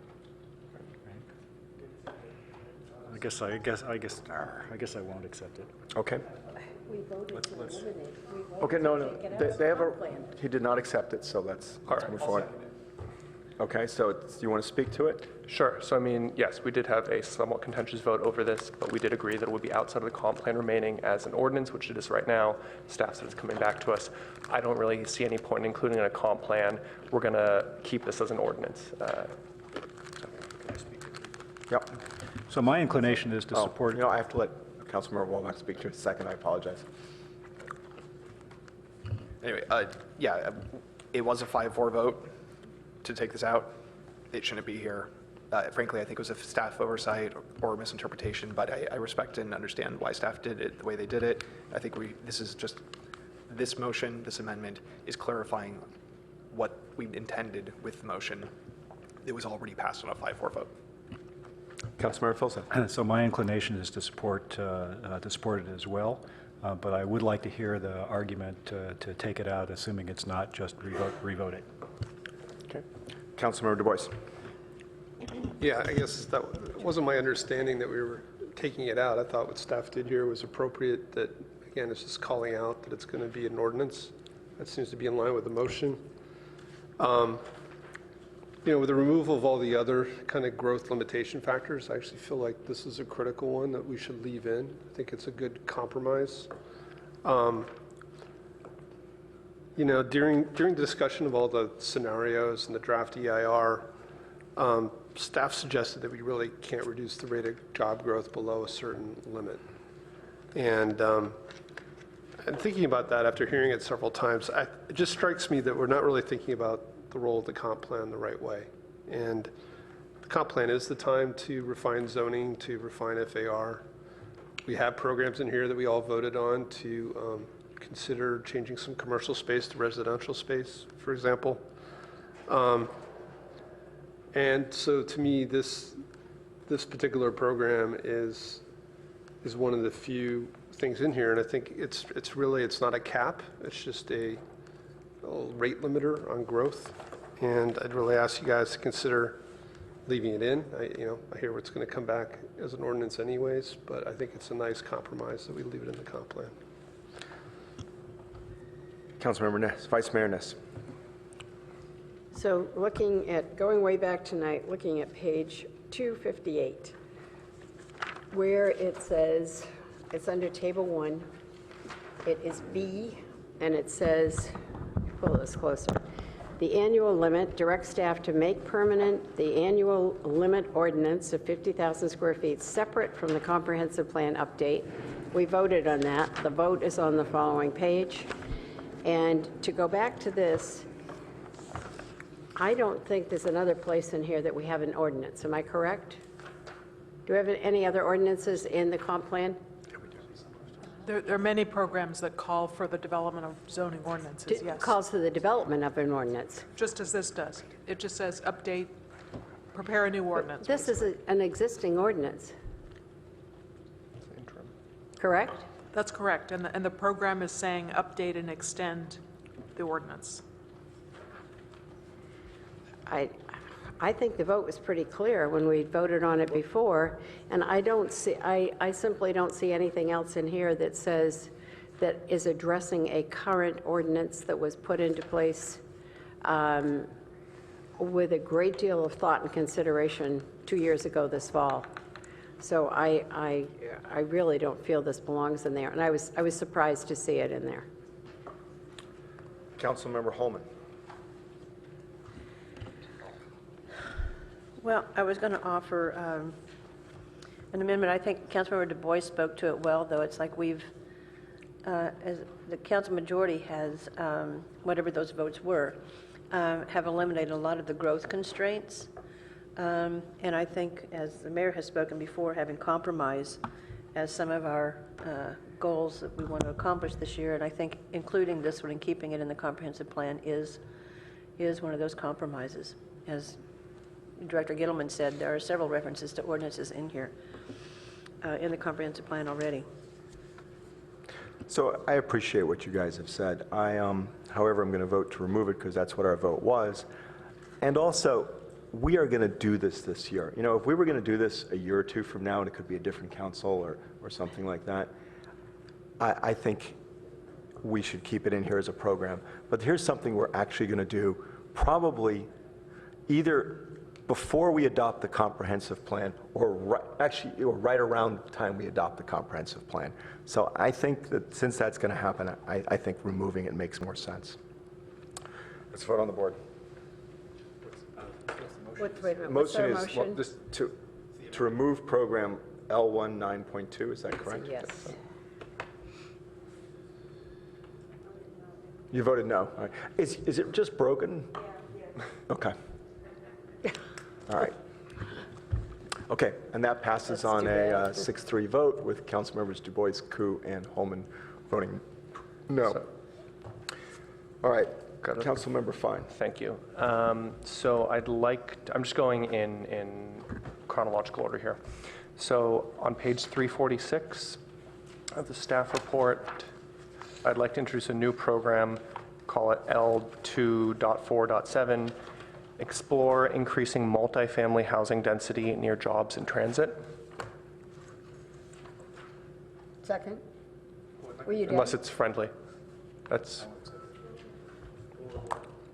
explore increasing multifamily housing densities near jobs and transit. Yeah, it's not, you need a second. Did you second it? I seconded it. Okay, Yes. you want to speak to your motion? Sure. We have limited land in Palo Alto, and one of the best ways to house more people and create more homes and more opportunity in our city and to be a more inclusive city is through multifamily housing. The best place to do that is through density, and particularly near jobs and transit. A kind of signal for me on this one is the Windy Hill property that they're looking at developing at at Page Mill and El Camino, where they're looking at doing a project that's the equivalent of RM 100 or over. That should be a signal to us that RM 30, RM 40 may be a bit too low. And so this is at least giving the city the leeway to explore increasing those densities over time in suitable places near jobs and transit.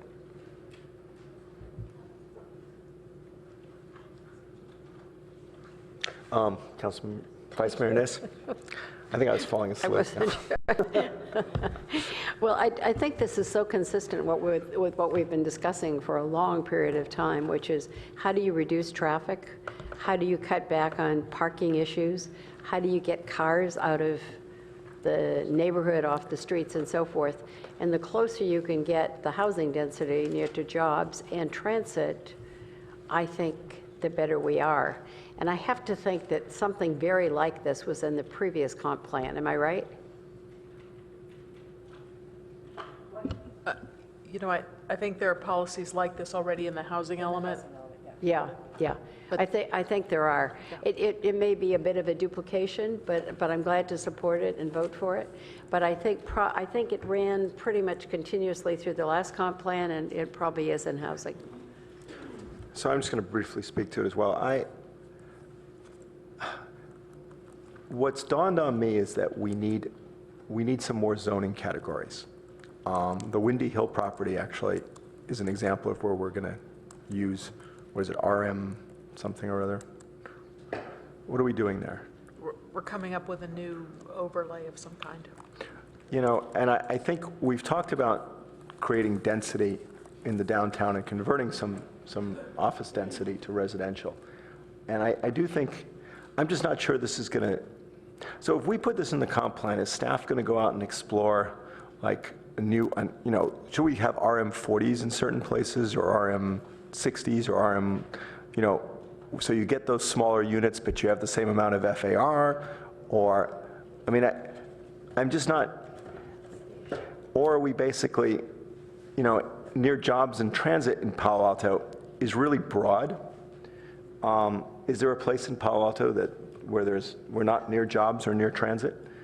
I think what you really mean is like downtown, California Avenue maybe. So, I mean, we could say, you know, near the multimodal transit centers is. So that would be better for me, but I mean, I think that works better for me for near transit, but I understand the thing, and I think it's more than increasing multifamily housing density. Mm-hmm. Isn't it exploring mechanisms? I think that's fine. I mean, as you said, or maybe I'm just being too wordsmithy. It could be. I mean, yeah. you know, as Director Gittleman mentioned, you know, for the property on the VTA site, we're looking at an overlay. Is that really the best way to go about, producing this I good we think it's want? new zoning, frankly. It could be. It could be an overlay, it could be new zoning, it could be modifying existing zoning. But couldn't that be a good word for, that sends a message of we need to find other ways to get more housing? So if we explore mechanisms, that kind of is an all-purpose word. I think we should include that, the word mechanisms. For increasing. Yeah. Right, because I guess and I think that does it where it's in the appropriate places. I don't want anyone to take and read this and think that we should be increasing multifamily density throughout the city. I'm really thinking, frankly, downtown, and Cal Ave, and I mean, and that's our is that our multimodal transit centers? Like, what would we consider a multimodal? We have some existing language in there Yeah. already. We have, already have program L 2.4.1 on the prior page, packet page 345, and it says, amend the housing element to eliminate housing sites along San Antonio Road and increase residential densities in downtown and the California Avenue area to replace potential units from the sites eliminated. So it's not exactly the same, but it's getting to the same point. We're talking about increasing densities in these other areas of the city. I think I like the mayor's point, though, about mechanisms, that it may be new zoning, it may be overlays, there could be other tools that we're not currently employing, and this is putting it on the comp plan, giving us the ability to do so. All right, I guess I'm fine with it. Councilmember Filsath. Yeah, I think, so, I understand the concept here, but the whole housing thing has had so much discussion and so many people involved in the CAC and the housing element before that and through this whole process. I have to believe that most of what we want to do in housing, has been, thrashed out and negotiated and compromised on by all the different parties involved, and we've arrived at sort of, a language, and here we are in the late stages of this. And so I have to believe that most of the stuff we're going to talk about is in here and has been covered already, and a lot of people have looked at it and smithed it and so forth. So I hope what we're not going to do tonight is sort of, take a left turn and sort of load up stuff from the council on top of what has already had a massive amount. I mean, housing is probably the single most examined and scrutinized thing we've got in the whole comp plan right now, right? So I hope we're not going to sort of, start doing headshots or something like that. Not that this is necessarily one, but I hope that's not the direction we're going to take tonight. I think we should be in the process, as the mayor said, of let's close it, okay? Let's finish the details, okay, as opposed to adding new kinds of broad directions and policies and stuff like that. That's all. Councilmember Walbach. I'll be supporting the amendment. I appreciate the comments by Councilmember Filsath, but I think this is an important change to make. And what we are doing tonight is, this is our last chance with this element. And just like we did with transportation, where we saw things that were lacking, superfluous, or we wanted to tweak the words, this is our chance to do that. I think this is important. I think this is actually, I would have actually supported something that was broader, and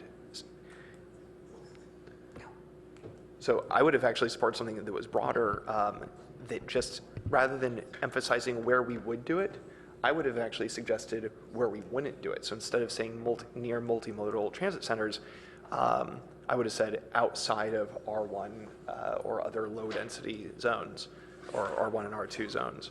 I don't know if that would, but I'm not suggesting that as an amendment right now, because I think that we have, I think we've got enough consensus to move forward with this. I think this excludes Stanford Research Park. This would exclude, et cetera.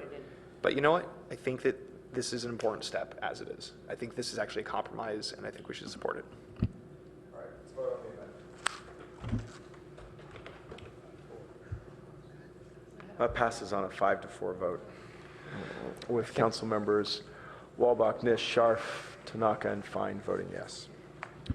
So I think this one will be more supported. On page 347, L 2.9, it's about protecting and preserving retail. I'd like to add and explore policies to expand retail opportunities. This is page 347, L 2.9. Preserve ground floor retail and limit the displacement of existing retail from neighborhood centers and explore policies to expand retail opportunities. Okay.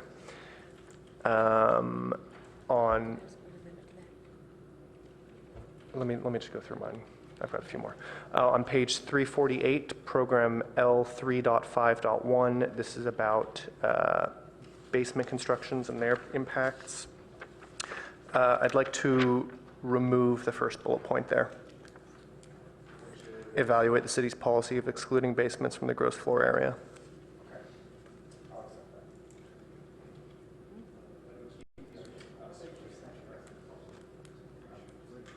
It's page 348. It's the first chevron under L3.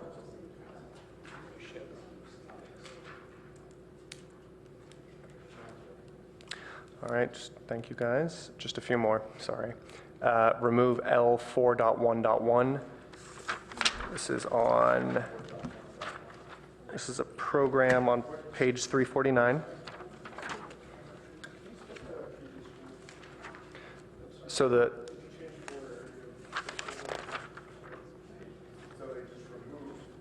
first bullet point. The one that begins land use inches, the whole bullet.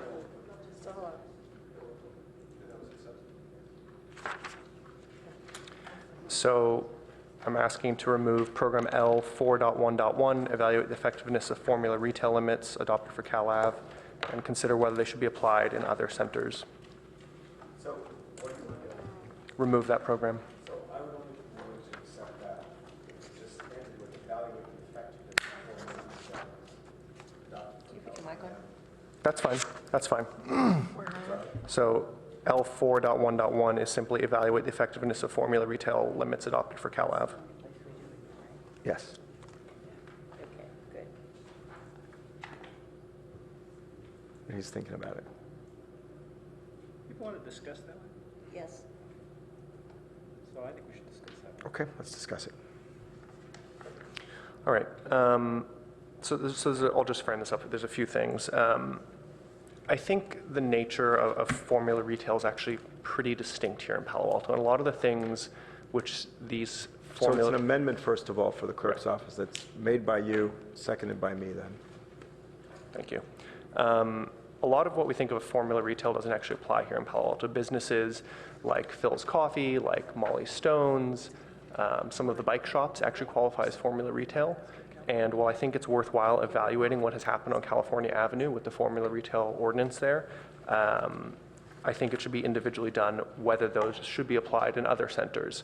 I don't see why that is part of the comp plan. I think if an issue arises in other centers with formula retail issues, that should come before council and the PTC.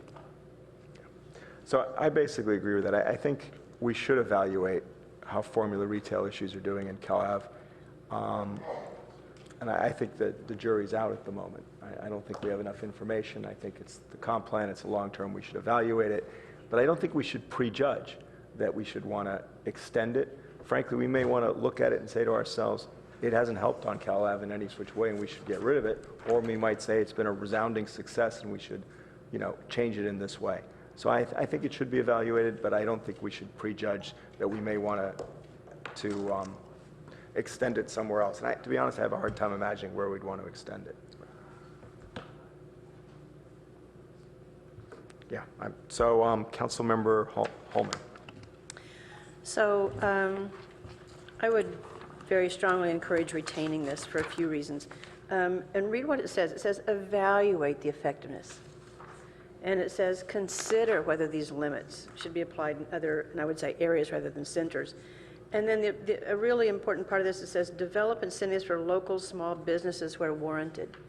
The reason we put this in on California Avenue was to try to protect our local independent businesses because they can't pay as high a rents as, one of the reasons is because they can't pay as high a rents as the chain stores can, the big box stores, for instance.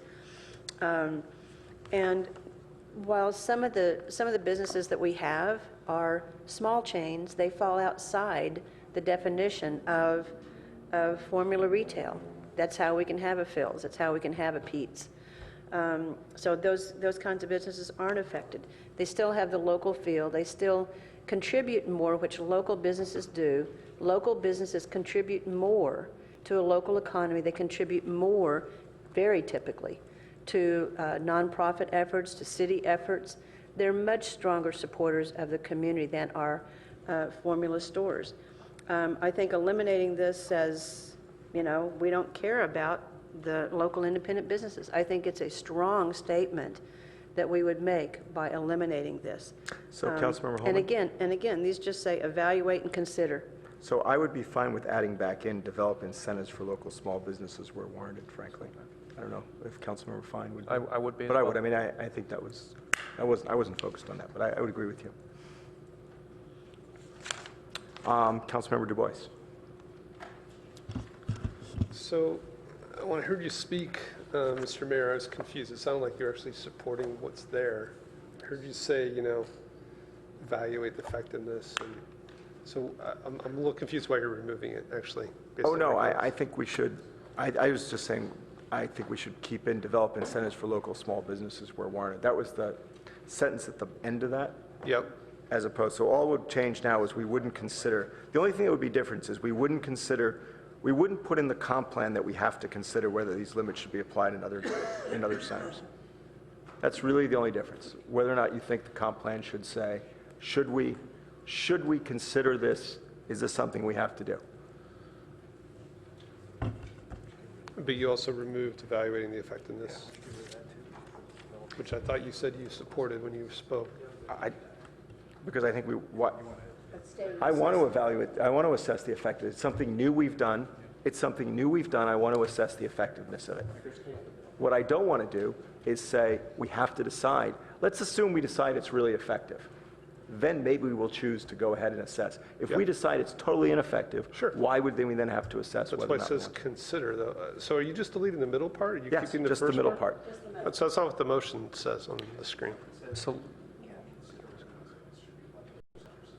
oh, I see. It just changed. Okay. I mean, it's consider seems pretty soft. Not sure it's worth the time of discussion here. I think that's what Councilmember Phillips said, but it was worth the time of discussion because Councilmember Holman made a good point. All right. Let's vote on it.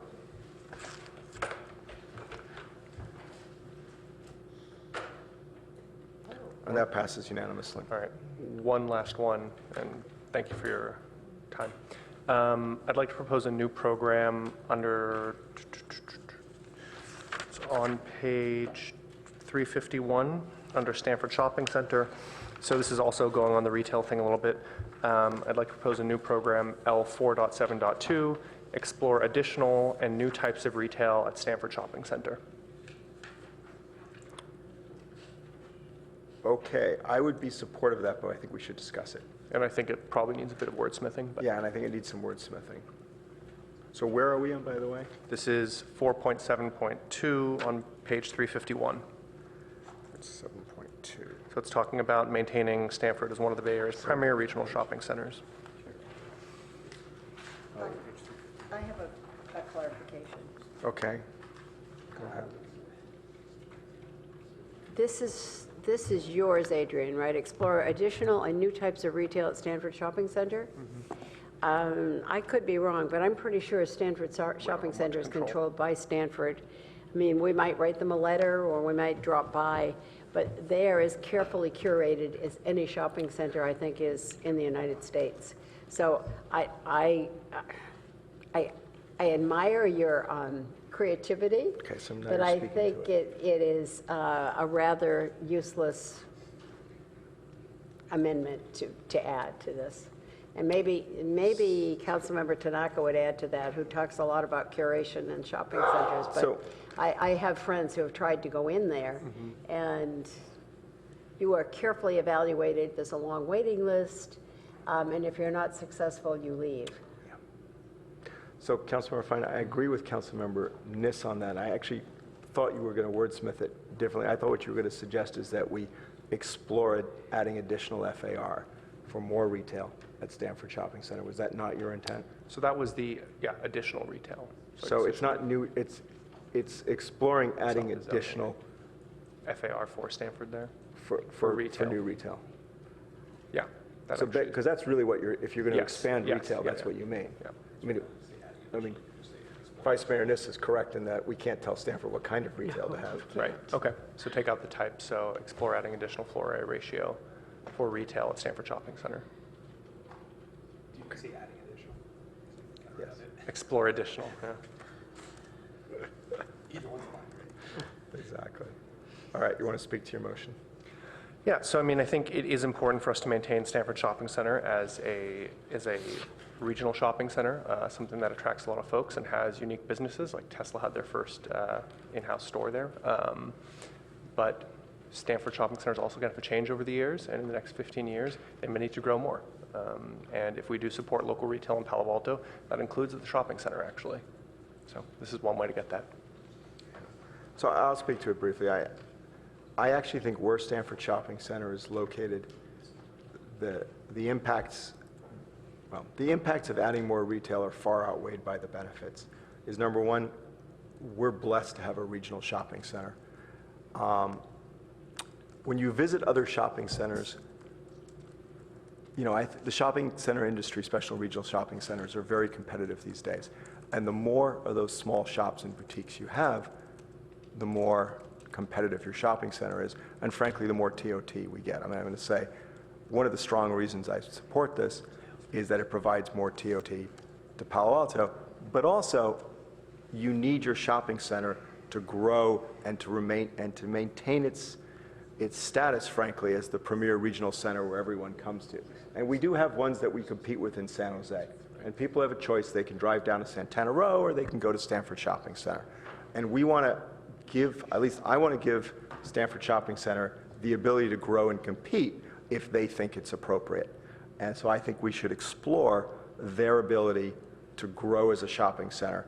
And I can tell you there are lots and lots of stores that are not going to go into our downtown or into California Avenue, that are only going to go at Stanford Shopping Center. And I think given the benefits of the TOT and also... I think you mean sales tax. Oh, I mean sales tax. I say TOT. Yes. Boy, it's getting late. I mean sales tax. Thanks for correcting that.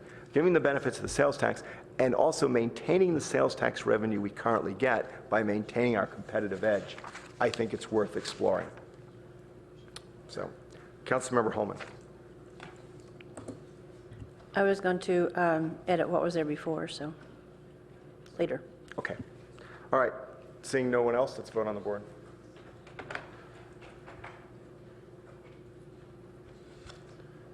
And that passes on an 8-1 vote with Councilmember Koo. Poor Lydia's light doesn't work.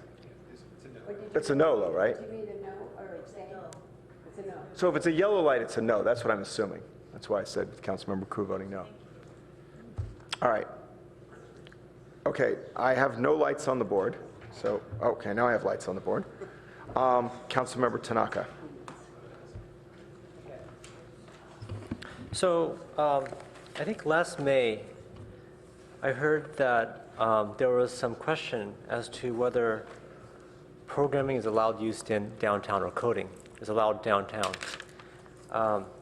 And I think staff has interpreted over the past few years that coding is allowed. But I guess, so this is more of a small cleanup type of thing.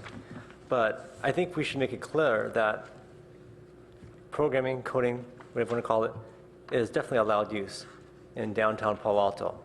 And there should be no question, there should be no Wall Street Journal article talking about how Palo Alto doesn't allow coding downtown from companies like Amazon and others. So I just want to make that really clear. So if you turn to page L38, regional centers, policy L4.5. What page are you on? Let's see, it's packet page 459.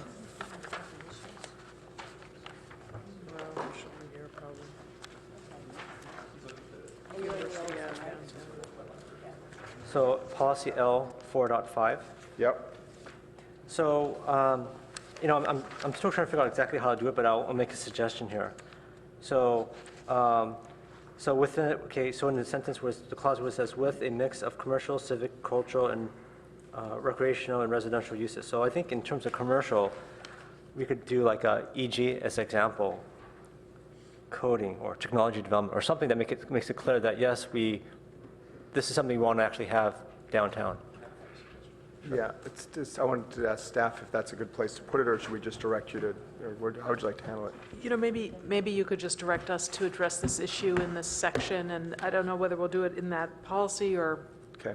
another policy, but So why don't you just suggest some language that may work for that? you know what, I really don't want to write this language on the fly. If you could give us direction to include. No, that's what I mean. So direction technology to business. include, And put it in the appropriate. direction, okay, to allow Tech offices. To allow tech offices in Tech downtown. offices or, I mean, I think what I heard was coding was not allowed in downtown Palo Alto. To allow software development in the downtown. Which is To crazy. clarify that software development in the downtown is allowed.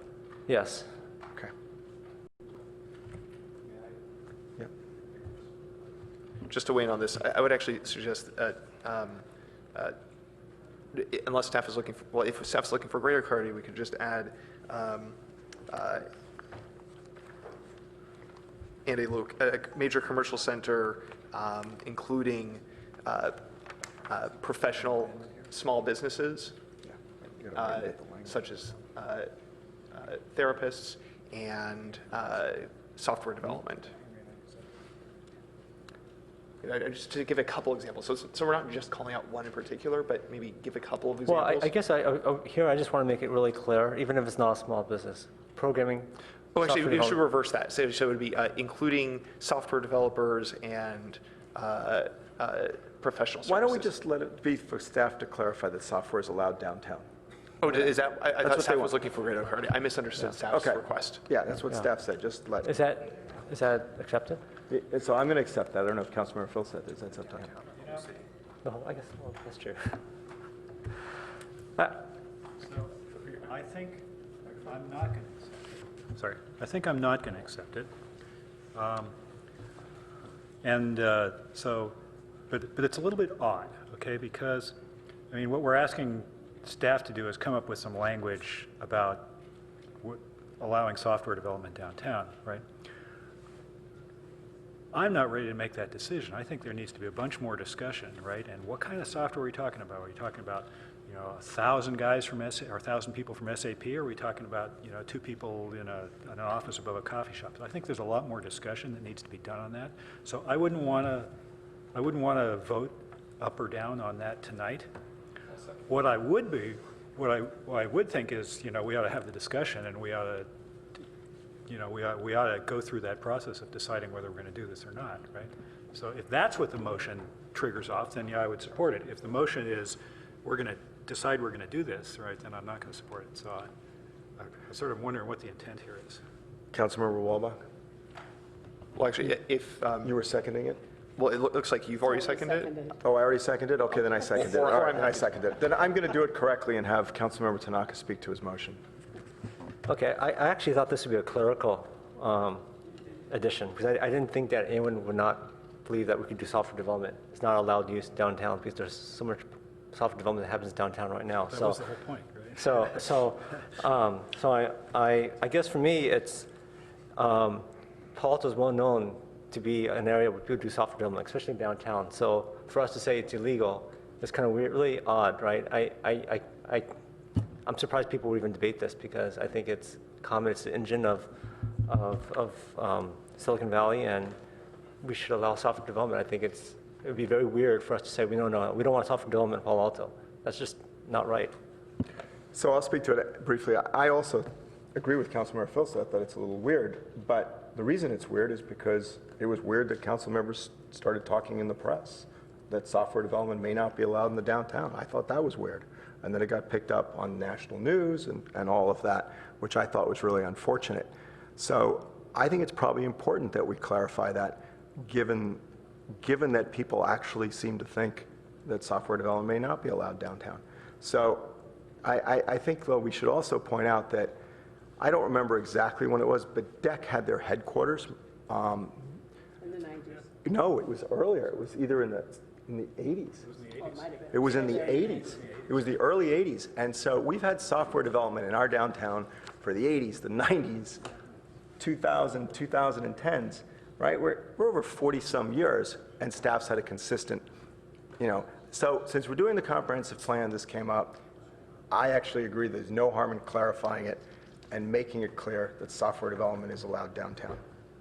I do have a suggestion about how we can try and meet in the middle on this one. Maybe instead of having a policy statement, it could be a program that says, consider whether zoning code changes are warranted to recognize Palo Alto's long-term practice of allowing software development downtown. So I think we should be stronger, which says that software development is allowed downtown and just leave it at that somewhere. And I don't care how staff does it, but I want there to be no ambiguity on this issue. And I'll tell you, I was going to raise it. There is something somewhere in the comp plan that made me think that there was some ambiguity on it. You don't remember, right? It was the one about regulate the approved uses or something. Right, it was like regulate the approved uses downtown or something. Do you remember where that was? So I was going to find that, and here, it was at policy L14, which I was going to later suggest that we delete, because I wanted to know what it meant. I was going to ask what it meant first, but it says regulate land uses in Palo Alto according to the land definitions in the element N map. I wasn't sure what that meant. We're just trying to include a policy that references the land use definitions that are in the text. It's kind of a legal nuance. So you need to have that there. We need to have that. Yes. Okay, so that has nothing to do with this issue. No. That's correct. Okay. It does not. Good. All right, so I've spoken to it. Now, Councilmember Du Bois. Yeah, so I think you guys are oversimplifying and mischaracterizing a lot of the discussion. It wasn't about coding in Palo Alto. It was about size and scale of business. We have commercial neighborhood zones, which are supposed to have locally serving businesses.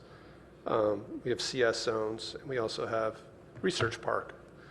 And I think the question is, what kind of uses are allowed in what zones? And I think it'd be perfectly appropriate to, look at our definitions and refer that to policy and services. But a blanket statement about software development, regardless of scale of operation and whether it's a global business located in our downtown, I think that's a different discussion. Tech headquarters were always in Massachusetts. They had an administrative office in Palo Alto. I think administrative offices are a permitted use. Right now it says no product development, and that includes hardware.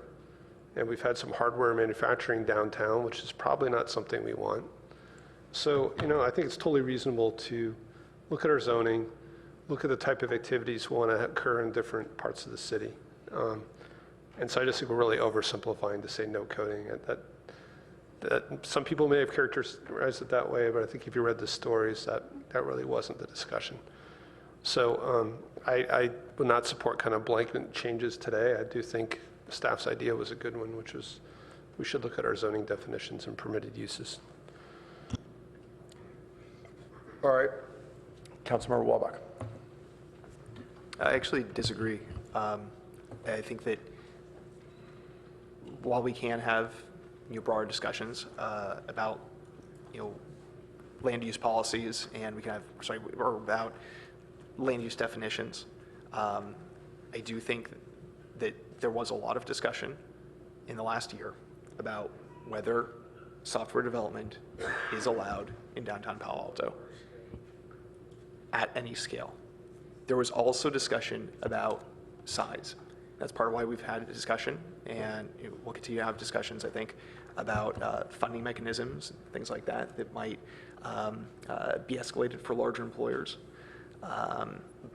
But part of the discussion, indeed, as I remember it, was the question of whether software development was allowed in downtown Palo Alto.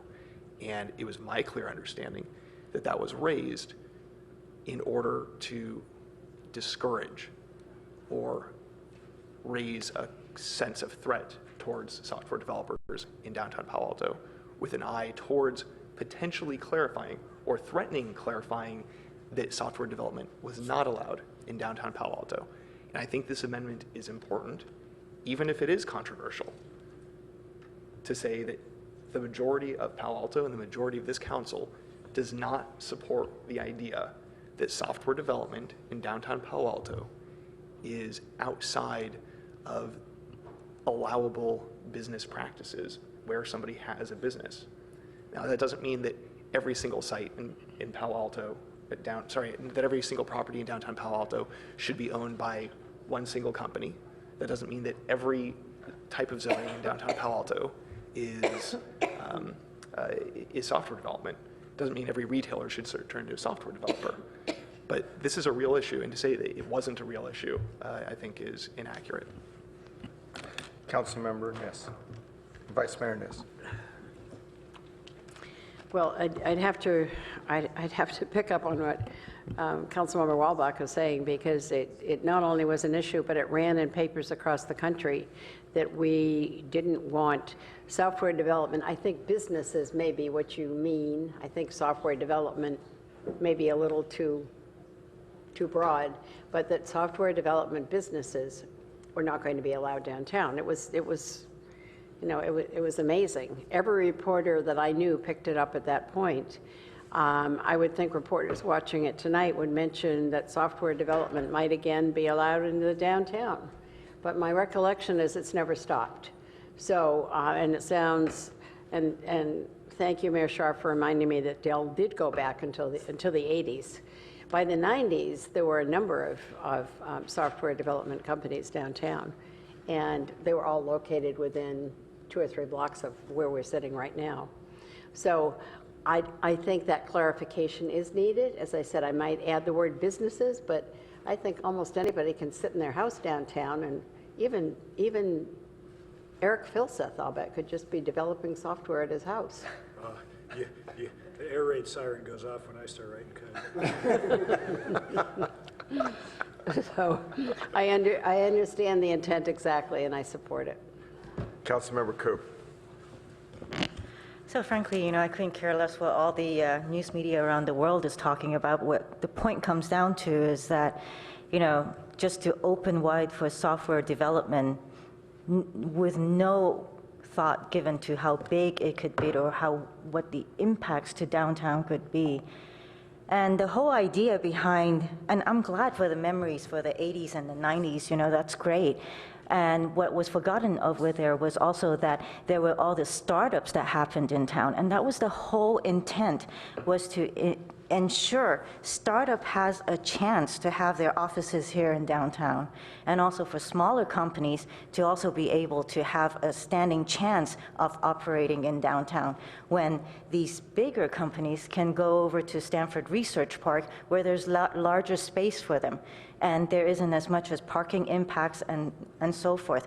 And you know what we're forgetting also, we just went through the transportation element, which was long. However, most of the elements in there are not proven yet, and they're all based on unproven assumptions so far. And so you want to go big on land use, then you should go big on transportation as well.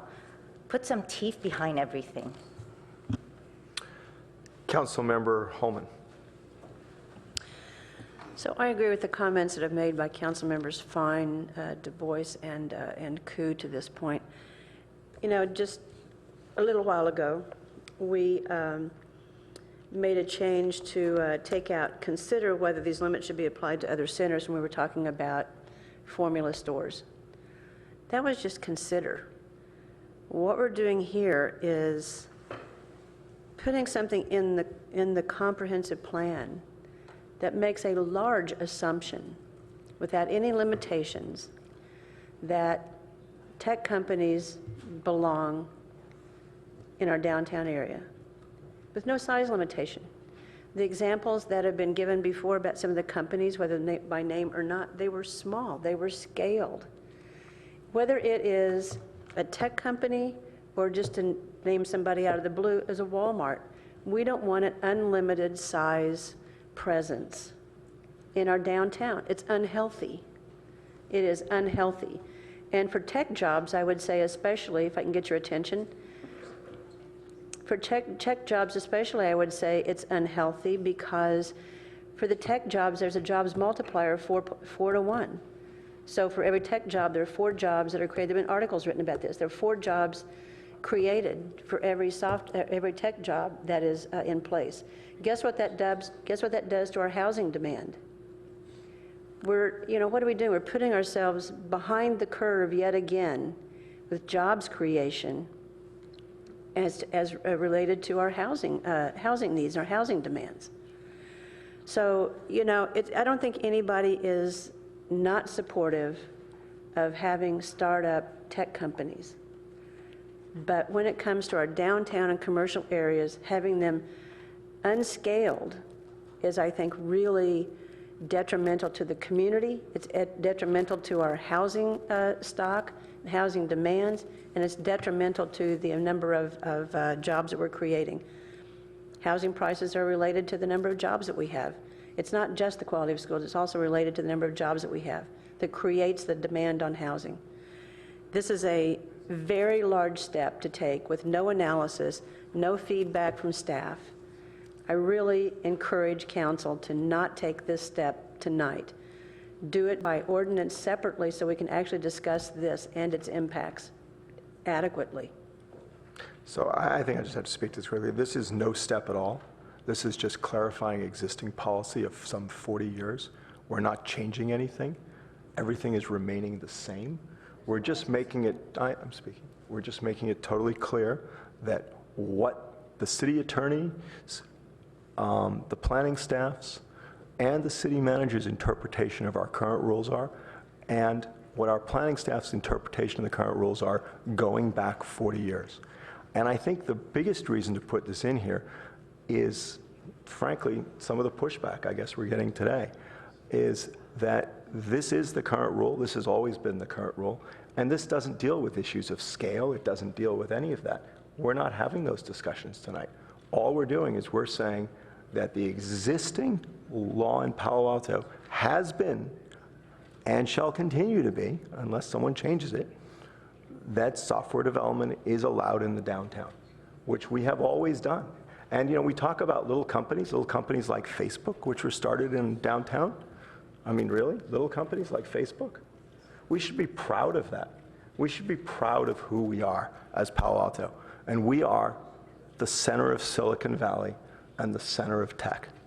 And so I think it's really important for us to say this, especially after all of the press, frankly, that we got nationwide, where everywhere you went, people were laughing at us and asking the question, what, you really going to outlaw software development? And, it may be an exaggeration, but that's how the press viewed it. And when I traveled around the country, that's what people talked about. All right. Sure you want to do this. Council member, who's next? Council member, did you put your light on? You did, right? Phil Seth. So, yeah, the only thing I would say to this is I think we're sort of sitting here going, this whole issue, I think the issue is more complex than software or no software, right? And I think we're sort of sitting here going, geez, this is a couple offhand remarks to a couple of reporters and it got blown out of proportion. But I actually don't think that's the case. I think there's some legitimate discussion here and some significant opinion on this topic, and it touches the roles of startup and how long should Facebook stay here, should they go to the research park and all this kind of stuff, right? I think we erred last year by having, as Councilmember Wolbach pointed out, a bunch of discussion but not making any decisions. I think we should make decisions on this. I think we should follow our process. I think we should send it to Policy and Services, have them come back with a recommendation and approve it, and I think we should follow our process on this, right, which is what we do with sort of contentious issues, rather than making some kind of sweeping decision at 10:30 at night on a Monday, right? If we do make a decision tonight, then I think we should make a very, very narrow one and still take the issue off and sort of go through our process on. Council member Fine. Thank you. Thank you, Councilmember Tanaka, for proposing this. Like you, I'm a little surprised this is so contentious. To Councilmembers Du Bois, Councilmember Koo, and Councilmember Holman, I agree. There are serious issues with size, scale, context, how many of these businesses, what percentage of downtown they occupy. Those are certainly issues this city is dealing with. I don't think that's what this phrase is getting at. This is actually more of a narrative, affirmative vision, and it's going into our comp plan. I'm a little surprised this is so contentious because software development and technology is the lifeblood of this community. I mean, you guys are talking about, tech companies here in the 80s. My parents moved here in the late 70s to work in tech companies, and I can see somebody in the audience who my dad worked with 30 years ago. That's what we do here. And so I think it actually is really important, given the black eye we got, for right or for wrong, for hot air or not, that we do affirm this is an important thing. I'm going to make one amendment to the amendment because, frankly, I'm a little surprised. It says to clarify that software development is allowed downtown. I'd say to clarify that software development is allowed in Palo Alto. I mean, it's our city. So no, I think it's the downtown issue. He just means downtown, right? The issues are all about. I mean, there's software companies. There's software companies on Cal Ave. There's software companies in El Camino. There may be some in Midtown. I don't know if you guys will accept it, but that's how I feel. I think there's one in my neighborhood. I think there's one at your house. Okay. So that if it's in the residential area, that might be a problem. It's something we should regulate outside of this. Yeah, I'm happy with downtown. I think that makes the statement. That's where the issue is. Yeah, SRP, Cal Ave. Okay, I mean, so just want to ask maybe the staff or maybe perhaps the city attorney. So because I wasn't actually here when that discussion came up around is coding allowed downtown. Could that same argument be used that coding would not be allowed in other parts of Palo Alto? Because I think there's a lot of software development in Palo Alto in general, and so I just wanted to understand what is. I didn't quite understand the arguments someone made about why software development or coding is not allowed downtown, and I just wanted to make sure that cannot be extended to ban software development in the Stanford Research Park, on El Camino, or in other places of the city. So just to clarify, the discussion did not occur at council. The views that were reported in the paper were the personal views of an individual council member. There was not a discussion at this body. And I believe that the issue was related to the definition, the technical definition in our code, which we do think could be clearer and modernized, frankly. The language is somewhat old and it's due for a refresh. It's the definition of the zoning designation that applies downtown, Hillary. Yeah, if you recall, there are 4 different types of office uses as well as research and development uses defined in the code. And one of those uses allowed downtown, we've interpreted to allow software development. Another one of the uses specifies, I don't know if it uses the word software development. Anyway, we're getting kind of deep into the wording of the definitions I don't have in front of me, but it had to do with parsing the actual wording of those clauses in the administrative code sections. Okay, I guess in considering the proposed amendment, I just want to make sure that if we do it the way it stands, that doesn't mean that suddenly, Stanford Research Park, you can't do software development there now. I want to make sure it's clear that that would not be a consequence of this wording. Okay. So I think we're probably okay. So I guess the question that was really raised is, instead of saying downtown, should we just direct staff? I mean, should we be saying more in office zoning in Palo Alto? Is that more appropriate, or should we just leave it at downtown and and the message gets across to staff? I think downtown's fine. I think the issue came up in the context of downtown. That's what I thought. I thought downtown's fine. Alternative would be to include a program. No, let's just do it downtown. I'm good with that. Okay. Who has everyone spoken who wants to speak? Councilmember Walbach, did you want to speak? Okay. And Councilmember Koo, do you have your light on too? I have a question. Okay. Actually, I'll wait to hear the question. It might be relevant. Councilmember Koo. Thank you. So was this considered in the EIR? The impacts of people, employees, cars, whatever else there is? This is an issue about how the code definitions are interpreted or have been interpreted for many years. So it's not really an issue that rises to the level of that would be considered in the EIR. So I actually, I don't want to push the issue too much, but I actually thought that Councilmember Fine's suggestion might be a valuable one. I do remember hearing some discussion, whether it was public or not, about SRP also being a target for quote unquote, clamping down on software development. So we might want to suggest something broader, that to clarify that software development is an allowable office and R&D usage, including but not limited to. It just is an allowable office and R&D usage, and then beyond that, honestly, I think this should be a annual code cleanup item, but I don't think we need to include that as a program in the comp plan. Okay, can we vote on the board? Please.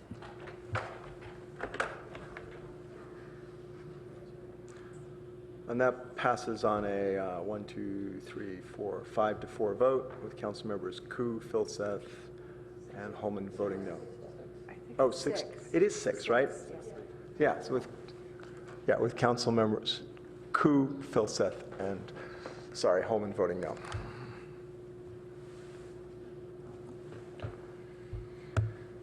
Okay. Go, no, you can go one, finish up. Just try not to make it as controversial. Come up with a softball now. Yeah, so, I thought I'll try my softball first. I thought that was the easy one. So Right. I'm not going to talk about the one that's really going to be controversial.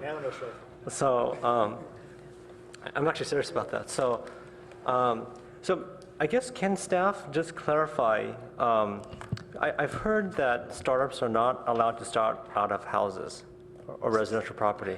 What was the question? I just want to ask staff the question. I heard that startups are not allowed to start out of houses, right, in Palo Alto. Can like HP Garage or like the Facebook house, right? So can staff clarify what is the code say on this? So I don't think I think that's not accurate about startups, but I think some of these same discussions about scale and other conditions start to enter in. Right. Well, the city of Palo Alto has a long history of protecting residential neighborhoods and requiring residential properties to be used for residential use. And so there are a couple exceptions, or actually there's one exception, which is a home-based business, but that does not allow you to have a bunch of employees or customers come to your house. It is a matter of scale. You can only use a small percentage of your house, I forget exactly what the number is, and you can't have employees or customers. Okay. So it tends to preclude anyone except a single entrepreneur coming up with the idea that then they're going to take downtown or to another district of Palo Alto and grow into a business in an office setting. Okay, so Palo Alto is kind of known as like the birthplace of Silicon Valley. In fact, we have a historic plaque, I think, where the HP garage is. So I was just reading the story about HP, and before they moved out, they had Hewlett and Packard. They were selling oscilloscopes out of the garage. They had, I think they had, at least according to the HP website, I think they had 1 or 2 employees at the time. So if HP was here today, could there be a code enforcement on them, or what would happen to Hewlett Packard if they tried to start in Palo Alto today? I would have to do the same research you're describing to determine exactly what use they were conducting to tell you whether it was consistent with our They were ordinance. trying to develop oscilloscopes. Audio oscillator, I'm corrected. My history is bad. Yeah. An audio oscillator, so electronic device. Yeah, if they had employees and customers and a scale of a use that was not compatible with our home-based business rules, then it would be in conflict with our code, yes. Okay, and what about like Facebook? I think they were on Jennifer Lane or something like that. They also started here in Palo Alto out of a house. Would that have been illegal as well? Again, a single individual in their house can start a business. I think they had about 8 people, if I'm not mistaken. Yeah, you cannot employ 8 people in your house. Okay. So I don't know if any of you guys watch HBO, Silicon Valley. Maybe not. He's violating our rules. But they had He's clearly violating our rules. they had an episode called I think Server Space. It was like last year, and they actually talked about how the startup Pied Piper was getting kicked out or trying to get kicked out of their house where they were working out of, and so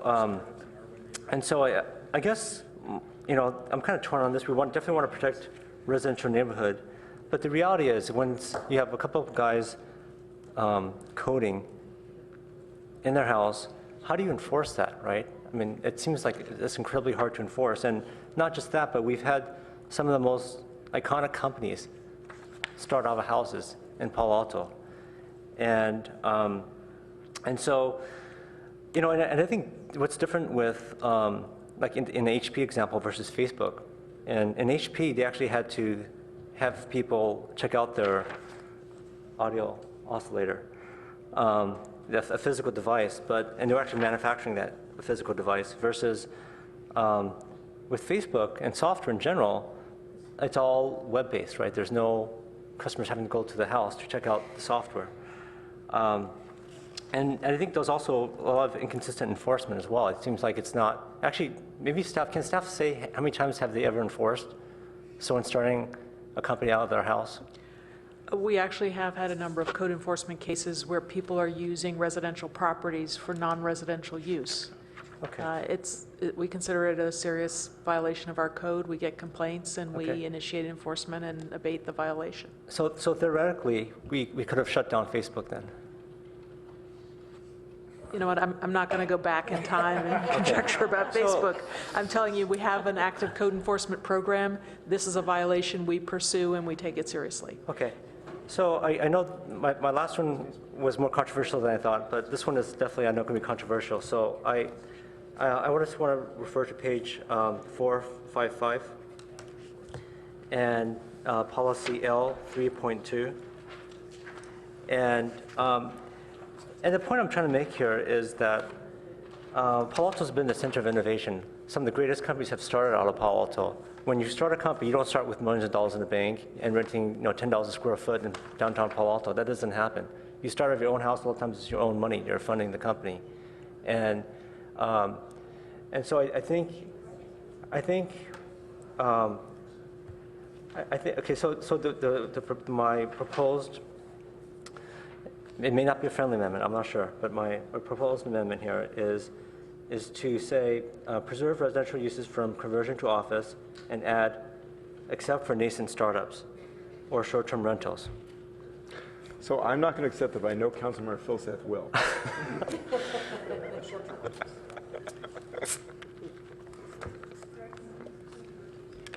Okay, I just want to add a short phrase that preserve residential uses from conversion to office.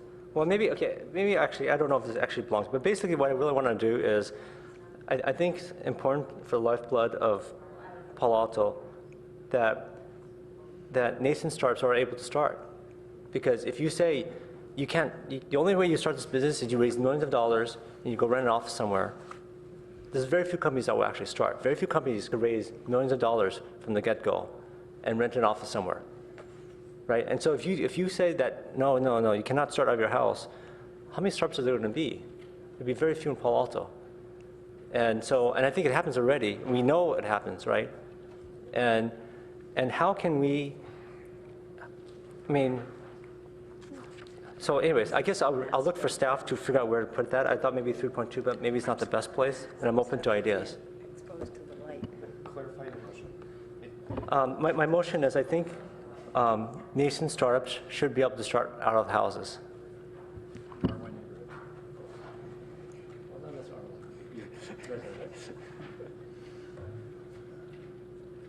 Okay, so he's going to need a second for that. I'll second this.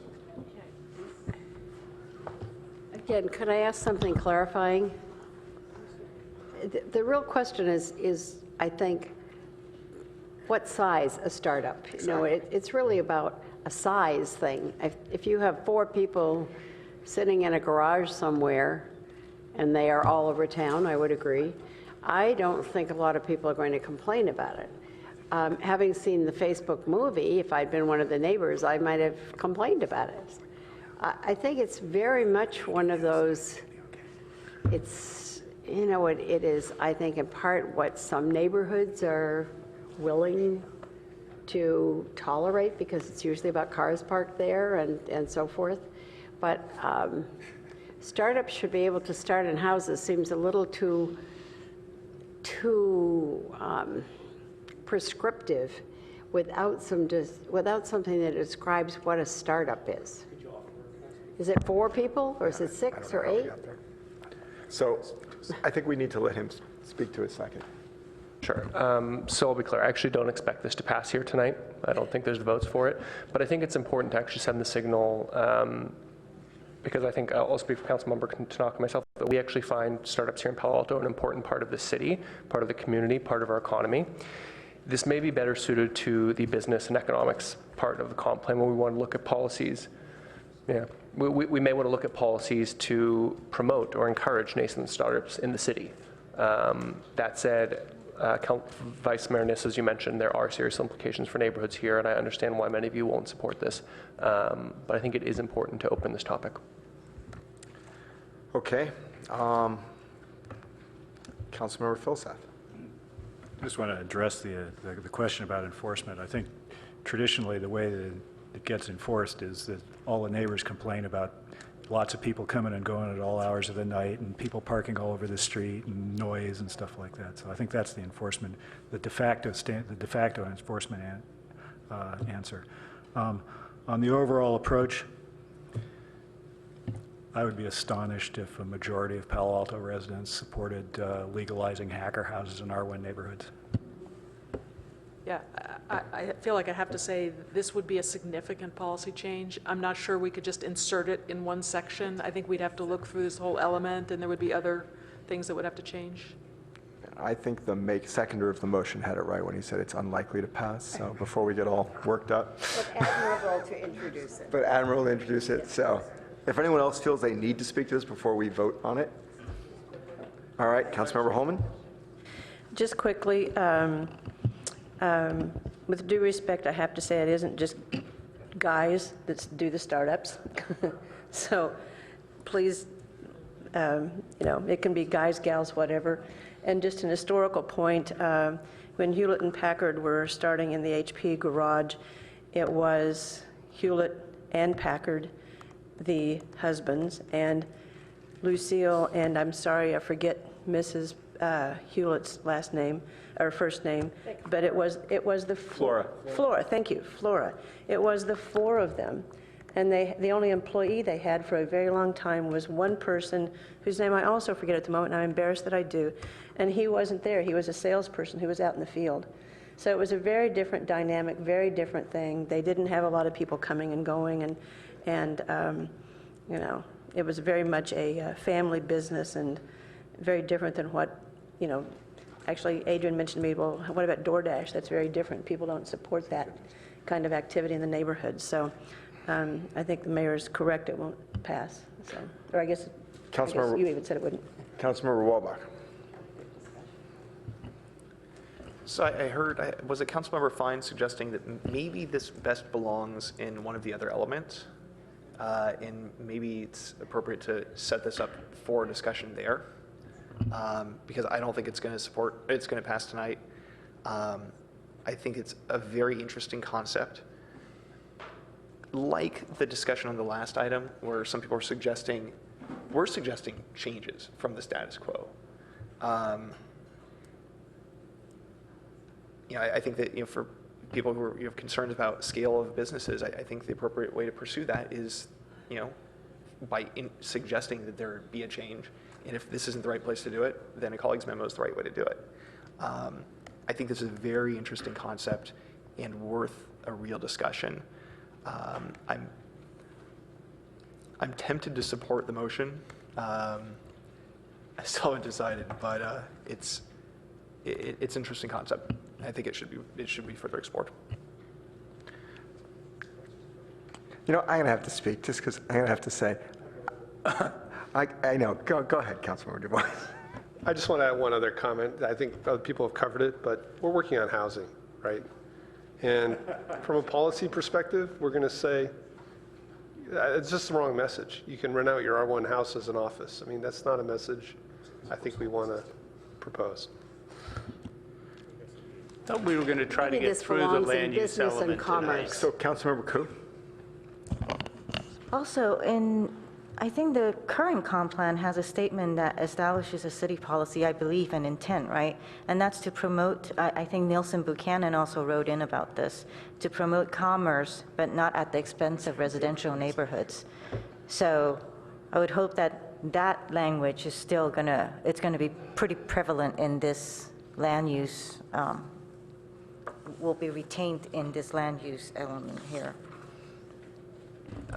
We can talk about that further when you see the business and economics element. That's where we talk about the relationship between business Right, and so I hope that it kind of relates and intercorresponds with each other so that we don't, the linkages there. Okay, I just wanted to briefly say, I don't think tonight's the night. It's now 10 of 11 to be suggesting what I would consider to be a radical departure from what we do in Palo Alto, which is protect our R1 neighborhoods. And I just got to say that I understand the sentiment, but I do think this would be a major. I don't believe major changes from what we currently do, what we've done for a really long time. You know, I don't know any city that allows businesses in their R1 neighborhoods beyond what we allow. I mean, so I hope I don't see a colleague's memo on this. With that. So if we could vote on the board.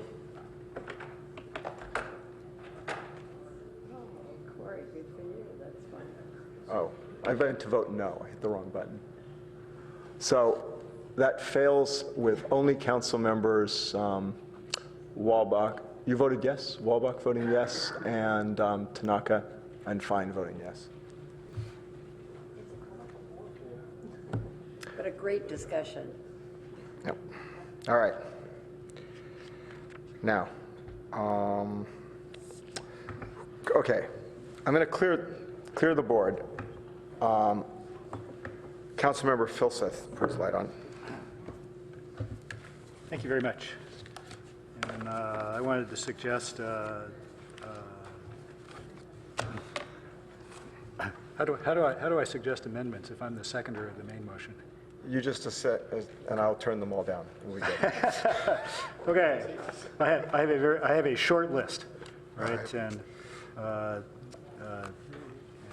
back on the sort of refinement scale as opposed to. So policy program, policy L 1.3 on packet page 448 says, it reads, promote infill development in the urban service area that is compatible with the surroundings and the overall character of the city to ensure a compact, efficient development pattern. And so where are we?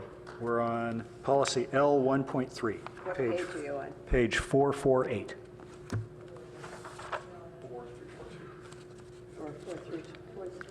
442. I'm on the red line version, so I don't know where it is in the clean version. It'll be there too. 42?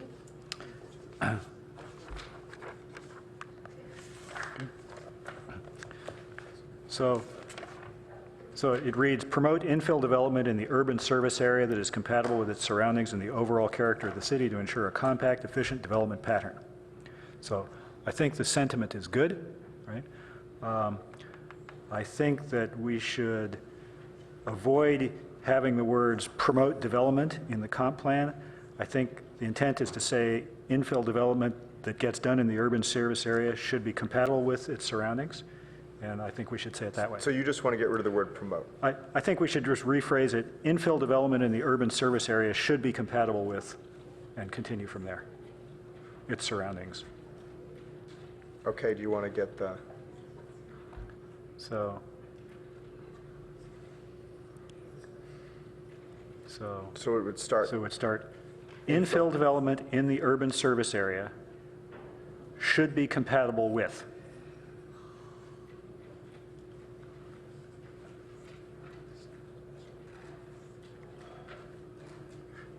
I think the comp plan itself should neither encourage nor discourage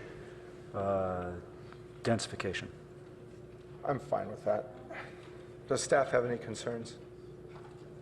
I think it's fine. I mean, I think the policy originally was trying to say infill is preferable to sprawl, but the change, I think it's fine. But given there's really no sprawl, I mean, we're not There's no going- sprawl, right? So I'm fine with it. Okay. Okay. The next one is on the same page. It's also L1.3, and it's actually in that same bullet. There is some language that was deleted that says avoid land uses that are overwhelming and unacceptable due to their size and scale. And it's also on page 448. Packet page 448. Way in the back. Yeah, packet page 448. Policy L1.3. So I understand why, I mean, I assume I understand why everybody took it out, because, you know, one person's overwhelming and unacceptable is somebody else's, you know, this is great, okay? I think it's good guidance, right? And so I think we ought to restore that language. So although I recognize that it's not terribly quantitative. So, you know, I'm sort of with staff on this. I don't want to approve any unacceptable and overwhelming developments, but does anyone want to approve overwhelming and unacceptable developments? I mean, I don't disagree. I mean, I don't want those, but staff took it out. So I think we should have discussion on it. I mean, I actually don't care that much, frankly. I mean, so if everyone wants it, I'm fine with it. If not, but I think we should have some discussion. I'll second. Okay. I don't need to speak to it. I've already spoken to it. Like it's Councilmember Walbach, did you? No, I was good. Oh, Lydia. Oh, speak. Sorry, Lydia. Sorry, Councilmember Coe. No problem. I think it's I appreciate staff taking it out. I mean, I appreciate that you think that it's not needed. But I think it needs to be a reminder to us when we're looking at mass and compatibility and that sort of thing within the city. So it's good as a reminder point, and I think that we should keep that. Okay. Councilmember Holman. Yeah, I think it should go back too, and here's another reason why, besides those that have been stated. Bless you. On packet page 262, at the bottom, it says that we voted to restore in the final draft comprehensive plan existing policy L6 language about preserving neighborhood character, where possible avoid abrupt changes in scale and density where residential and non-residential areas and between residential areas of different densities, and to promote compatibility and gradual transitions between land uses, you know, place zoning districts, boundaries. I mean, all of that language speaks to exactly what was deleted and that Councilmember Filseth wants to restore. And so I don't see any issue with wanting to restore that. It's consistent with the council voted on and approved last time. And to go along with that, I'm not sure why, again, consistent with what we have voted on and approved last time, why the things that are underneath policy L1.3 are deleted, like review and change zoning regulations to promote gradual transitions in scale. Those things are deleted. I'm not sure why, because all of those were consistent with, maybe they're put someplace else? Yeah, Okay, those are someplace Okay. else, actually. All right. Just to clarify, some of these changes were to get rid of redundancy and inconsistent wording. Like the policy that you just mentioned, avoid abrupt changes in scale, is much easier to use and than something that says avoid land uses that are overwhelming and unacceptable. We were looking at the usability when people are reviewing projects. And so we took some things and we tried to reduce redundancy and things that were close but not quite the same, because it just creates confusion when you're trying to look at a project and decide whether it's consistent. You might say, well, it doesn't have an abrupt change, but it is sort of overwhelming, you know.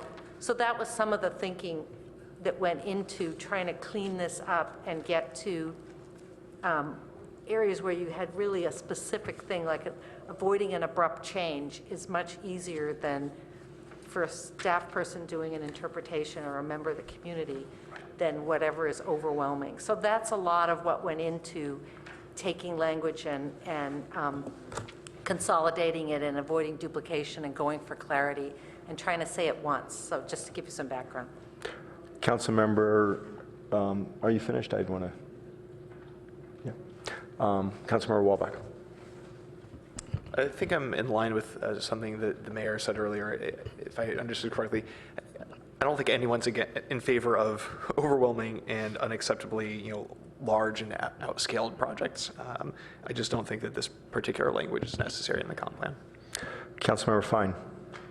So just really quickly, it's actually, Councilmember Filseth, I get what you're getting at. I think it's about projects. This is actually saying land uses.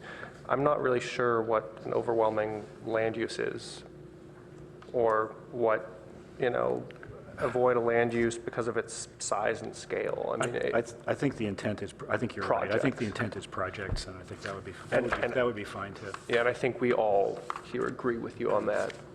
But I also respect staff's logic that it's in the plan elsewhere, and it's common practice.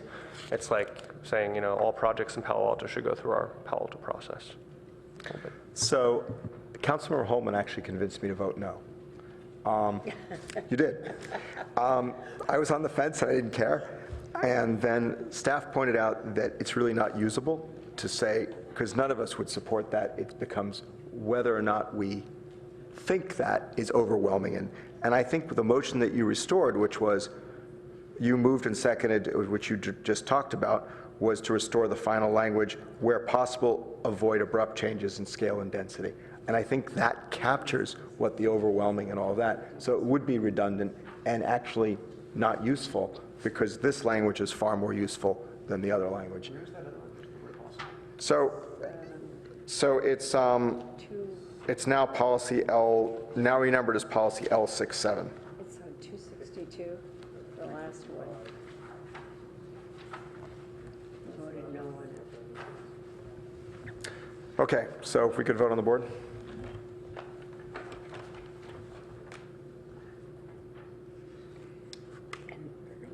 Get here, I need to suggest something.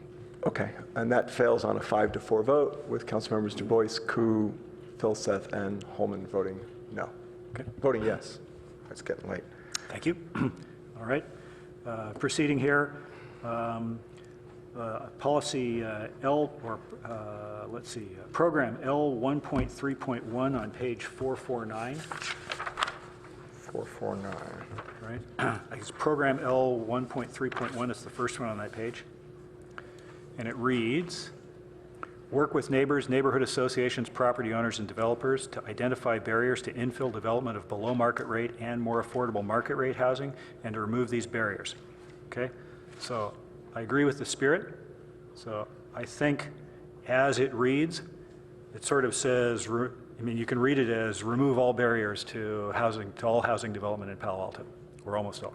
I don't think the community is ready for that. I think we should temper this language by putting the words as appropriate or something like that after remove barriers. So you'd say work with neighbors, neighbor associations, property owners, and developers to identify barriers to infill development and more full raise, and to remove those barriers as appropriate? As appropriate. Yep. I'll accept that. Okay, thank you. And then L 9.6.1 on page 480.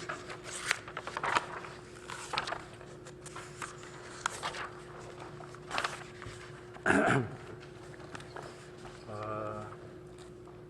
a new program. It says, analyze existing neighborhoods and determine where publicly accessible shared outdoor gathering spaces are below the citywide average. Create new public spaces, including public squares, parks, and informal gathering spaces in these neighborhoods. And I think the sentiment is right, but I think the comparison point should not be the citywide average, but be the city standard, right? So where were Or the you? city. So 9.6.1, analyze existing neighborhoods, and it says where publicly accessible shared outdoor gathering spaces are below the citywide average, because the citywide average might actually be below the city standard, right? So I think we should use the city standard or maybe the city objective or something like that. What I does think staff standard. suggest? That's a good question. That'll work. That works. City standard? City standard? All right, I accept that. Super. Okay. And then my last one. In the previous comp plan, there was a program in community services about school impacts and the relation to legislative acts, and that was in community services.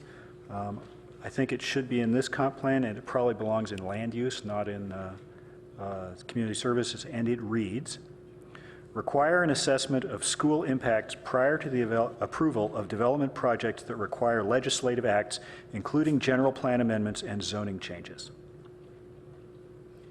Right? And I think we should have that, and I think it's better in land use than it is in community services. But I'd love to hear staff's comments. Yeah, we don't remember whether it's in community services, but if you want to tell us to put it in land use, that's what we'll do. Policy C7 in So you want us to take it out of C7 and put it here yes. somewhere to Yeah. be determined? Not sure in land exactly use? where, yeah. So I think we need discussion on that. Okay. So, yeah, so you need a second. I'll second. Okay. Do you want to speak to your motion?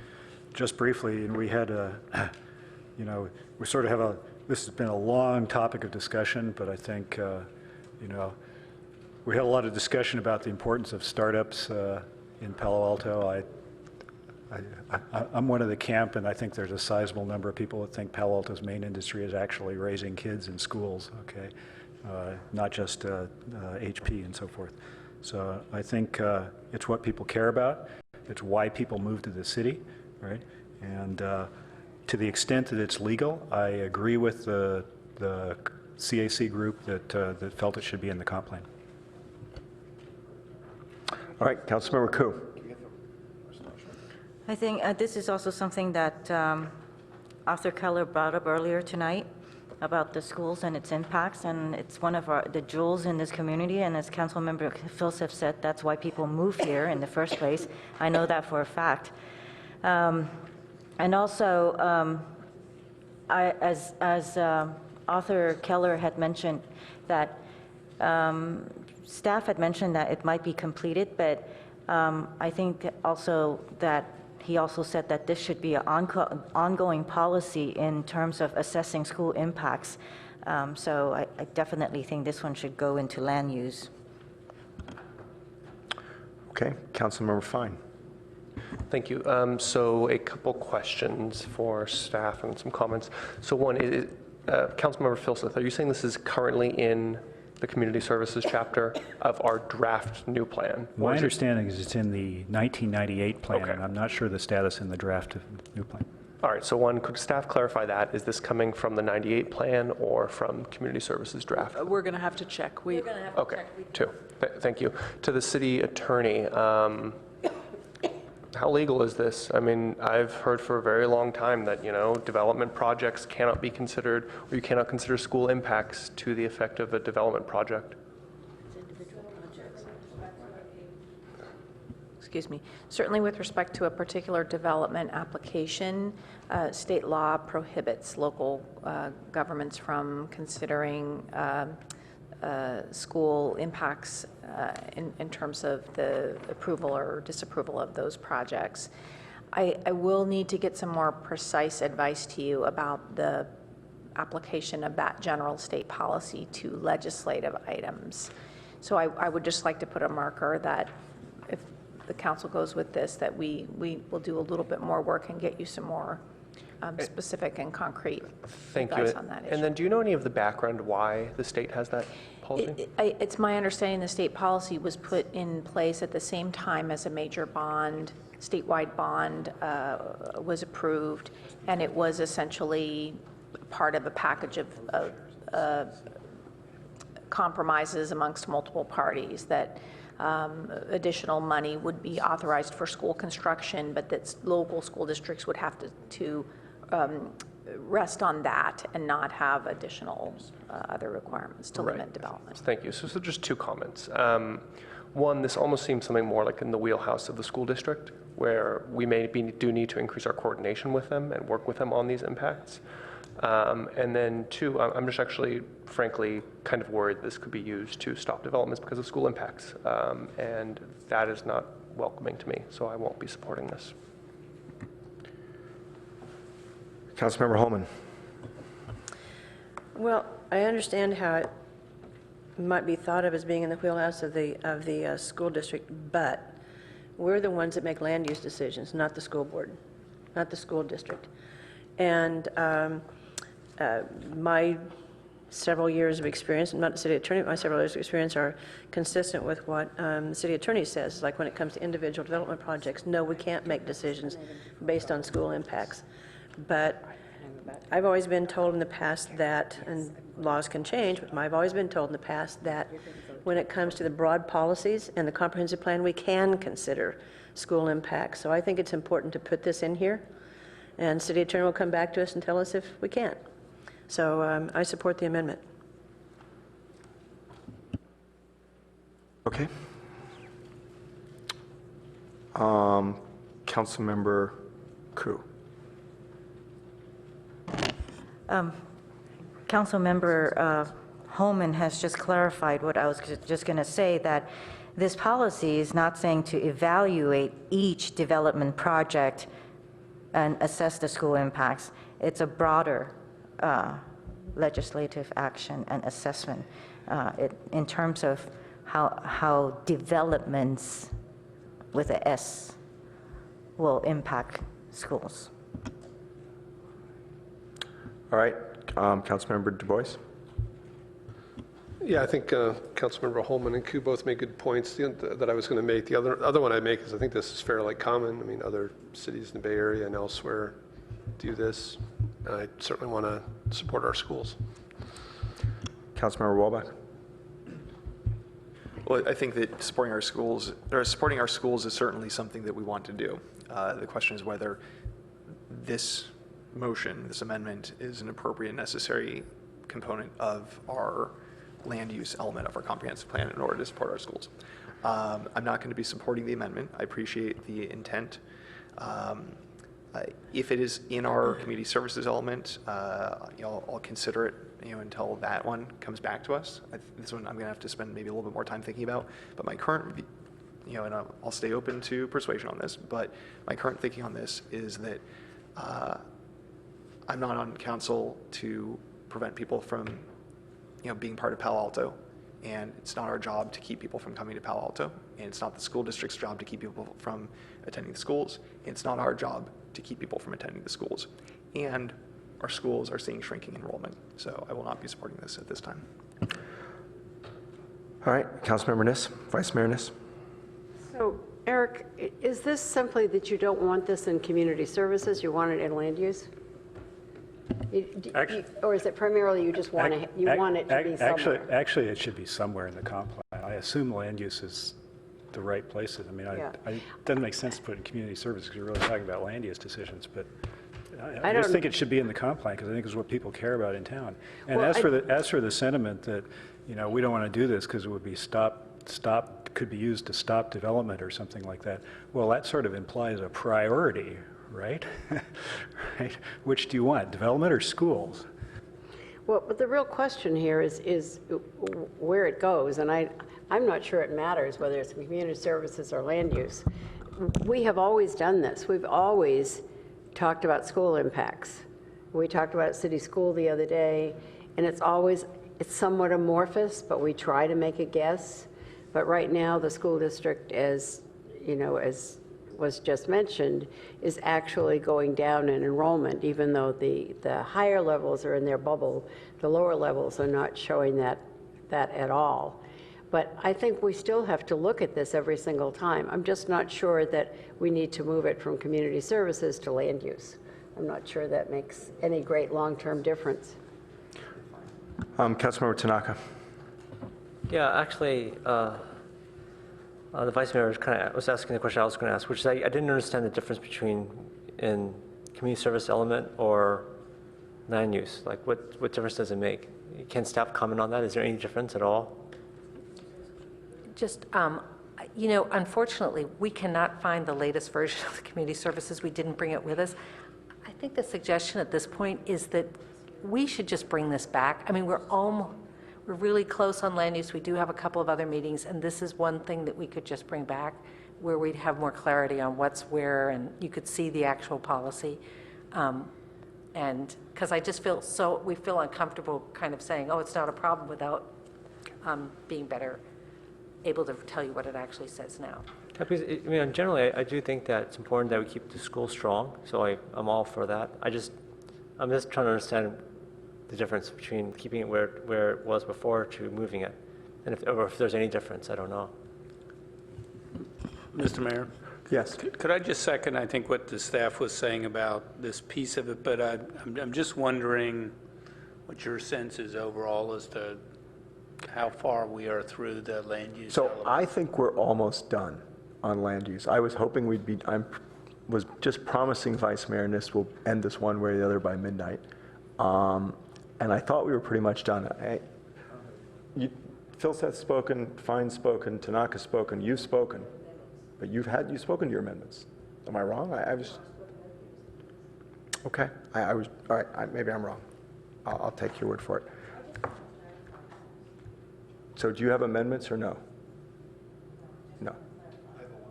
And you have one word? You have two questions. Okay, so I think we're almost done, depending on where Councilmember Holman is. So on this item, you know, I'm watching this 4-4 split on council. I'll tell you where I am, which is really simple, is that I would support this. I think that that half the time when a development comes to us, people talk about the school impacts. We have declining enrollment in our schools, and I actually think it would be helpful to clarify to the community that no, this is not going to have a negative impact, and it would actually make it easier to get housing approved. So I actually come out the opposite of where you guys were, but I'm listening to the city attorney saying she needs to clarify it. So I was going to vote for it with the clear statement that if we get a negative advice from our city attorney, I was going to, when this came back to us, reconsider and vote against it. So I don't mind putting it off to when they have the information that they asked for, and then we make that one item, I don't want to add a bunch of items, but that one item comes back to us when we look at this in June. Not in June, June. In June, we look at this in June. I was wondering if you'd be all right with that. Yeah. All right, so maybe we could just have we can direct staff to bring this issue to us in June. Why don't you table it? Yeah, we direct staff to bring this to us in June. Okay, you can, on this issue. All right, if you want to make your statement on this issue, go ahead. So now I've heard you, Mayor and Vice Mayor, as well as Councilmember Warbach say that there's declining enrollment, yet at the same time from the community, they've told me that Palo Verde, Fairmeadow, as well as Escondido, their kindergarten class is overflowing. They're actually sending kids to other schools. So there's always going to be ups and downs in enrollment, and just to kind of, so I appreciate the tabling until next time, but I did want to make sure that that statement is corrected. Thank you. All right. Okay, so we're done with that issue. You're done with your issues, right? Councilmember Du Bois, you had what, 2 questions? And I got Oh, and Councilmember Ness, yes. So after you, then, yes. Yeah. It's getting late, but I wondered if staff could explain on packet page 263. At the top there, it says 2 motions failed that resulted in deletion of these policies. And actually, I guess my real question is on packet page 479. It looks like It looks like the El Camino design guidelines were deleted. So does that mean the design guidelines themselves are deleted? Yes, the policy language, hold on just a second. I'm sorry, I do have this. There was a motion, I'm sorry, can you hear me?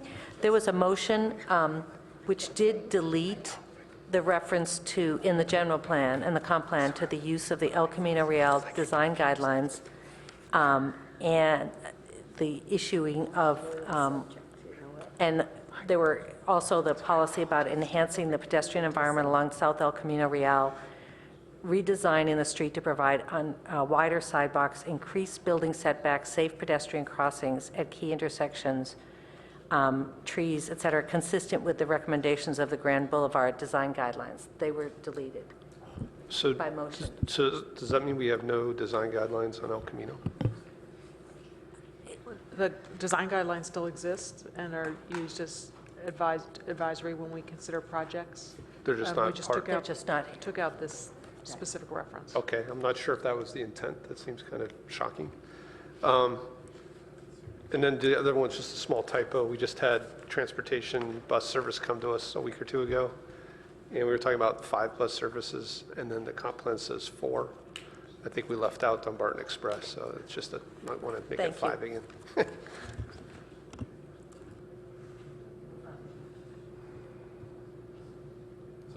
All right, Vice Mayor Ness. So I just have one suggestion to make. Thank you. If you go to page 258 of your packet, way at the beginning, and this was when we were first giving council direction on the land use element, and on that it reads policy L1.10 would maintain a cumulative cap and so forth. On that one, I can read the whole thing if you want me to, but I'm going to suggest that we eliminate Stanford Research Park from this, which is what we have done in the past. And We haven't done that in the past. It's been part of the monitored areas. It has. You can ask them. It's been part of the monitored areas. I don't really want to reopen anything like that. But if you want it, you can. But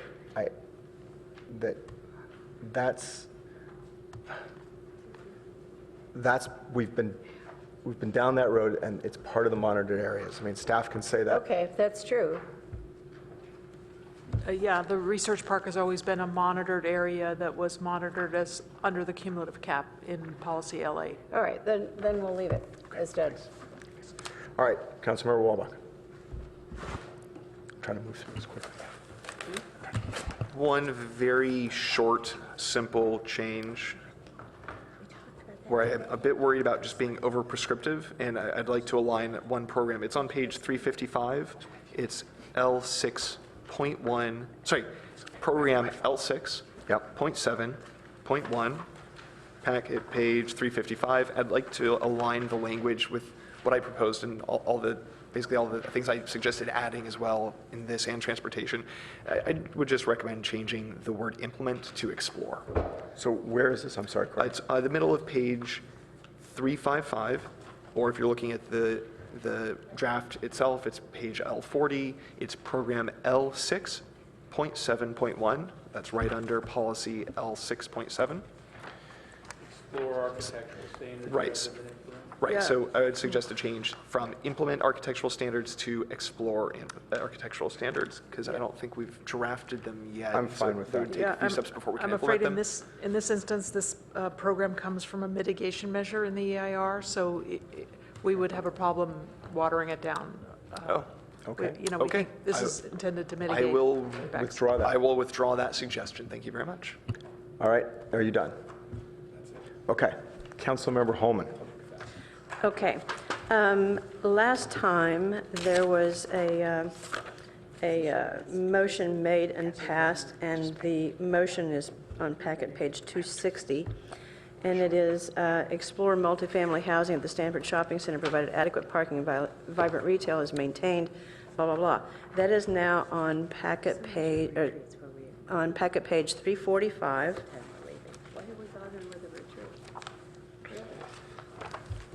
and it says, it's implementing that. It's allow housing. It's program L242. Allow housing on El Camino Real frontage of Stanford Research Park and at Stanford Shopping Center, provided that adequate parking and vibrant retail is maintained. I would suggest that there's one other thing we would want to add to that, which is, and no reduction of retail square footage results.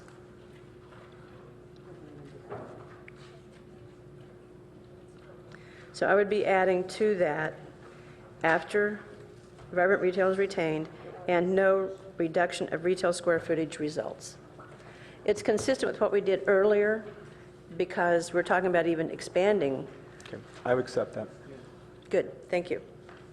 So, okay, got that one. Okay, clerk's got that.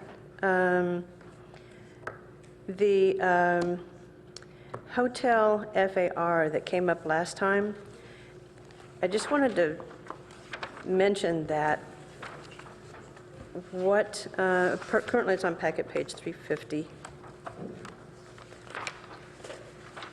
It is program L441, and it says explore increasing hotel FAR from 2.0 to 3.0 in the University Avenue and downtown area, and 2.5 in areas outside of downtown. So I just want to suggest to people that, you know, we've had some other things come for us tonight that are like really large changes. This is a really large change. And while I do understand it says explore, that's not lost on me. All the prior discussion has been about reducing the floor area ratio for hotels because the 2.0 FAR has served its purpose, which, by the way, that's a doubling of the 1.0 FAR. I want to say that again. It's doubling of the 1.0 FAR that's allowed in the CS zone.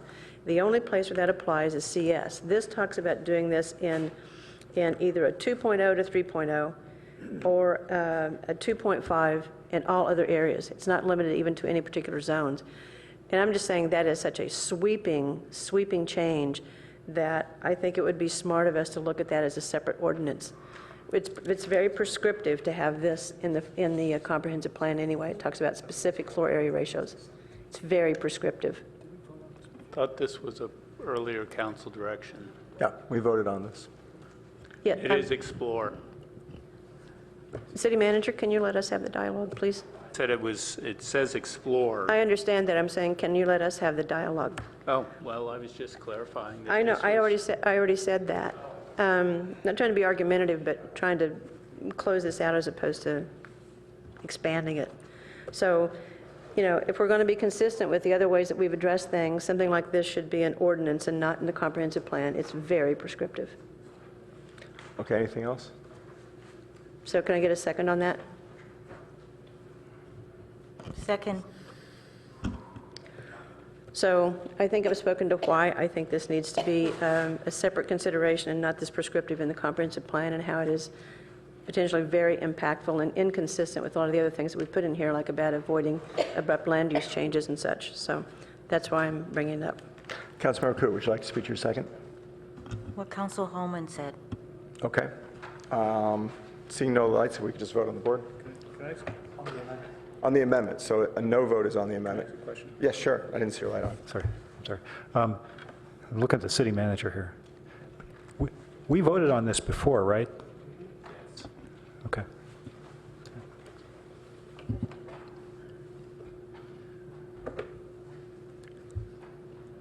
And that fails on a 6-3 vote, with council members Holman, Koo, and Du Bois voting yes. Okay, I have a new policy. It's consistent with, or it's along the same lines of something that I think Councilmember Tanaka brought up earlier. And that is to explore and potentially support new and creative, innovative retail in Palo Alto. I'm good with that. Okay. So it's explore. Just direct staff to put it somewhere. Explore and support new and creative and innovative retail in Palo Alto. I'm just wondering, can we scroll up a little bit, because there was something else.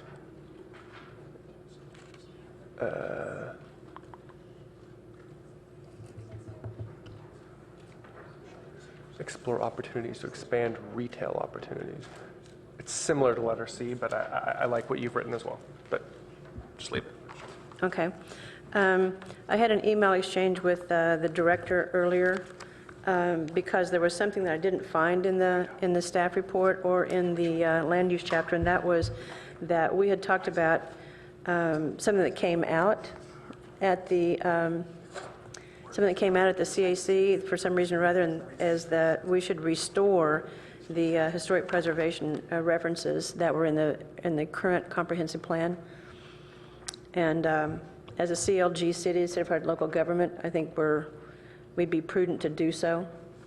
And as we talk about compatibility and neighborhood character, I think it's essential that we have those back in.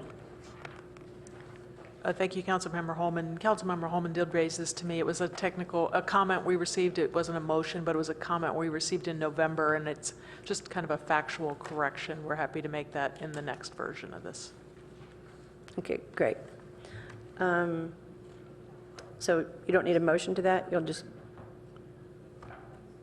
It wouldn't hurt to just... Okay. So direct staff to reinstore historic preservation policies and goals as Director Gittleman has indicated. Is there a goal? It's just policies. What does that mean? Policies? Oh my God. I have no idea what we're talking about. There were kind of factual statements of, how many historic districts we have and... Oh, that's what you're talking about.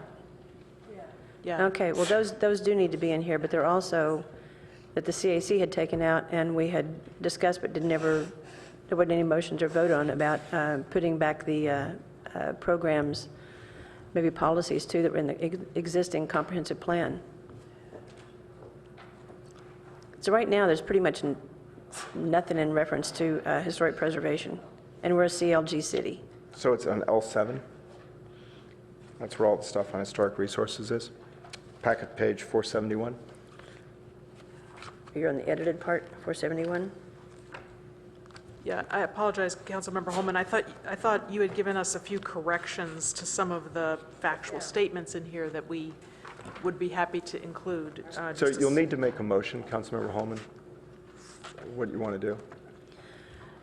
Okay, so staff that I was referring to, the reference to historic districts and such that we have, is that correct?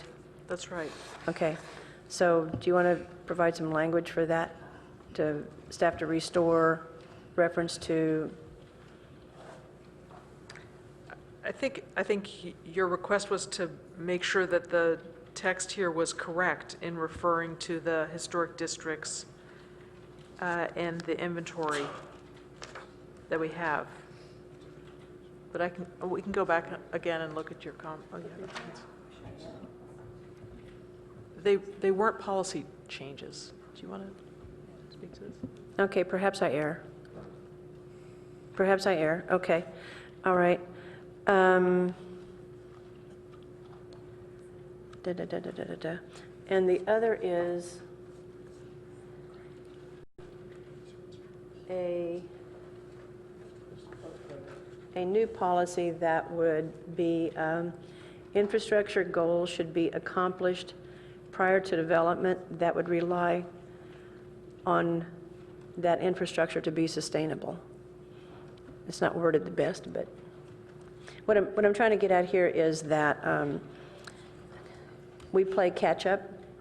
We have development, then we play catch up on whether we have enough parkland, whether we have the transit opportunities, whether we have the facilities that support development. So what I'm trying to do here is get ahead of the development by providing the infrastructure first. So, no, I'm not going to support that. Okay, dies for lack of a second. Okay. Are you done? Okay. So I just had a very few things. I wanted to ask staff on policy L7.2, packet page 472.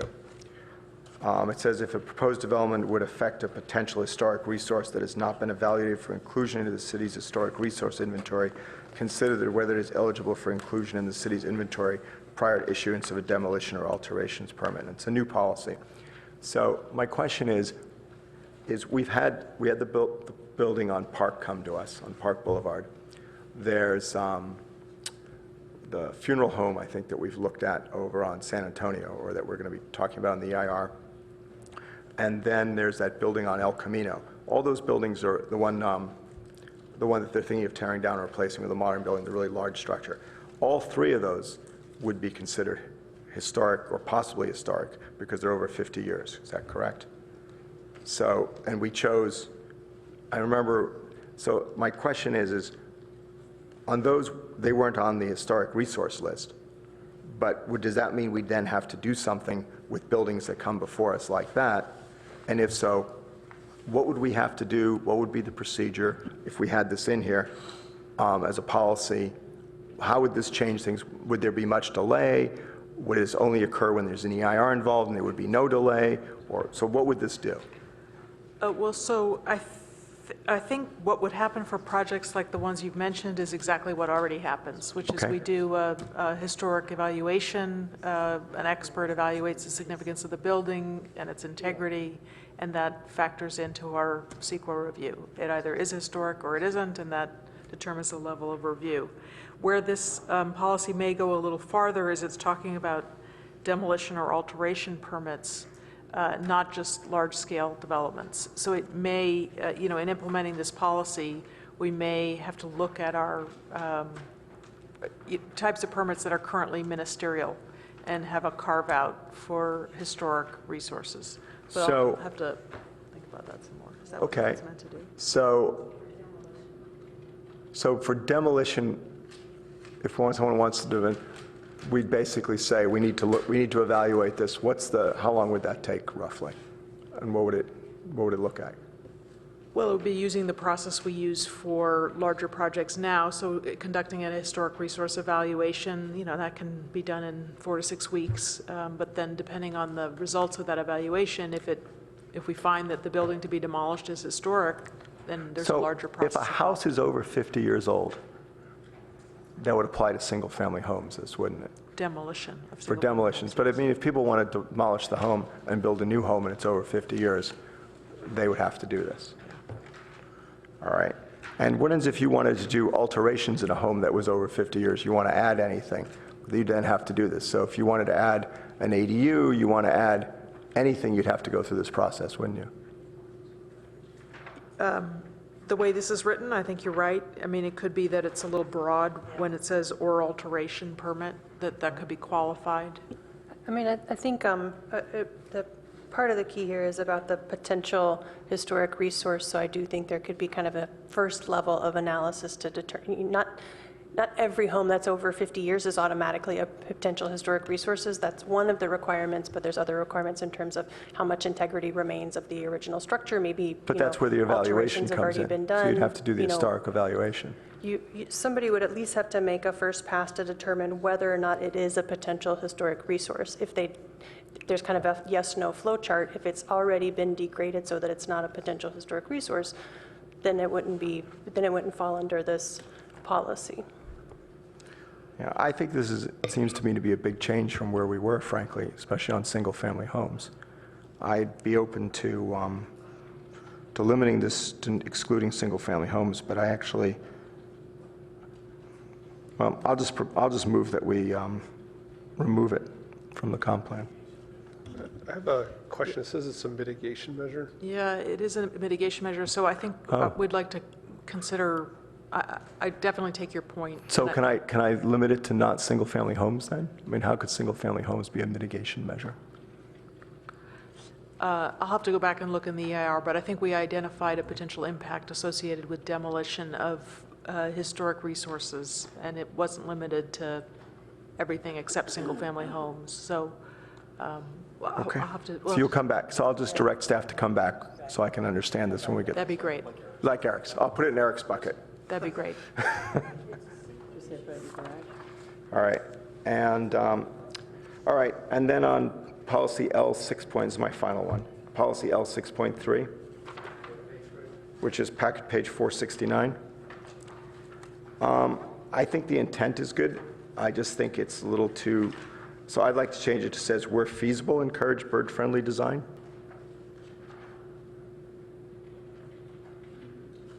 That's it. How about just encourage bird-friendly design? That's fine. Encourage bird-friendly design. If you're good with that, I'm good with it. Yep. Okay, and that's it. So if we can vote on the main motion.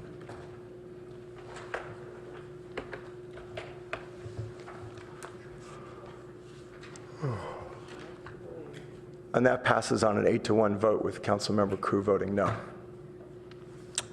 And with that, we have councilmember questions and comments. Seeing none, oh, wait, yeah. Just put your lights on if you aren't. Seeing none, we're adjourned.